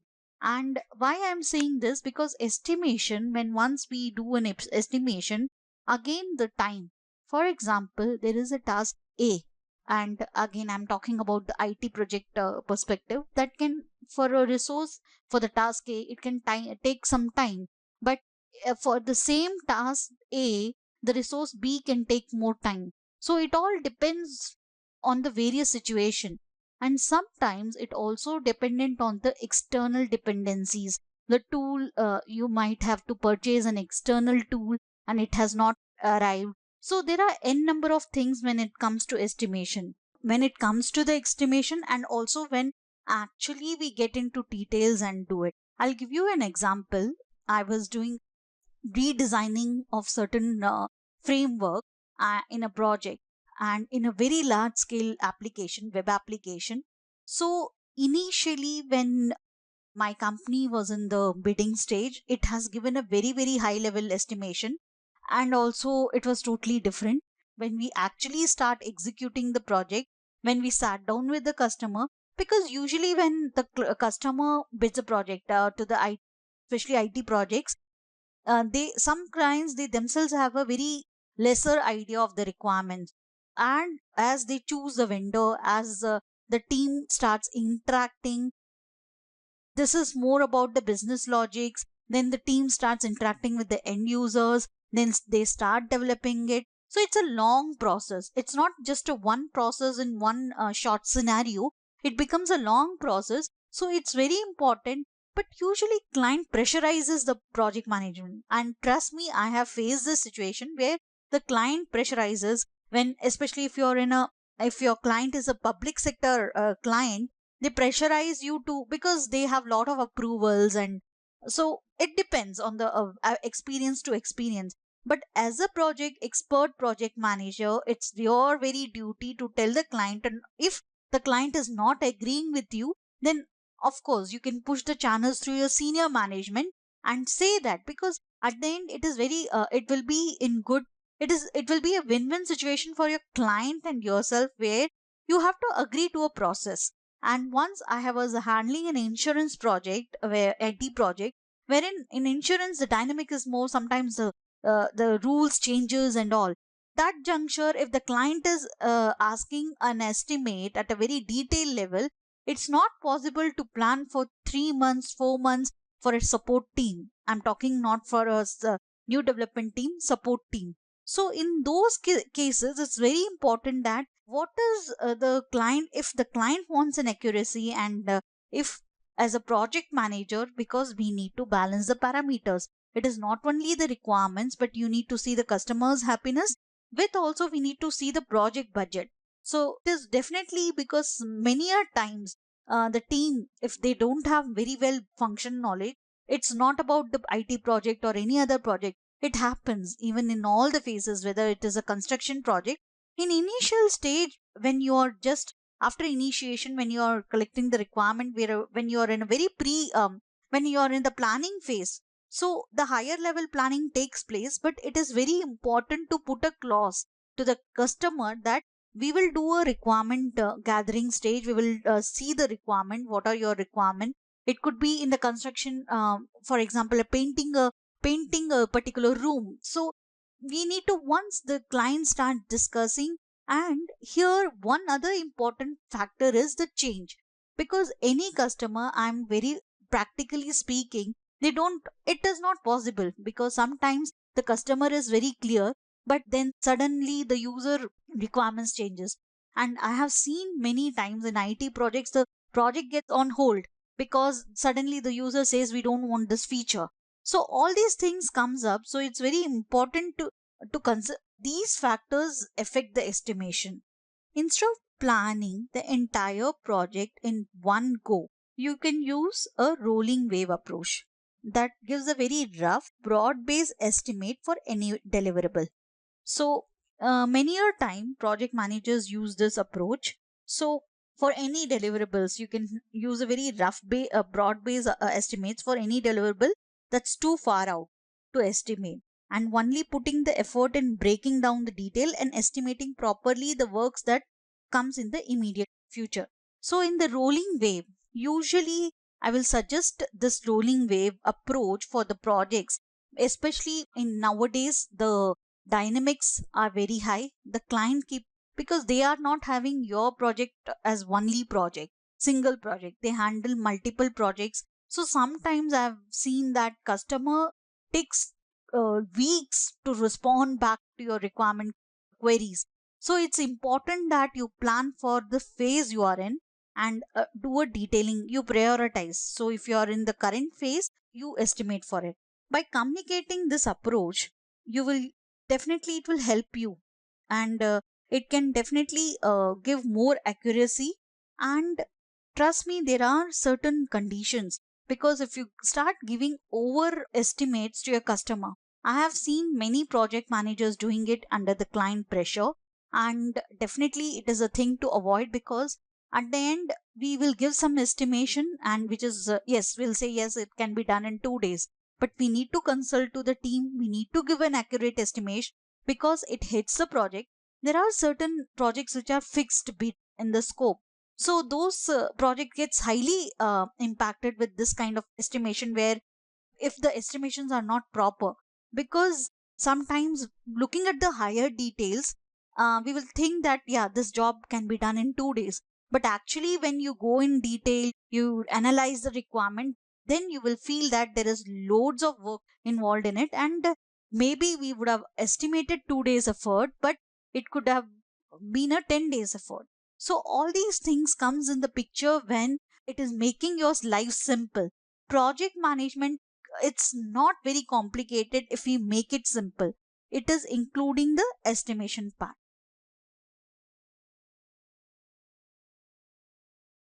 Then comes the adding contingency. Once your estimations are finished, usually you add certain contingency. Contingency is extra time that's allowed. What is a contingency? Have you ever added contingency in your project? I'm sure you would have been, because we cannot be very perfect in the estimations. We cannot be very perfect in the planning. So there needs to be adding some buffer on time and budget also. So it is an extra time that allowed in the schedule to cover unexpected events, such as the milestone that takes longer to achieve that you planned, a problem that's harder to solve than you realized, or certain basically it is extra time you have added in your planning, as well as it caters to the unexpected even. It is a good way to say that it will be happening as planned, but it is always good to put that extra contingency time. So when you are breaking deliverables into milestones and estimating how long it will take to deliver them, it's normal to assume that everyone will be working a full way. When someone asks us how long something will take, we naturally assume that we are focusing on this alone. How long will it take? Reality could be just something different. So these situations happen, and I'm sure in IT project it happen daily, that you are working on one thing because of the resource, we can't afford the resources, the priorities keep changing. So one resource may be assigned multiple tasks. So when we say that how long it will take certain time the resource, and trust me, I have handled a project in my project management experience, had where this client used to keep on changing the requirements. And so then we just collaboratively work out a strategy wherein we have understood that there should be a process, that first there should be a requirement, then you clear the requirement. If you're not okay, if you are having a high priority issues, then there is a certain core team which we have identified, and those will fix the issues, or so we can work out like that. So adding contingency means when certain thing happens, like some priority issues come, you can use this time. So most people are working on more than one item at a time. Some efficiency is therefore lost due to task switching, the time it takes to shift from one job to another. As well as task switching, you will need to take into account all the day to day tasks that need to take care, like checking the email, and in support projects it could be the answering the call, attending the regular events, meetings, and in some cases in some organization there are a lot of HR trainings goes on which the individual need to attend, and other events. And also when we talk about holidays, certain time there is ad hoc holidays which comes in. So the traditional method has always been to estimate tasks, factor in dependency, and identifier where you have inherent contingency. Inherent contingency arises when you have one task that relies on another, and unavoidable time in between the two. So, for example, there is a task which is like we have to develop a new framework, but the coding cannot start unless and until you have a framework ready, because the whole application runs with that framework as a base. So, I'm again talking on the IT product basis situation. So this is an inherent contingency. I can't ask my team to work on coding or transactional screen unless and until my new framework is developed. So this is a high dependency. So at that time, the project managers can use those time to mentor team on the new technology, ask them to work on the documents, study the existing application, and gain the functional knowledge. So if task A is estimated to start on day 10 and to last for 3 days, but task B cannot start until day 16. In effect, you can take 6 days to complete task A before it will start to affect the project. In addition to these cases of inherent contingency, you will also deliberately add some contingency to risky tasks. What are the risky tasks? I would like at this point just analyze about your current project. You see that whether, yes, I have asked this question, that whether you have made any assumptions. Definitely you will have constraints of your project. It could be a people constraint, team constraint, or it could be a constraint related to technology, and different domains, different project have constraint accordingly. So now if you see that, have you ever seen any, there will be definitely in any project, again it depends from project to project. As a project manager, you need to identify, is there any risky task? I can give you an example.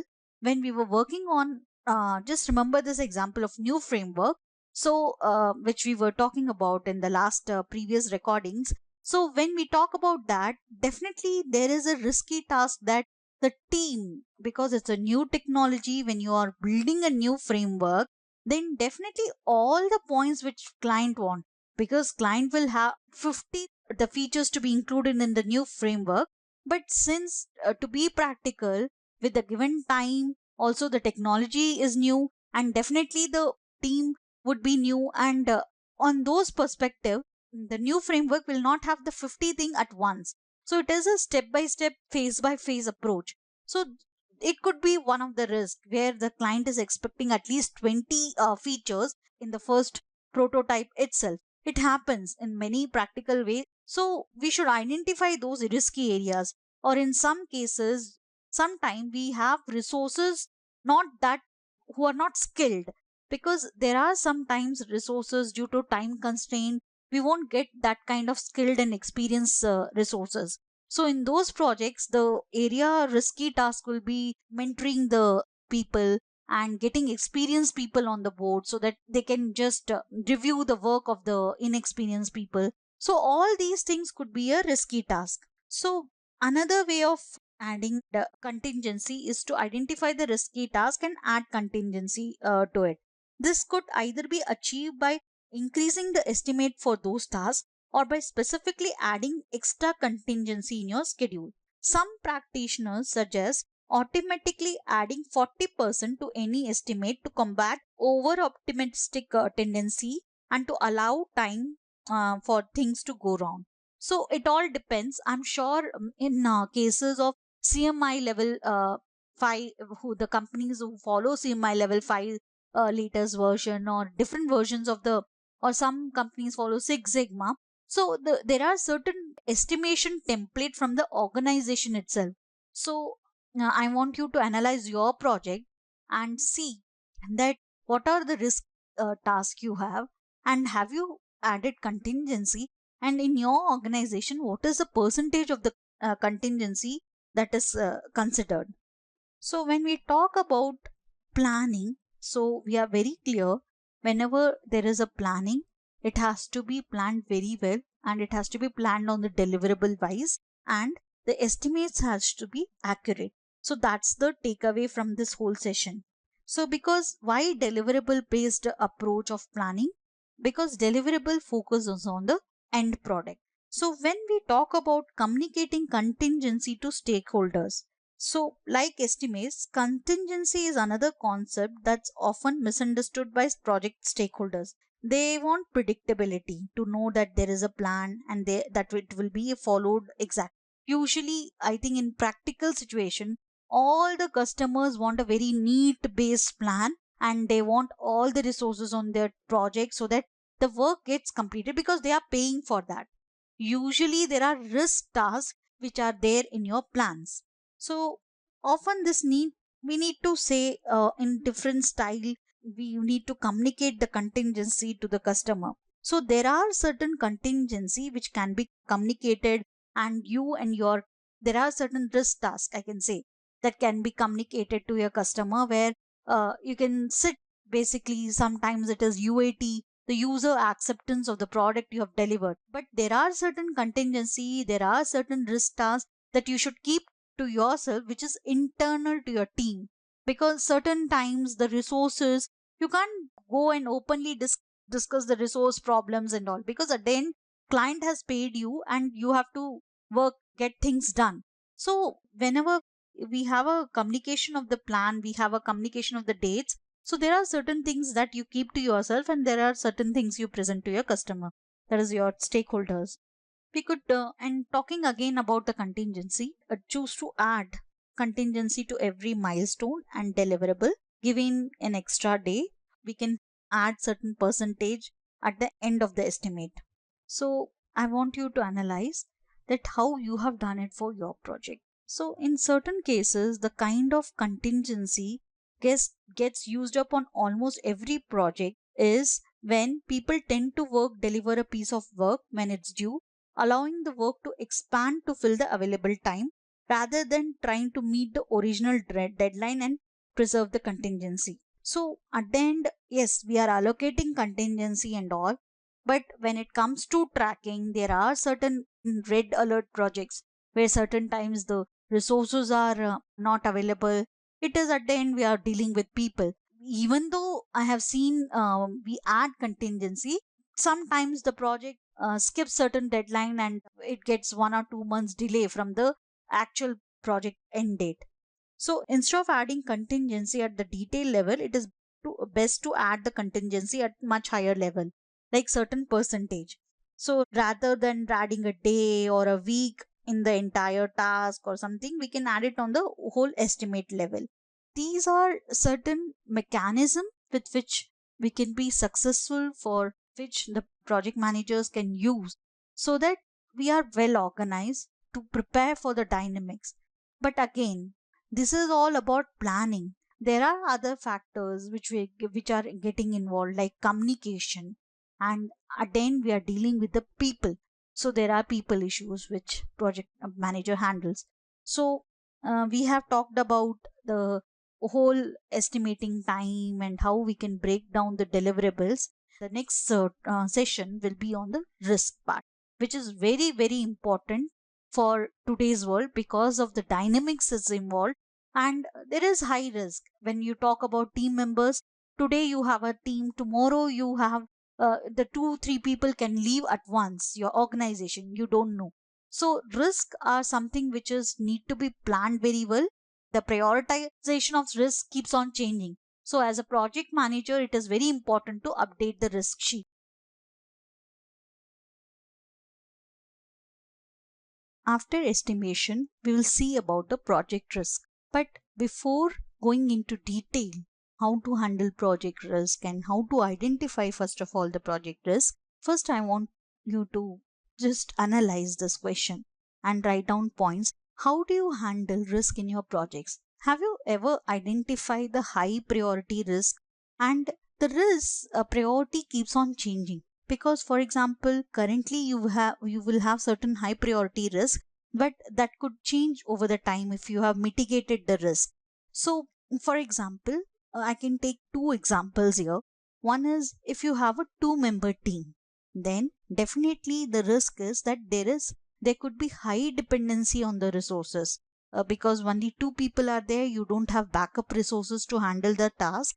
So then what are the mitigation plans? One is that you could ask them to document all the business core logics, the functionalities. That is one part of it.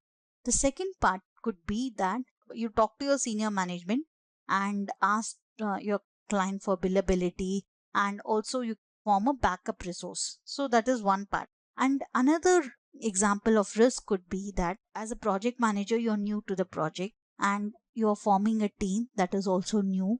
Now, since the project is new, the customer is new, you will take some time to develop the relationship with the customer. So how you have planned, because it could be in some cases risk, I'm not saying risk, but it will take some time.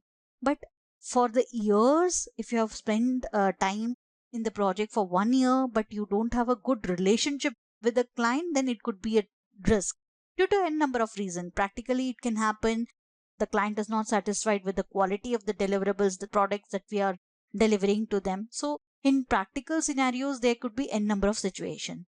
So I want you to analyze how you have note down your risk in your project and what are your mitigation plan. And another thing could be that certain times a customer, from the customer stakeholders point of view, like certain times your project is not priority for them, they don't have time for your project. That could also be a risk, because if you don't follow the process of sign off, then the client suddenly turns up at the deliverable stage and they say no, this is not the product I'm expecting, then this is a high risk. So every stage have a different level of risk, and there is a way to mitigate those risks. And as a project manager, it is important to analyze with your team leads, with your core resources, because certain times you have experienced people in your team, so you can sit with them so that they can also come up with mitigation plan. So it's very important to know how to handle risk in your projects. So when we say about project risk, so what are the project risk? And when we consider the project risk, so there are certain times, like we have told that in estimation you add contingency. So that's why you identify risk and certain amount of time in your estimation. So risk management is considered a part of the planning process, because when you are planning at the initial stages, there are a lot of issues. When you are new to the project, when the project is developed from the scratch, then there are enormous number of risks. It could be people risk. It can happen that you are not getting the correct skilled resources for the project. So that could be one of the risks. And second is there could be a risk that you're skipping the deadline. You cannot complete the project with the mentioned deadline from the customer because you don't have resources. Or there could be a risk of, first of all, certain types of the project have a risk that they don't have a clear requirements. So first of all, you need to identify the potential risk. It is risk is are no more than elements that might go wrong in your project. They could be internal or there could be external risk. So what you do for external risk? There could be certain risks which are not in your hand. For example, you are working on a product, but the core product has been developed by some other team which is not under your control and sitting somewhere else. So in those cases, the identified risk, it has to be transferred to that department, or it has to be handled through your higher management, because you don't have control on those type of risk. And the external risk could be from the customers also, as I mentioned, that the requirements are delayed, the client don't have time to sign off. I have seen in a number of cases in my project, IT projects, certain times we have as a team delivered the project and the contract is a fixed bid. You are not getting paid for the idle time the team is sitting. So on those cases, and if you are following an iterative SDLC method, then what happens is the team sit idle unless and until the client says go ahead, and then you start working on the another set of requirements. Because certain times the client gives a very delayed sign off and they don't come up with a new requirement. So these are potential risks, because if you're not generating any money to the project, definitely your senior management will ask why so many resources are idle. So all these things are risks to a project. So what are the stages of the risk management plan? The process is, first you identify the potential risk, then you have to rate them by likelihood and severity and choose which risk to plan for. Because there could be risks which are very severe. Some application has gone live and there could be some defects which needs to be fixed immediately. So they are very, very severe issues. Or there could be a core team member who is leaving and the entire component deliverable is there dependent on him or her, and it can happen that we need to deliver it. Certain cases we need to communicate it to the stakeholders. So certain time there could be some ad hoc situation comes up, and we can skip the deadline of the project. So these are important, that you need to choose the risk which has to be mitigated and make plans for dealing with those risks. The process you use to complete the initial identification step is entirely up to you. So we need to do mitigation plans. But what I am saying is, as a project manager, when the project starts, because each stage the risk needs to be identified on the initiation stage and the planning stage and the execution stage, and each time the risk priority and severity they keep on changing. So and certain times you need to identify the common risk also, and then you need to rate each risk, first on the likelihood of its occurrences and then on its severity, how frequently it can occur, those risks that you need to point out. The simply you have to rate it from the 5 point scale, or even a high, medium, low selection to rate the risk on your list. So again, this template varies according to company. So whatever the template you are following, you need to rate the risk. So for example, the risk could be like, for a two team member project, the risk of leaving one resource, what are the likelihoods? That's important to rate, and accordingly the severity need to be mentioned. So when the risk is pretty severe, for example, if we are talking about that the new technology has to be learned by the team, and the team resources, they don't have any idea of the new technology. So we need to define the severity high, because your team does not know the technology and the client has given you a deadline. So in these cases, you need to come up with a mitigation plan wherein you can ask your senior resources or senior technical architects to come in, help your team and mentor your team on the new technology. This is how you mitigate the risk. The aim of rating the risk is to allow you to decide which one you are going to plan for. So there is no hard and fast rules for this. The risk you choose to plan will depend on your own organization's culture and your own attitude to risk. Typically, though, you wouldn't plan for risks that are extremely unlikely to occur, but it is better to keep a mitigation plan ready. So when we call about mitigation plan, it all again depends on how to focus on the current one. For example, your core team member is leaving. Then definitely the mitigation plan should be immediate, that you need to follow a succession plan. First of all, you need to find out a resource who will be replacement for the resource who is leaving. And then you need to have a knowledge transfer sessions. You need to plan the knowledge transfer sessions, and then you need to transfer all the knowledge from the core resource to the new resource. So sometimes there could be a mitigation plan regarding the technology. For example, the server need upgradation. All these, the production server needs upgradation. All these things, the mitigation plan, sometimes we think as a project manager, we think that it is not needed. We can just postpone this course of action. But it is very important. The expert project manager, they always rely on their judgment. So sometimes whenever the team is sitting idle, you always get a sometimes a buffer time in certain projects where the client has not he has not signed off the earlier products. Then in those idle time, you can work out on these issues, and you can just close off the risk. So it's very important that not to ignore small issues or small risk which we consider that currently the likelihood is very it cannot happen, but it is important to deal with those and come up with mitigation plan.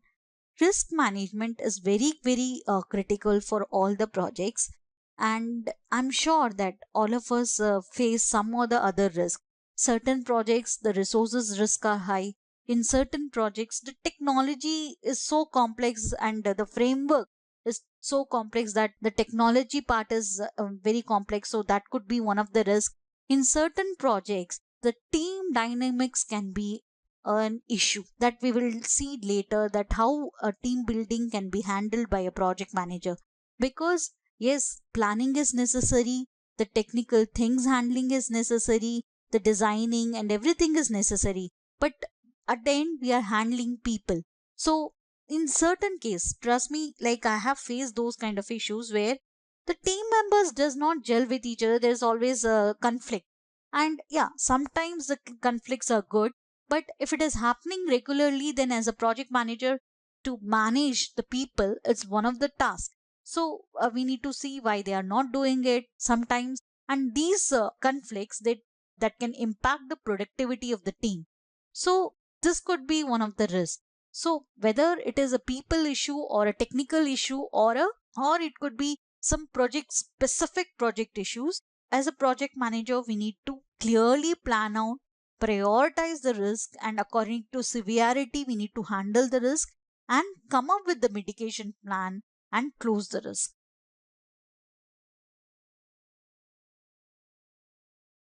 Till now we have seen that when we say it as a effective project management, then there are a lot of factors involved, and even small things, we think that these are small things, but it has a huge effect practically.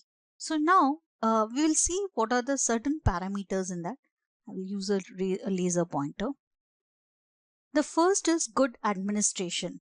Why I am saying administration? Because nowadays the requirement for the project management skill is that we can't do anything.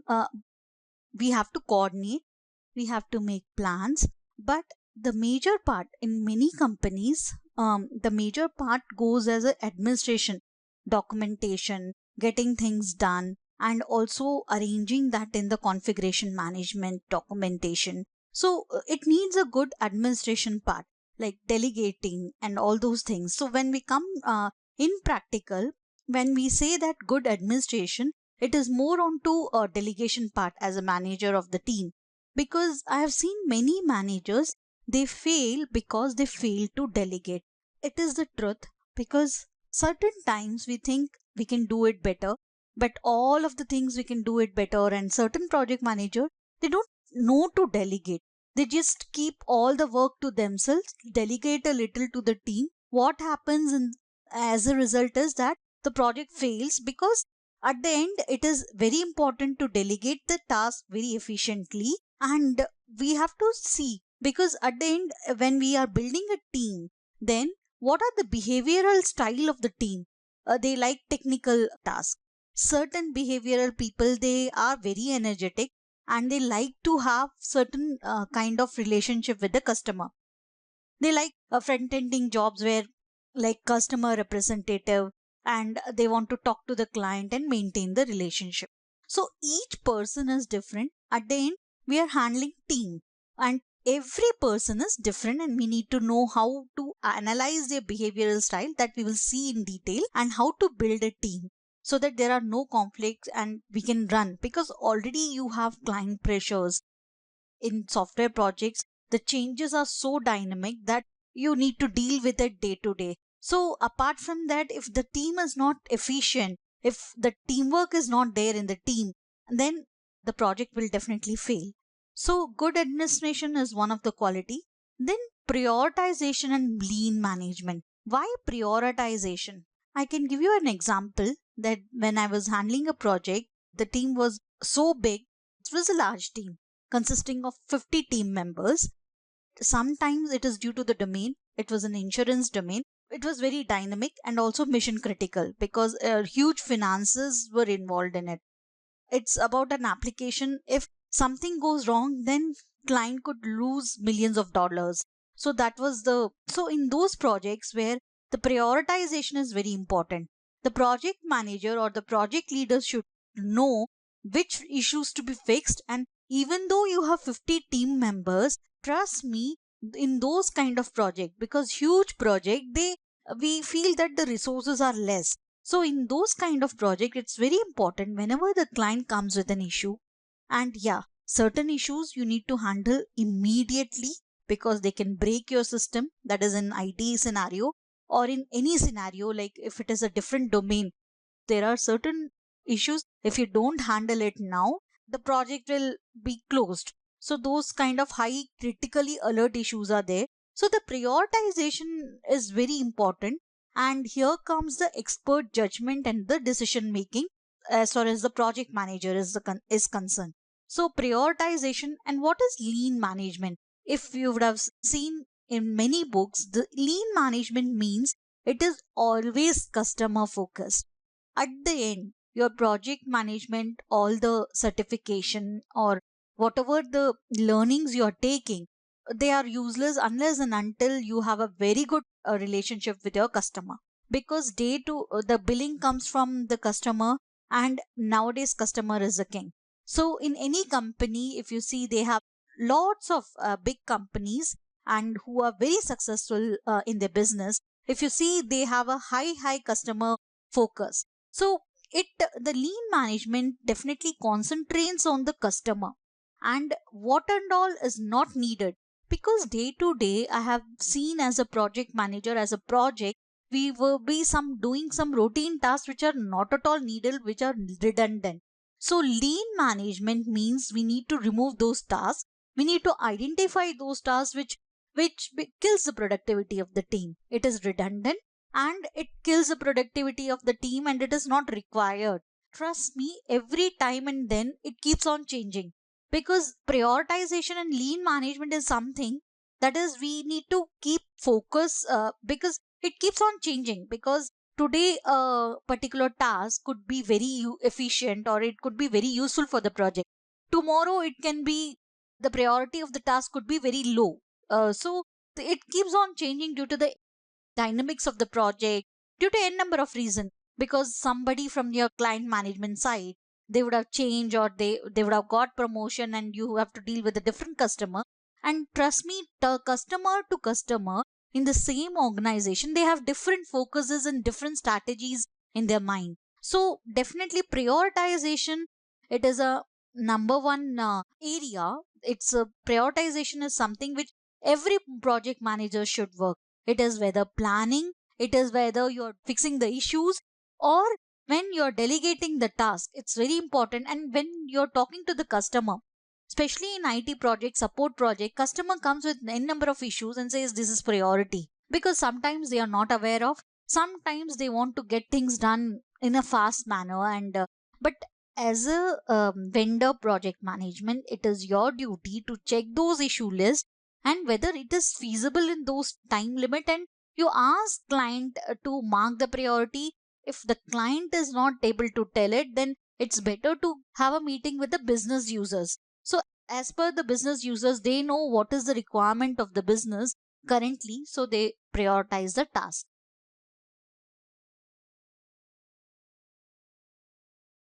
Then comes effective delegation and administration.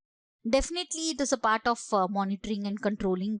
When it comes to execution, there are lots of yes, we can plan, yes, we can definitely estimate with accuracy, and we can also have a very risk management plan in place, whatever the case might be. But if you have not formed a team right, if you have not delegated the work properly, then the project is going to fail. And it is, trust me, it is very easy. Some project managers might be thinking it is very easy. You just need to build a WBS and then assign the task. It in real time project, in large project especially, it in complex kind of situation, it does not work. Why? Because in complex situations, client comes with different changes. For example, if you see in a project, in an IT web application development, if there is an interface, then client with come number of 100 changes in the interfaces, so it keeps on changing. So delegation means you need to assign tasks to the expert. For example, I will assign the interface design to the person who is really good in creativity, who has that skill. But in many a cases, in practical scenario, we don't get that kind of resources in our team. Then what to do? Then definitely there are certain things which you need to understand. Maybe certain team members would like to go in graphic designing, they want to make a career in graphic designing. You have to connect with the people, with your team, and assign, delegate the job accordingly, so that they are also motivated, productivity of the team is high.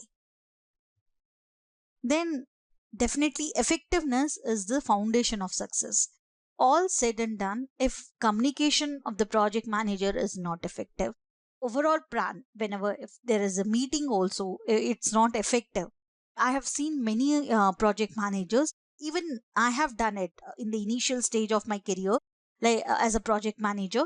I have taken team meetings in hours, and at the end, there were no output from those meetings. Even with the customer, we used to talk about the issues, and so many issues, meetings and all take so much of long hour, but it didn't have an agenda, and they just, it closes off with specific output. So as a project manager, it's very important when we are conducting meeting with senior managers, because they are the one who sanctions your budget, project budgets, and they are the one who listens to your concerns and get more resources if you need for a project, and you need to alert them whenever there is a red situation in the project. So all these things can happen when a proper agenda and proper presentation of your whole project, like the scorecard, and also the issues in a proper format, it is presented to the senior management or the stakeholders, they will understand. So effectiveness is the foundation of the project success. Let's move on to the next topic, which is representation of the plan.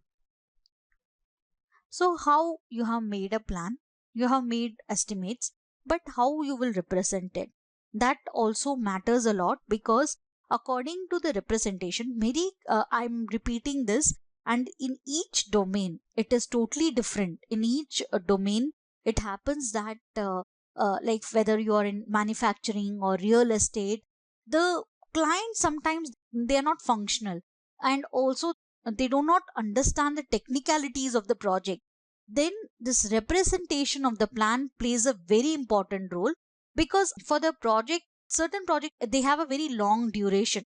So till the final outcome is produced, the client has to wait. So in those cases, the representation of the project plays an important role, because many a times, and it has happened to me in one of the project, if I go on leave, so certain times the client comes with an escalation that your team was not communicating to us. The representation of the plan goes wrong, and client misunderstands certain things.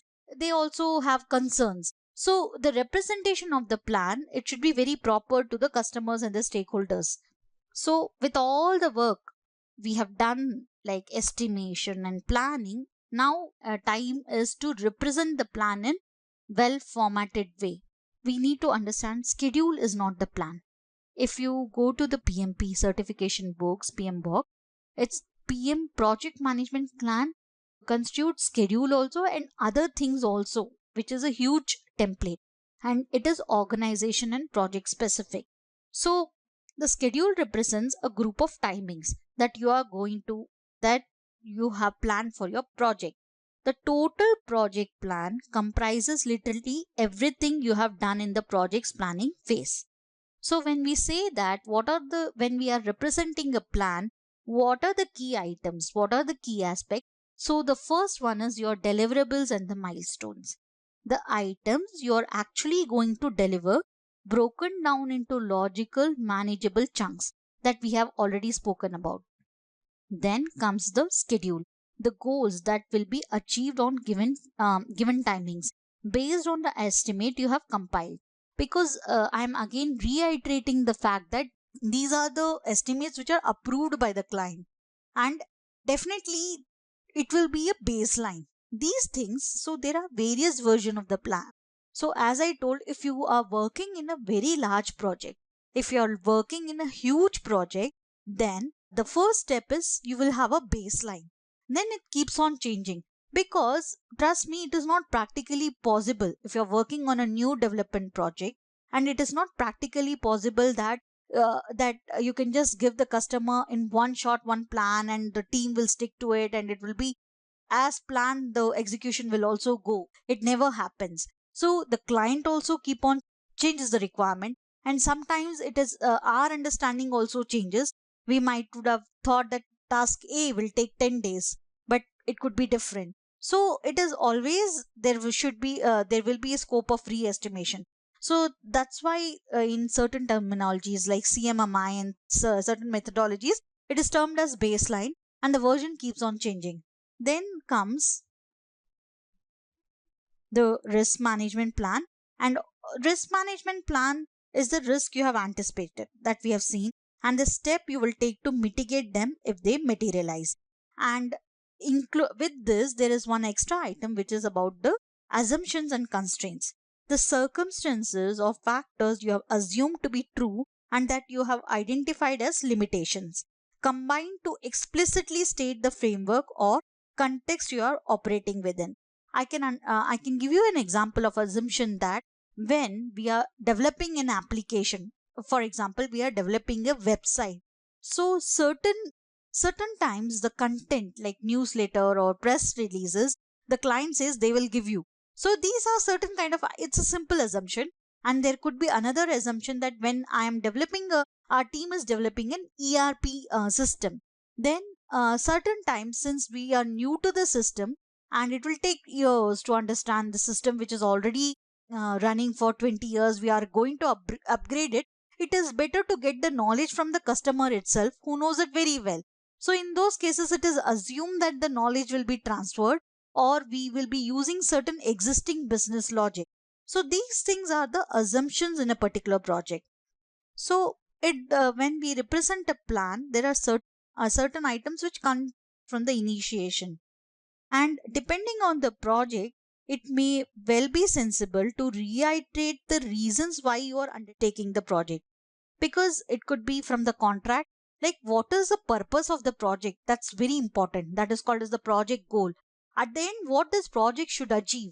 For example, if it is a website, then it could be that it should achieve Or if it is a digital marketing project, then it should be like, if it is a website, okay, we will go back to that example of website, that if it is a website, then what the client's goal will be, definitely to that more and more people come and visit their website. If it is a startup company, they want to build an online presence, they want to increase their brand visibility. So for those clients, it could be having more hit from the users, internet users. So that all these things are very important to note down in the plan, because unless and until as a project manager we are sure about the goal, we won't be able to achieve that. And also when we say about certain assumptions and constraint, so when we say about assumption and constraint, I want to detail out one thing, that assumptions and constraints can be different for different projects. And usually project managers, they forget to mention that, but it is very critical to the project, because sometimes the project manager, they don't run the project for years. So certain times the new project manager comes in and they handle the project. So they should, if it is documented somewhere, it is easier to handle the project, that what are the assumptions and constraints of this project, why this project was built. So these details helps the new project manager to get in to execute the project.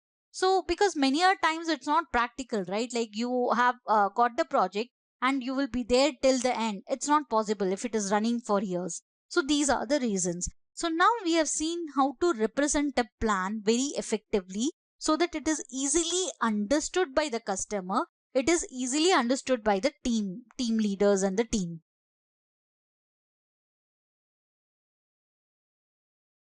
We have seen in detail about the risk management plan and how to represent a plan. Now we will see in detail about the WBS, the work breakdown structure. A work breakdown structure is a representation of the scope of the project. So I'm sure all of us know what is a work breakdown structure, and these things, the template of the work breakdown structure, it depends upon the company to company. If it is a small project, you won't go in detail. We will use a different template of WBS. And if it is a huge project, what processes you are following, it all depends on that. So it comprises a tree structure that hierarchically represents the project and its component deliverables. A WBS project, it should include 100% of the scope, because it helps you for tracking. And the deliverables, literally everything has to be, whenever there is written in the WBS, it has to be delivered to the client. It is shared with the customers. To construct a WBS, start with the overall project and break into component deliverables. Then break each deliverables into component part. For example, if it is a requirement gathering stage, you can break down into what are the outputs deliverable. The end product of the requirement gathering will be the requirement document. Likewise, you should keep breaking that parts down into smaller levels of detail until the pieces are both achievable and manageable. And my personal rule of thumb for this task is that the smallest node should comprise deliverables that won't take longer than 2 or 3 days to achieve, because in that way it is very easy to track. And again, a rule for large and complex projects is, whenever you talk about the WBS, because your large project will have very small teams, it can be broken down into small team. One team may be working in some component development, the other team in some other testing team, it could be a testing team. So it's better to have WBS ready for large. You can't have a WBS for 4 to 5 months and 6 months down the lane. So it's better to have WBS for 1 month. So that's how it should be. Equally, you don't want to plan milestone that takes mere hours to complete. For example, 2 hours, 3 hours, that we can't include in the WBS. It will be difficult to manage. And also it will affect your personal productivity as a project manager or as a team lead to track the things hourly basis. A WBS can be represented in number of ways. So one could be through PowerPoint, one could be through Visio. So it also depends upon the company to company. Some company, they have project management softwares. They would have purchased project management software, and they tailor according to the company's need. The project managers can start from planning to till the tracking can be done with a singular project management tool. So when we talk about choose software that you are comfortable with, that and that you should choose the software. And but in some companies they give the convenience to you. If we can detail out the WBS contents in an Excel. So, or using Microsoft Project, it also depends on your comfort level, which tool you're comfortable with. And that allows you to draw boxes and arrows quickly or offers inherent tools for creating hierarchical diagrams. Once you have become used to drawing WBS diagrams, you may find that you can just as easily plot them on paper and turn them into deliverables in the normal text. So I would highly recommend you to at least start with the hierarchy. So it is a tree-like structure, and I'm sure all of you will be using it. So it is just a brush up sessions for the project management. It's on the basic level of project management. Then comes Gantt chart. A Gantt chart is the diagram most people think of what they think of the words project plan.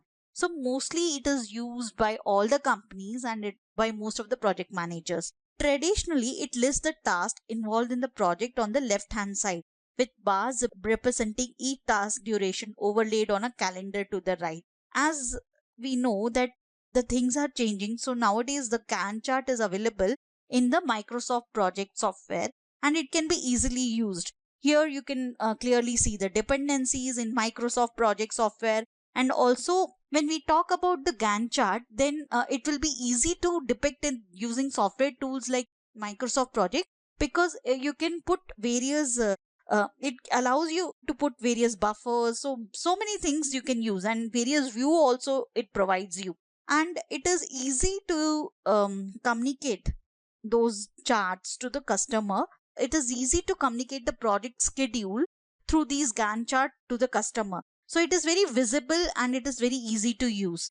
So here I'm assuming that some of the tasks won't be concurrent. So then the Gantt chart looks very proper. But there are certain tasks which are very concurrent and parallel. Then you have to figure it out how to represent those. So traditional project management techniques would have you assign each deliverables to the team member who will be working on it, then perform what's called resource leveling. This is the process by which you identified that some people in your team have a daily workload of 200%, whereas others are operating at 20% of capacity. And this is the idea. Once you have identified these discrepancies, you can reallocate the task. Because whenever we do a Gantt chart, whenever we do a scheduling, it happens mostly that and that too in large teams, some of the resources are overloaded, some are not having work. So resource leveling is one part that Microsoft project software can easily help. The reality with modern knowledge work, however, is that specific skills are usually required for particular task. Reallocating coding work to your design specialist isn't very likely to speed up the project, but perhaps more realistically, bringing someone into the team for 2 weeks when there is intensive coding to be done may also slow the project down rather than speed it up. I have seen in practical situations where clients come to me and say that we want this project to be delivered within 1 week, 2 weeks, and you can just speed up the work by putting more resources. Usually, this is not a good idea, because just putting more resources does not guarantee the work to be delivered very quickly, because the new members take a lot of time. And second is, whenever there is a lot of people in the project, then it's very, as the 80/20 principle goes on. So that is very difficult to allocate the work, and because when they are new to the project, they will take some time for them to be productive. So all these things has to be taken into consideration. So usually a preferred approach to resource allocation and leveling is to manage these functions on short term, rolling basis within the team. Team members can often figure out a smarter ways of helping each other. Then you can predict weeks ahead time on your own. That's why the agile methodologies, if you have handled agile projects, they have iteration basis, and the estimates are based on that, because it current demand of the customers of changing requirements frequently. And when it happens, it's always better. I have seen like the client comes to me and, yes, we need to plan for 1 year, because they need that planning for budgeting purposes from their side. But it is always better to tell the customer that there are chances of re-estimation, and this could be a higher level of estimation only. And because at the end, due to the changes, it's better to plan and create all these things on a short term basis. Obviously, if the initial plan proves that you need an extra programmer, designer, or skilled resources, you can expand team. And it is my personal experience. For example, when again I take the redesigning the framework example, where I have to design the entire framework in the new technology for a application, then initially whatever my estimates, my WBS I have created, it has to be taken step by step. I'll take a simple transaction and master screen. For example, for the financial module, I can take one master screen, I can implement in the new framework and give the estimates, give the WBS to the client, and then I start expanding once I have a confidence in the team that yes, they can achieve it, because one prototype, one functional module is already ready. So this is how you should go about it. I have seen many project managers, many project fails due to the client pressure that they want to go live within certain date. So they just say that we want the product by this date. But it is always better to know that how deep the work will be. Even though having technical experts doesn't guarantee the execution, because it's not, we need to understand the complexities of the software system, the business logic. So it takes certain time. So if we are going to deliver within 2-3 months, which are going to take 6 months, 7 months, then we need to understand that it has to be planned properly. And we need, as a project manager, we need to understand the team can expand. Certain times there are in most of the projects in the service industry, for the software project, the project managers put more resources while execution. They take more resources, and then afterwards, definitely in the closure or the next support stage, the resources of the team size get reduced. So this is how it is done.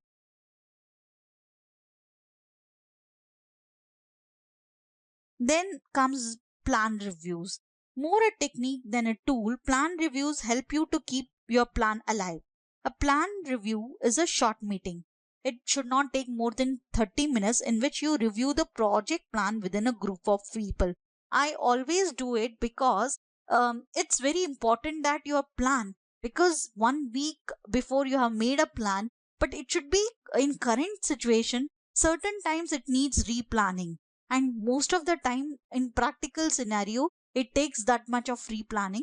If your customer itself is not clear of the requirement, or the clients have got new requirements, then the plan keeps on changing.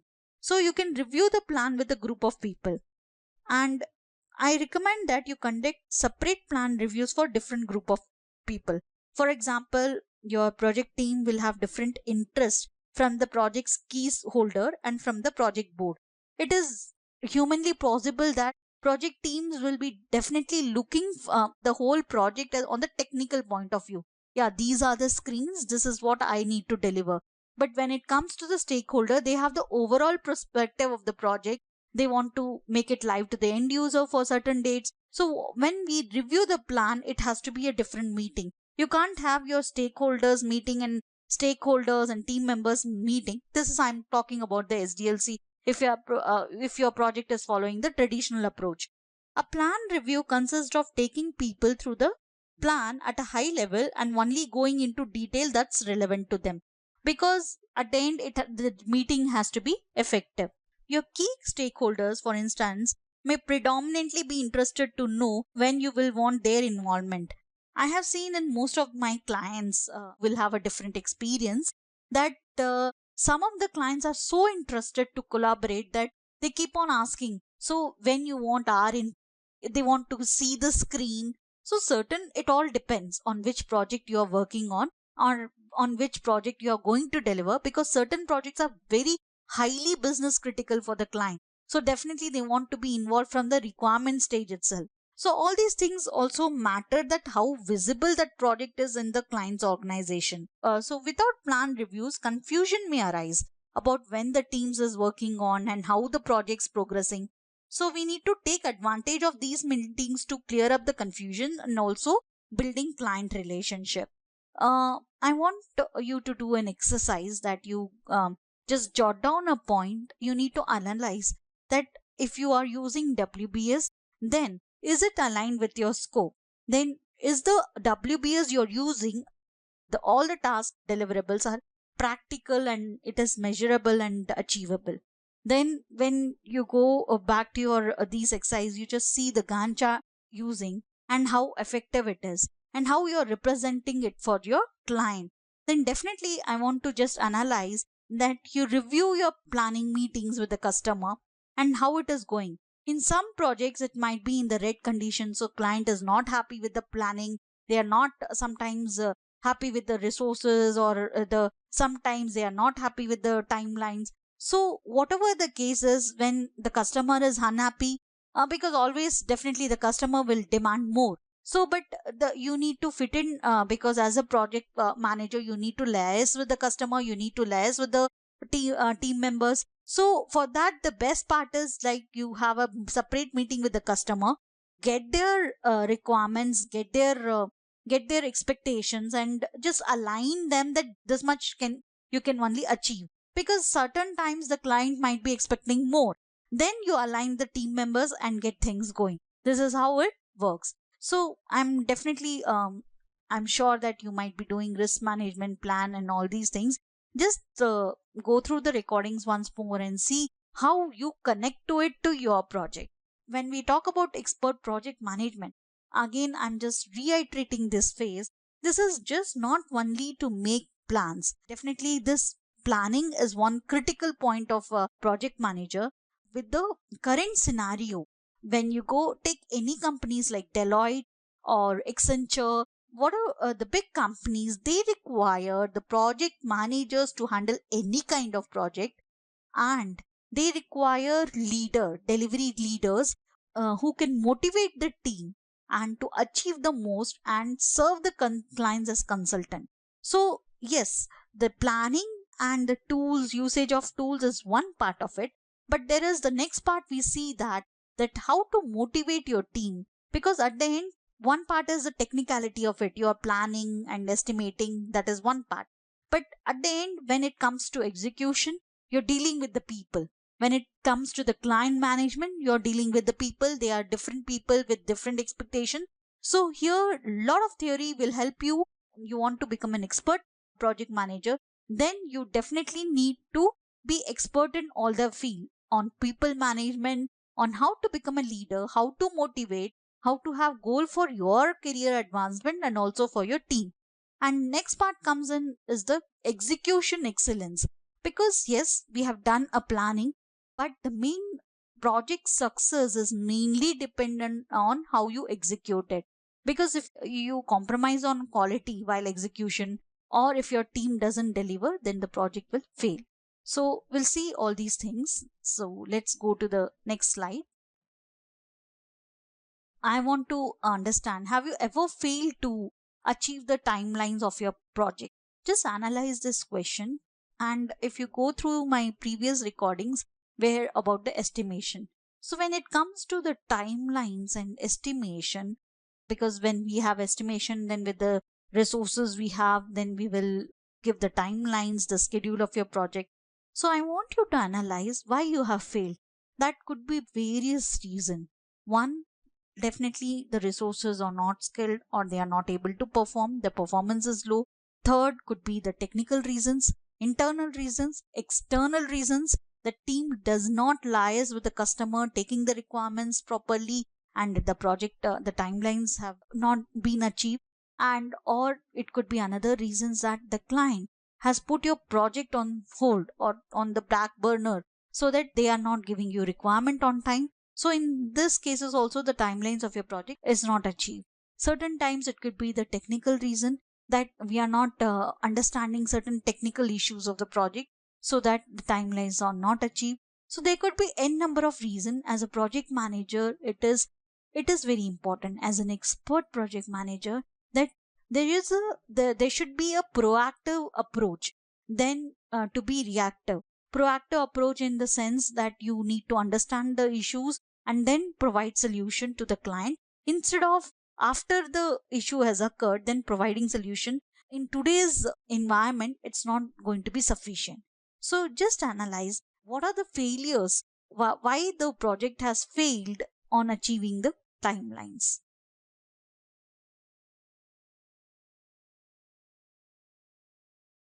So when we talk about dealing with deadlines, so I'm sure especially in IT project, the customer always give a very short bandwidth of time. So then they want certain projects to be rolled out in 2 months, 3 months. The timelines are very, very strict. So dealing with deadlines and technically providing a solution and managing the team could be very difficult for the project managers on those bases. Ideally, you will work out how long on projects going to take, having gathered estimates. That is on usually we say that we have to gather requirement and then estimate, but in real time scenario some many a times client gives you the deadline. So it is ideally you will work out how a project's going to take, having gathered estimates, added contingency and considered the risk, then define the schedule and derive the estimated project deadline. The sad reality is that often projects don't work out in that sense. If this is the case, management is very easy. The client gives you the requirement, you estimate, it is easily executed and delivered. But many a cases it is not the case. We have all been in a situation where we are given a project after senior management has announced it that it will be on certain date, and it could be within 2 months and next big thing. So certain times you are given a project which is highly visible to the organization, that is very business critical to the customer, and it has to be given in 2 3 months. And whether the team was there not there, you have to build the team. Certain case you have to build the team from the scratch. So these things happen. So whenever such cases happen, when you get such kind of project, then how you deal as a project manager? As a project manager, you are very likely to have to deal with this kind of situation. You will find yourself in the midst of a project for which no planning has been done, but a final deadline has already been set. Not only that, but the assumption is that you can deliver it with the deadline. For example, I can give you my personal experience that I was very new to the project management field. Then I have immediately given a project which was highly visible to the organization because it was having good revenue. So in that project, when I just entered the project, the client told this is the new project we want to build and you have to give me this project. The last deliverable should be within 2 months. And it was very huge task for me because the team has to be built, and then we were not having, the team was also not having that much experience because at that time I was not getting resources. So you have to deal with these situations where it is dealing with the deadlines. Then first and foremost thing you do it like you have to analyze your strengths. SWOT analysis has to be done, and you need to understand that what is the requirement of the project and know the assumption and constraint, and build a team which are with a mixture of technical experts and functional experts so that the project can run smoothly. So utmost important for dealing with deadline is emotional stability of the team. So you need to make processes in such a way that, or build a team in such a way that they can help each other out, and you have to plan the task in task deliveries in parallel so that we can achieve the target deadline. So whenever we talk about emotional stability of the team, it is about enhancing the teamwork and motivating the team and assigning the task properly. So if you don't assign tasks properly, definitely the team won't be able to deliver it and the project end date can't be achieved. So if you're in a wonderful, usually ideally the all, I'll be blessed to be in that situation that where we imagine that we will have a wonderful team, we will have a supportive team, and we can just deliver this project on the date which client has given us. But ideally it never happens because you have to build team, and there are various stages that a team goes through. When it is a new team, just they don't gel with each other in one shot and start working. So there are various efforts that project managers has to put in. Then definitely whenever the deadline is given by the customer, the project managers lose focus on quality. So it should not happen, because whatever the stage we are in, we should be committed to give utmost quality to the customer.